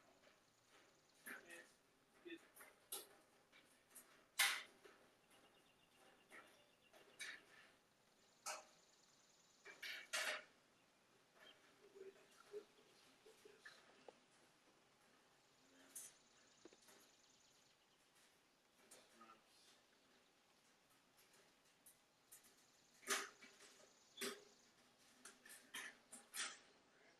And then we got screws to go in there.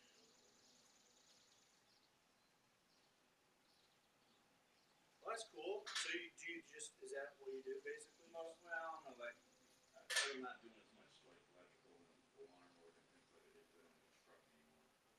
And I hate putting tools in and out of the vehicle. I just hate it. It's not 12 and or 20 when I get the energy to do that all day long. You know, and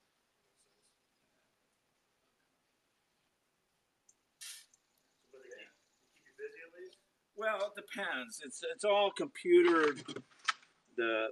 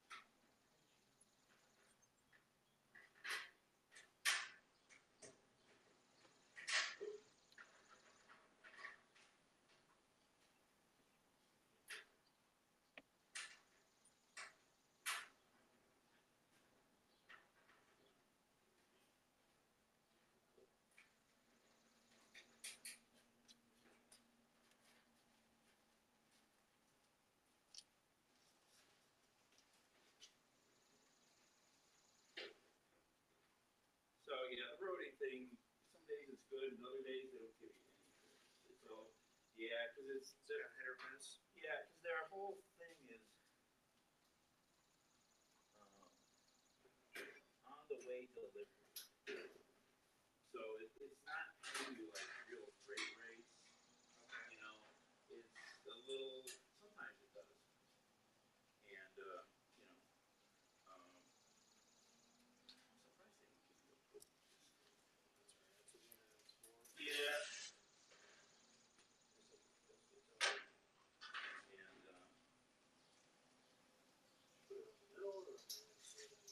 oh, it doesn't matter. It's just tell them hang, yeah. Just a safety in case you know they don't want to live there, whatever, you know. And so I get your bottle. Cool. And you want the box or Doesn't matter. Do you need it? I could use it. All right, it's all yours. If you want it, Yeah, you have it. yeah, I could use it. Cool. And so yeah, let me take my final picture. Sure. You get you get like notifications. Something I've never asked. You get like notifications as the steps go along. Do you get like emails or anything? I got a notification that's like, hey. I've never asked anybody. Do they get like 10 minutes out, 5 minutes out? Right, or anything? Yeah. No, it's just kind of like, hey, your package is left. You know, Tractor Supply or whatever. Right. They call it. That's about it. It's not like DoorDash where you get like up to mid. Right, right. So I'll just add a photo here now. I gotta turn the camera on. I got a bad camera. Yeah. Mostly it's not so much for the picture, but somewhat it's mostly because it's geotagged. I see. So they know it's at this location, you know. Right. Somebody can't just say, "Oh, I never got it." With recipient, submit, and that's it. And I rate the sender, and it's done. That's good. Later on, they'll ship the money in my bank. Do they give you a good deal? A good money? Someday. So since I in the how much did you make on in the vehicle types when I in my I was like, man, why can't I get some of these deliveries? I see the signs as I go, I can get them in. I don't have you know, so I'm not getting them because I had it listed as an SUV or minivan. So they have they have like 6 or 7 categories. Yeah. And it goes from little up to like small cube vans. Okay. You know, and even trailer. They have loads with trailers like Home Depot tractor. Mm-hmm. They have 600-pound items all the time that are like farm pieces. Okay. You know, you need a trailer, or they have the water tanks, big water tanks. Right. They have stuff that's big. You won't even really fit in a pickup. Mm-hmm. So these larger type things, like I went in one day, and it's like, what? Let me look at that. Is there a way? There's a list. Yeah, I remember that. You know, I've forgotten it. I changed it to cargo van. Good. That was all I did. Really. Just bumped it up, you know, and gives me the chance to these larger gigs. They have, you know, because they've had a lot of people show up at places with the wrong vehicles. Okay, and so that screws the whole thing up. So, you know, you can't deliver it. So like Home Depot this morning, the girl goes, oh yeah, we had a woman here yesterday. She showed up, and it's like, I she can't do math. It does tell you how many pieces and what the weight of dimensions. It was 30 cinder blocks. You know how much that weighs? You know, she had a car. You know, even 30 cinder blocks in there is going to weigh you down. You know, but it would handle it. You know, but you know, so they have this stupid stuff like they have a warning now on these bigger things that pops up if you don't have the right vehicle, yada yada. You know, so you know, I get like I've had the side doors are way taller because there's no lip. Right. So the one day last year, beginning of winter, big snowstorm. See this big orders. What is this? 25, 30 by 41. Fall Macedonia. Snowblowers. They sell a lot of snowblowers. Okay. Well, I get there, they're all outside. They're covered in snow. Oh yeah. Of course they are. So I got the broom in there, yeah. I mean, it was packed. It was really heavy. 8 inches of snow on this thing, you know. So that's how I ended up buying the tarp I got in there because I put the tarp in. Oh yeah. That thing weighed 250. It was a big, heavy Tuesday. Oh yeah. Blower, you know? But it fit easy went in, you know. I mean, I've had crazy, like I said, crazy stuff in there. And this, did I send that on this way? Get talking. And So yeah, these larger deliveries like this pay way better. So I was up all night. I live streamed. I'm live in the car right there. Okay. And you live stream, huh? yeah, that's interesting. and I give tours. I go to fires and accidents and shooting. I was shooting last night. Where's that? Cleveland. Yeah, I'm from Cleveland. Okay. So, and I give I take you to my meals. We chat there. I show you the food. I get tips and stuff. It's pretty good some days, and other days I don't get nothing. Right, that's just how it is. Right? I don't have a huge audience. I'm getting good money for my small audience. Good. If I had thousands showing up, or in my subscription at least, I'd be doing really well. It takes time. I was on a platform called. How long have you been doing that for? 6 years now. Okay. I was on this platform initially, Periscope. Yeah, okay. Which Twitter just shut down. Really? Yeah, they own it. They bought it. Yeah. And they just got rid of it, huh? Well, it's still there, but you can't use it to stream. You can send stuff to it still. Okay. If I get an account there, which I could, Yeah. So. But you can't stream it. Can't. So you can watch my stuff there, so the app I'm on now is, there I am right now. See? I'm on it right now. There's your neighborhood across the street. Oh, okay. So they apparently left that side of the platform up, but they took that template, which is that good video streaming template, and they stuffed that into Twitter Live. If you go to compose, you can get it. You see the camera, you touch the camera, you can go live. I see what you're saying. Okay, but it's not a community like Periscope was. So Periscope was really good because you knew how many people were in your room. Right. And if they followed you or you followed them, their icon photo, their dot, would show up. I'd have a robe down here. I could just look over and I know who's here. Right, yeah.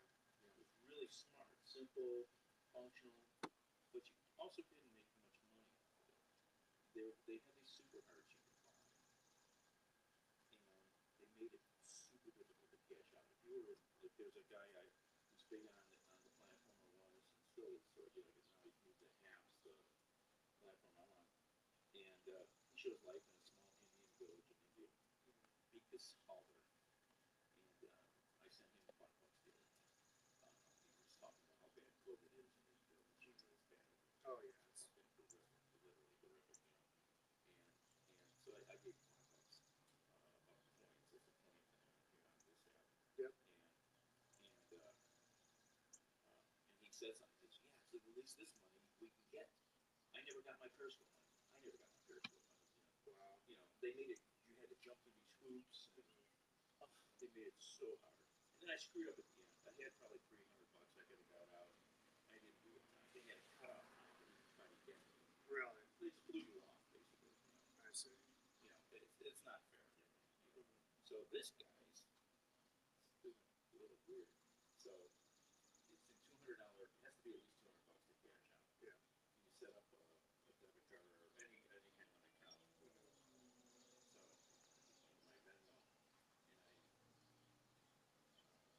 and I messaging and said, "What do we do?" And then they got back to me. The person got back to me, and then I got emails, and it's like, there's some woman who probably works for them, because it has her email at Haps. And she says, so she says, it's got to be a minimum of 200, like in the future too. So I already cashed out $200 in 4 months. Sure. Okay. And I get people, like I say, who tip me directly, and because when you sign in every day on this app, you get like 10 points. I see what you're saying. And it builds up even to bigger numbers. And if you broadcast once a week, you get bigger amounts of points for that because you're participating. Right, you're consistent. You're helping the platform. So all these things add up. So people give me a lot. Judith last night, she had a lot of coins she collected. She hadn't given me anything. She gave me $6.30. Okay. They have the different award sizes, like high five, super broadcast, all these different things you can get. So it's smart. But when I get the money on my Venmo, you can see who it came from. It came from her. I'm not supposed to. Oh. So, that's a little. Maybe she likes you. No, yeah, but so if they're doing that, that's like running all that money through her is, to me that's not smart. No, probably not. It's probably a corporate account. maybe, it's hard to say how you can set stuff up with Venmo that Yeah, I don't know I if may you could. not know about. I don't know if you could do it on a bit like a corporate level. Right. Be a person. So as long but then that was distract her. It's like, oh yeah. Unless she set up a corporation and she's using a tax ID number. Could, yeah, she could probably do that. They would take that, I think. So just I see these things, I'm like, okay, these are real guys, and they're participating in. They got this flood of people from Periscope. I mean, a flood. Oh yeah. And so they were really active, and they've been active in tweaking it. Mm-hmm. There's still things that aren't super friendly, but the cool thing is that they're multicasts. Okay. So I don't have to do like OBS or something that this is giving me. So it goes to my Twitter, goes to my Periscope, goes to the Twitch. I'm not doing it on Twitch, but I'm doing it. I'm getting some people to watch. Yeah. YouTube, Facebook, Instagram. Oh, okay. We'll do all that one time. Huh? And you can add. I think that you can do it. You can add even up to a total. I think it could be a total of 10 platforms. You just need the others that they don't have synced up already. You just need the RTMP code. Mm-hmm.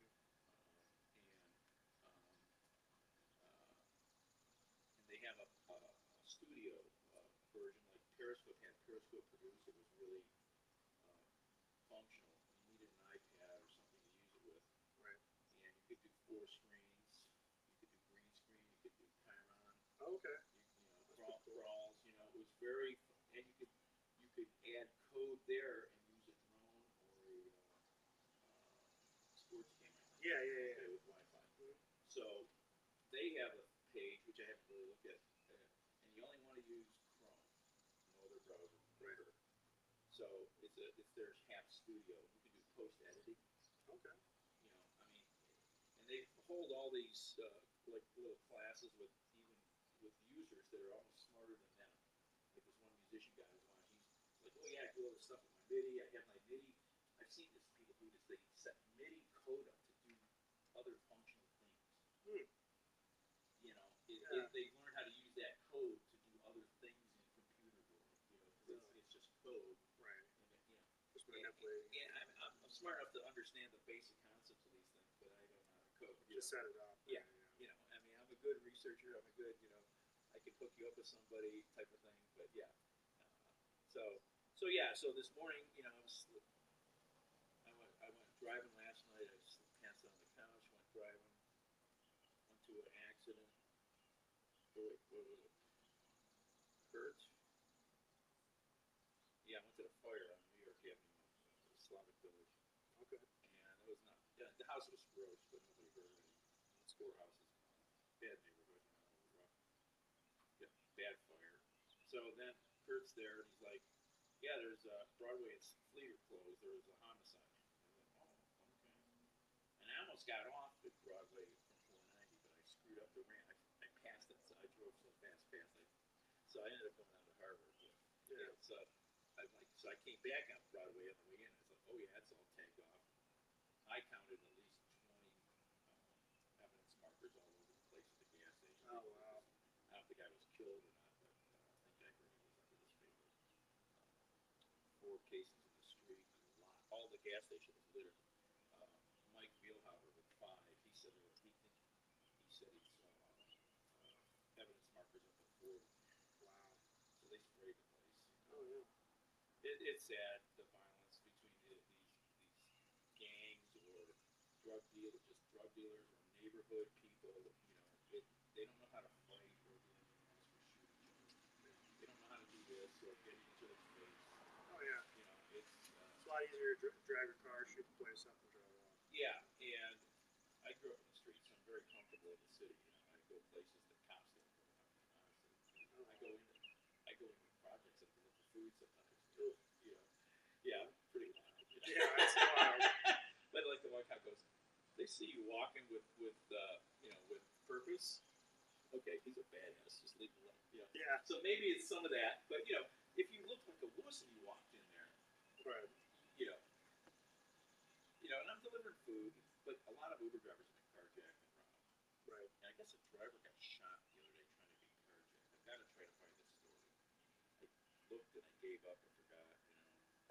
So yeah, you know, the streaming stuff is fun. You know, I always been into cameras. I used to have a lot of gear. It all got stolen. I had good digital cameras, mini DV cams, all that shit, all gone. You know, then got into smartphones, got better. Yeah, you don't even need a camera anymore, right? Well, you do. These aren't cameras. You know, you can't zoom as fast. You can't do a lot of things. You can't pull an image way in, you know, and really pull it in, you know, in focus. And so this is me. This is my hand up here. I'll show you. Cool. Shocking guy. Oh, okay. One word, two T's. There you go. Electrician. So as a handle, I came up with for some electrical website. You know, Yeah. I logged into this thing. Everybody, I gotta create a screen name, and I started seeing, oh my god, look at all these Sparky, you know, this stuff, Mr. Nineville, you know, like, okay, I need to come up. So I just sat there. I don't know how I came up with it, but it's a good one. Yeah, that's usually how it works, right? And the thing is, oh, that's good. you know, whereas my first email, I want to set like this crazy sense of computer stuff. Oh, yeah. They tell me to get back in the car sometimes. You know, oh yeah, it's crazy to hear me talking outside the car. Oh yeah, that's The mic is way more sensitive. You know, I'll be in a restaurant and somebody will hear my Christians. Those people, they're the only thing I can tell their accent because they know the language. So right. you know, and so yeah, yeah, you go on. This is the app I'm using here. Apps. Okay. What's the apps? I think that's where they might have came up with the name. The name, yeah. It's just live streaming. That's all it is. There's no messaging yet or anything like that. You know, it's a little clunky still. It's not as efficient as like Periscope was, and their coding I think is their problem. Who knows? Just give it time. They've done a ton of changes. I mean, you know, I've never seen a platform where the developers, the owners, the CEOs come in and have participate. I see. Have you ever seen that? No. No. I mean, they'll, you know, somebody like Twitter and stuff, they would do that in house privately and do focus groups, but they won't do it publicly like these guys are. You know what I mean? And so, you know, they're on live. So any Monday morning, you know, they have a chance to put it you know. That's cool. So yeah, and it's pretty cool. You know, the thing that's good is it's putting stuff without on Twitter, on YouTube, YouTube Live. If you're just on YouTube, you really do it. You have to have like I think 1,000 views.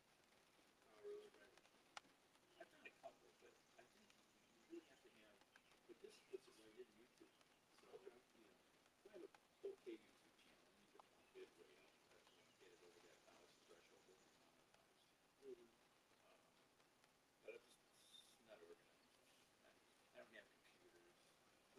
I got a 15-year-old Dell in there, and that's it. You know, it's ancient. This 7 Pro that's not serviced anymore. You know, I have to come up with money and buy a decent, cheap computer. At least it's Windows 10 because all the software I was looking at doing some stuff. Oh, I needed to download Windows for iCloud. I didn't even know that existed. Needs Windows 10. Really? Yeah, you can't put it on anything else. Because the computer, it'll know right away if you're using an older computer. Right, it's yeah. not even, it won't even give you, because it's already read your chipset, so it's like, you know, sorry, you know. So yeah, like, you know, so I was sitting at my friend's diner. Okay, there's some deliveries. There's a good one in Elyria. Elyria to Elyria. $47 with the cruise. So quick drive up 90, I'm there, boom, Home Depot, drop it off. I know Elyria really well. Okay, the next one was Elyria to Avon. Okay, sort of, you know. And there was a good one in Avon, but it was wrong. Took $1 million, but that's okay because it was going the wrong way, sort of. But then there was a good one in Strongford, a couple of them. So they gave me the one, and then I got another one in Strongford. And then I went to and then I did 2 tours. I like to take people. So in Elyria, we went to the East Falls. There was a news story a week or so ago. There was a woman who fell off the observation deck. Really? I don't know if you followed. But yeah, they had a big rescue to walk down in there to get her out. It wasn't her bad, but she didn't want to walk out, so they littered her out, you know. But the East Falls viewpoint is amazing. You haven't seen it. Oh my No, of course. Go on, go on Google Street. It's, Elyria? Yeah, oh boy. So, we had businesses out there, so I even stopped by the one. They love the building. I don't know, nursing home. We owned back in '67, and I drove by Elyria the other day. I guess I had been out there or driven in that way. All 3 of the businesses have been leveled now. They were older buildings, you know. Yeah. But that one I spent a lot of money forming a few things. It was a cool project. Built into a hillside, so it had the walkout level, Yeah. full basement, had main floor, second floor. This huge, beautiful green space area, creek out there. And when we first bought this, I was 12. This was, and then I became the maintenance man, fixing 50-pound washing machines when I was 12. Right. And it was just a cool building. It was this giant old, colonial-looking house, but it was a commercial building. Yeah. And it was just, cool place. We had a big house there that we rented out. We had 2 across the street. They were all part of the package of, they leveled this side. They leveled everything and put these 2 group homes in. They don't even look like any, they're nice new little buildings, but yeah, there's no character to it. Right. And then the other nursing home was on the other side of the road. They leveled that a long time ago. And I never saw any of these demolitions happen. So I wasn't keeping up with. Yeah, that'd be cool. And then there's one that was right on my street. Oh, okay. I didn't even see it. Because it's down at this end, sort of where I don't always drive. And they can take a building down a day now. Oh, yeah. So, I mean, they were all 50 bedrooms. And it's like, I never saw any bit of any of that happen. It's like amazing. As much as I get around too. Oh, yeah. But, so yeah, so I think today, how much have I made today? No, you're fine. I'm off today. So. It's a cute street. I've never been on this. Were these like 70s homes? 50s actually. 50s. They're that old. Yeah, all exactly the same. Yeah, same builder, Oh yeah, some guy made it cleaned up. Sure, house. And road.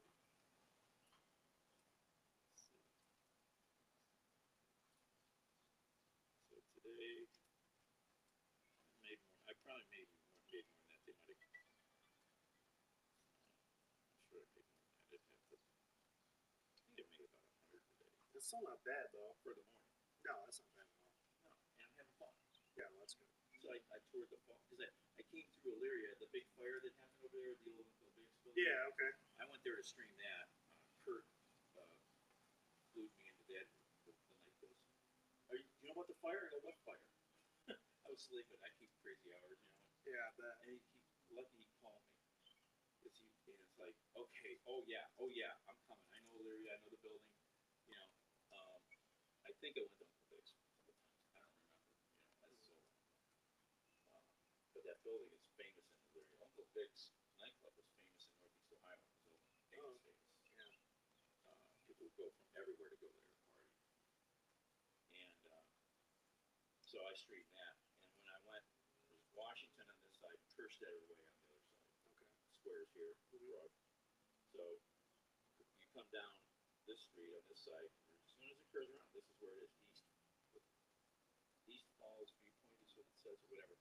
They put these beautiful boardwalk over the edges, and then they have 2 look-up platforms. There's benches down there to sit on. Oh, wow. And the falls are crazy.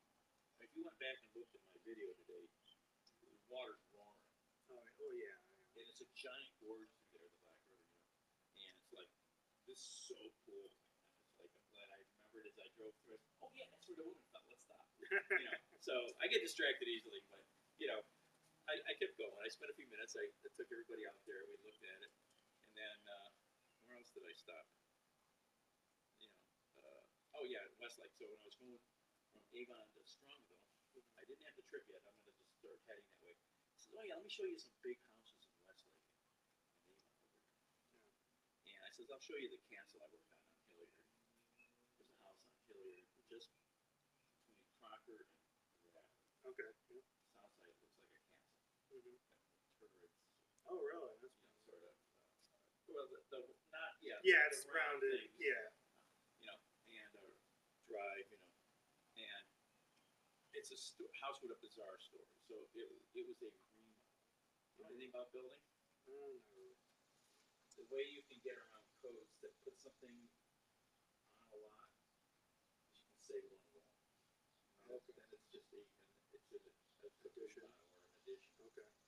Yeah, you save one wall of the original building, and that's what they did. They saved one wall of the original garage, little shit house. So this house is 10,000 square feet. Oh wow.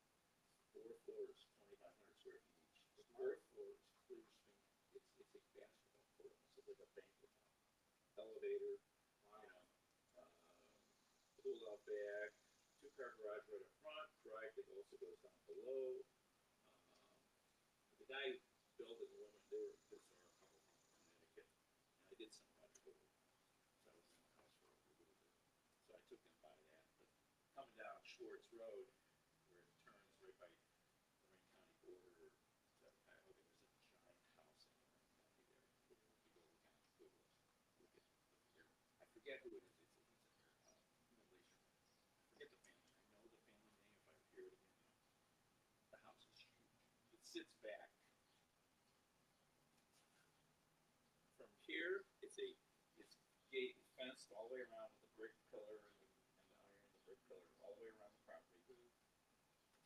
The drive is at least 2 cars wide, maybe wider, and it's concrete paved, looks like Stanford or whatever. Yeah.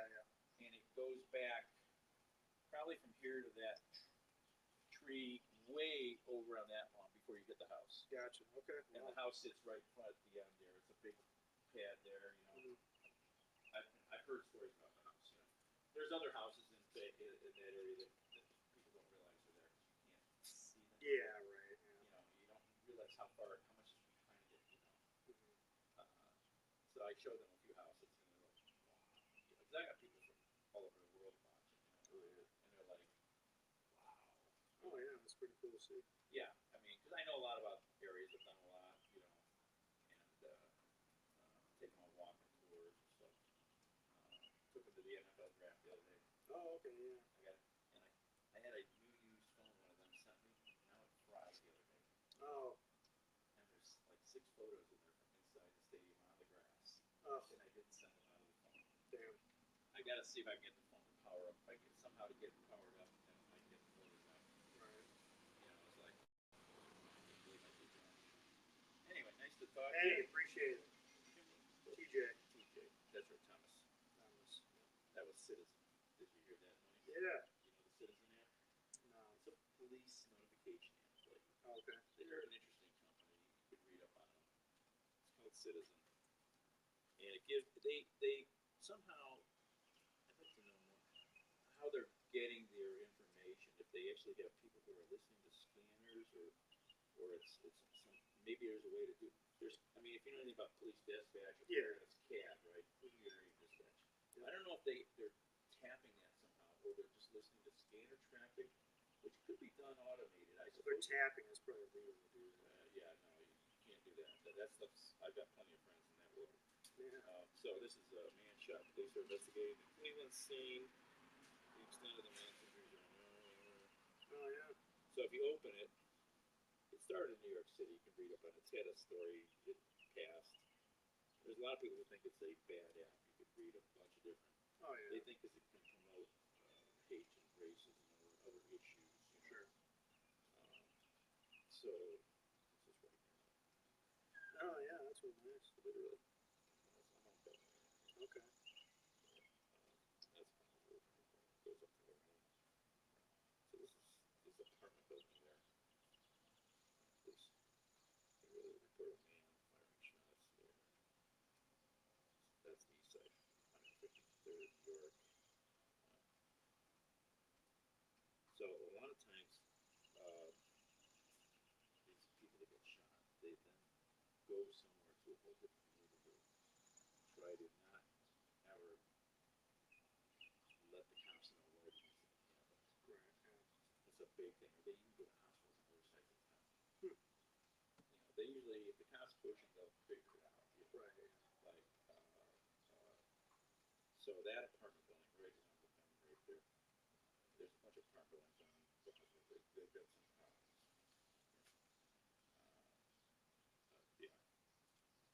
Yeah. So yeah, it's an interesting app. It can provide me. I've got lots of things that give me sources. So it'll show other things in the past. Oh yeah, that's good. Natural gas leak, gas odor detected, man shot. COVID.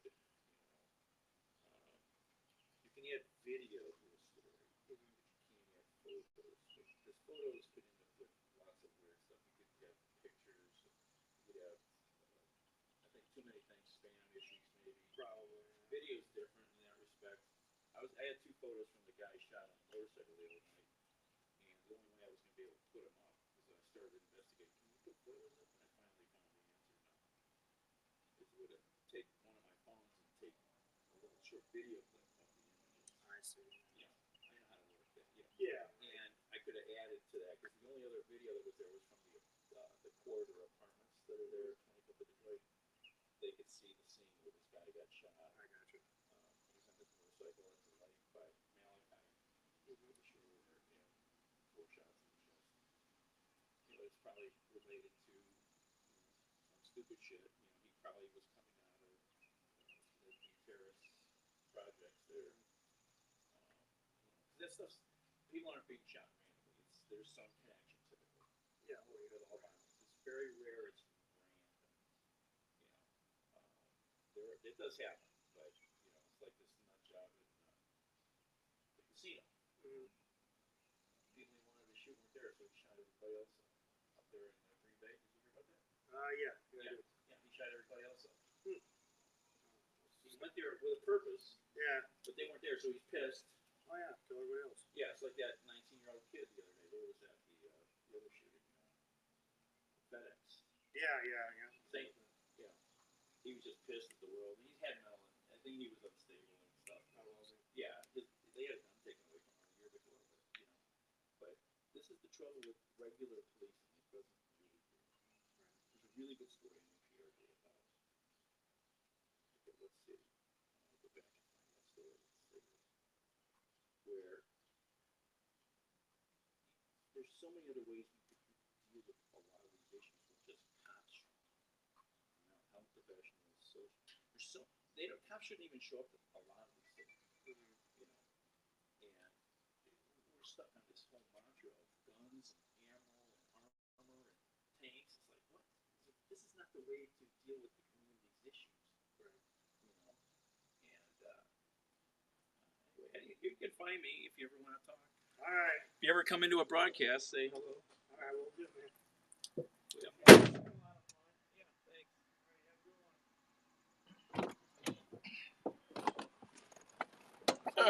Sorry.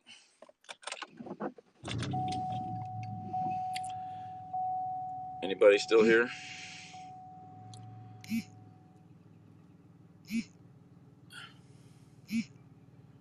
Guess my friend's not calling me. That's not paying any money. I don't really want it.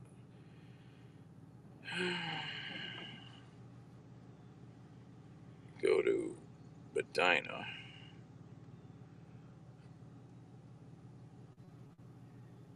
Walmart. Nope.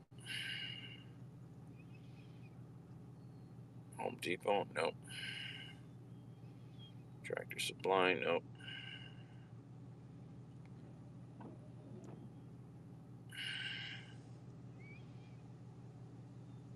Could go back to Tractor Supply.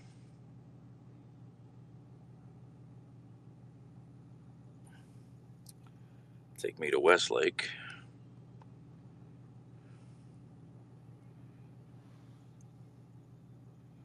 It's really out of the way, though.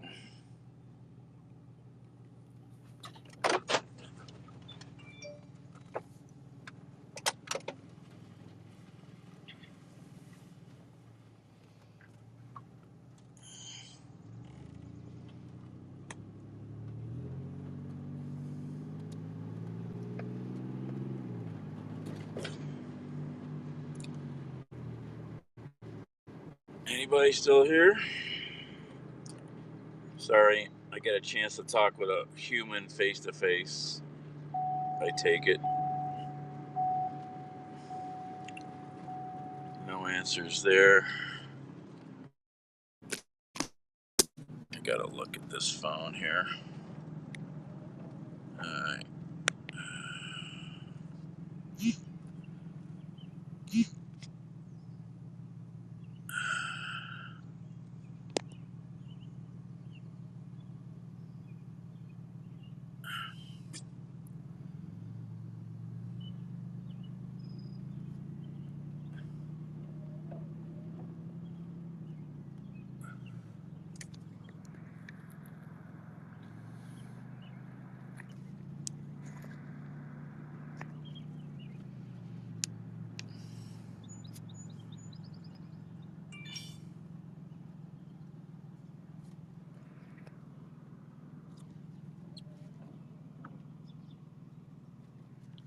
It's not working.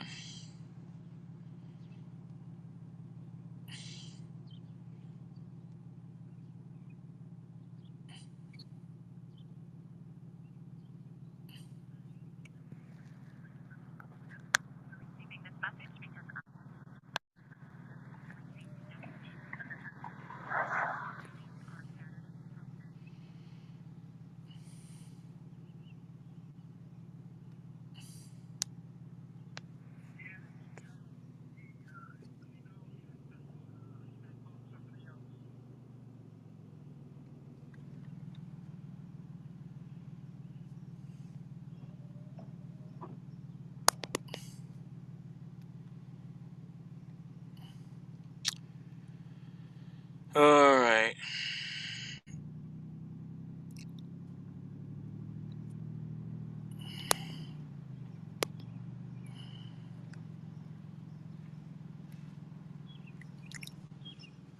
Alright. Is anybody still here? Sorry. Next delivery.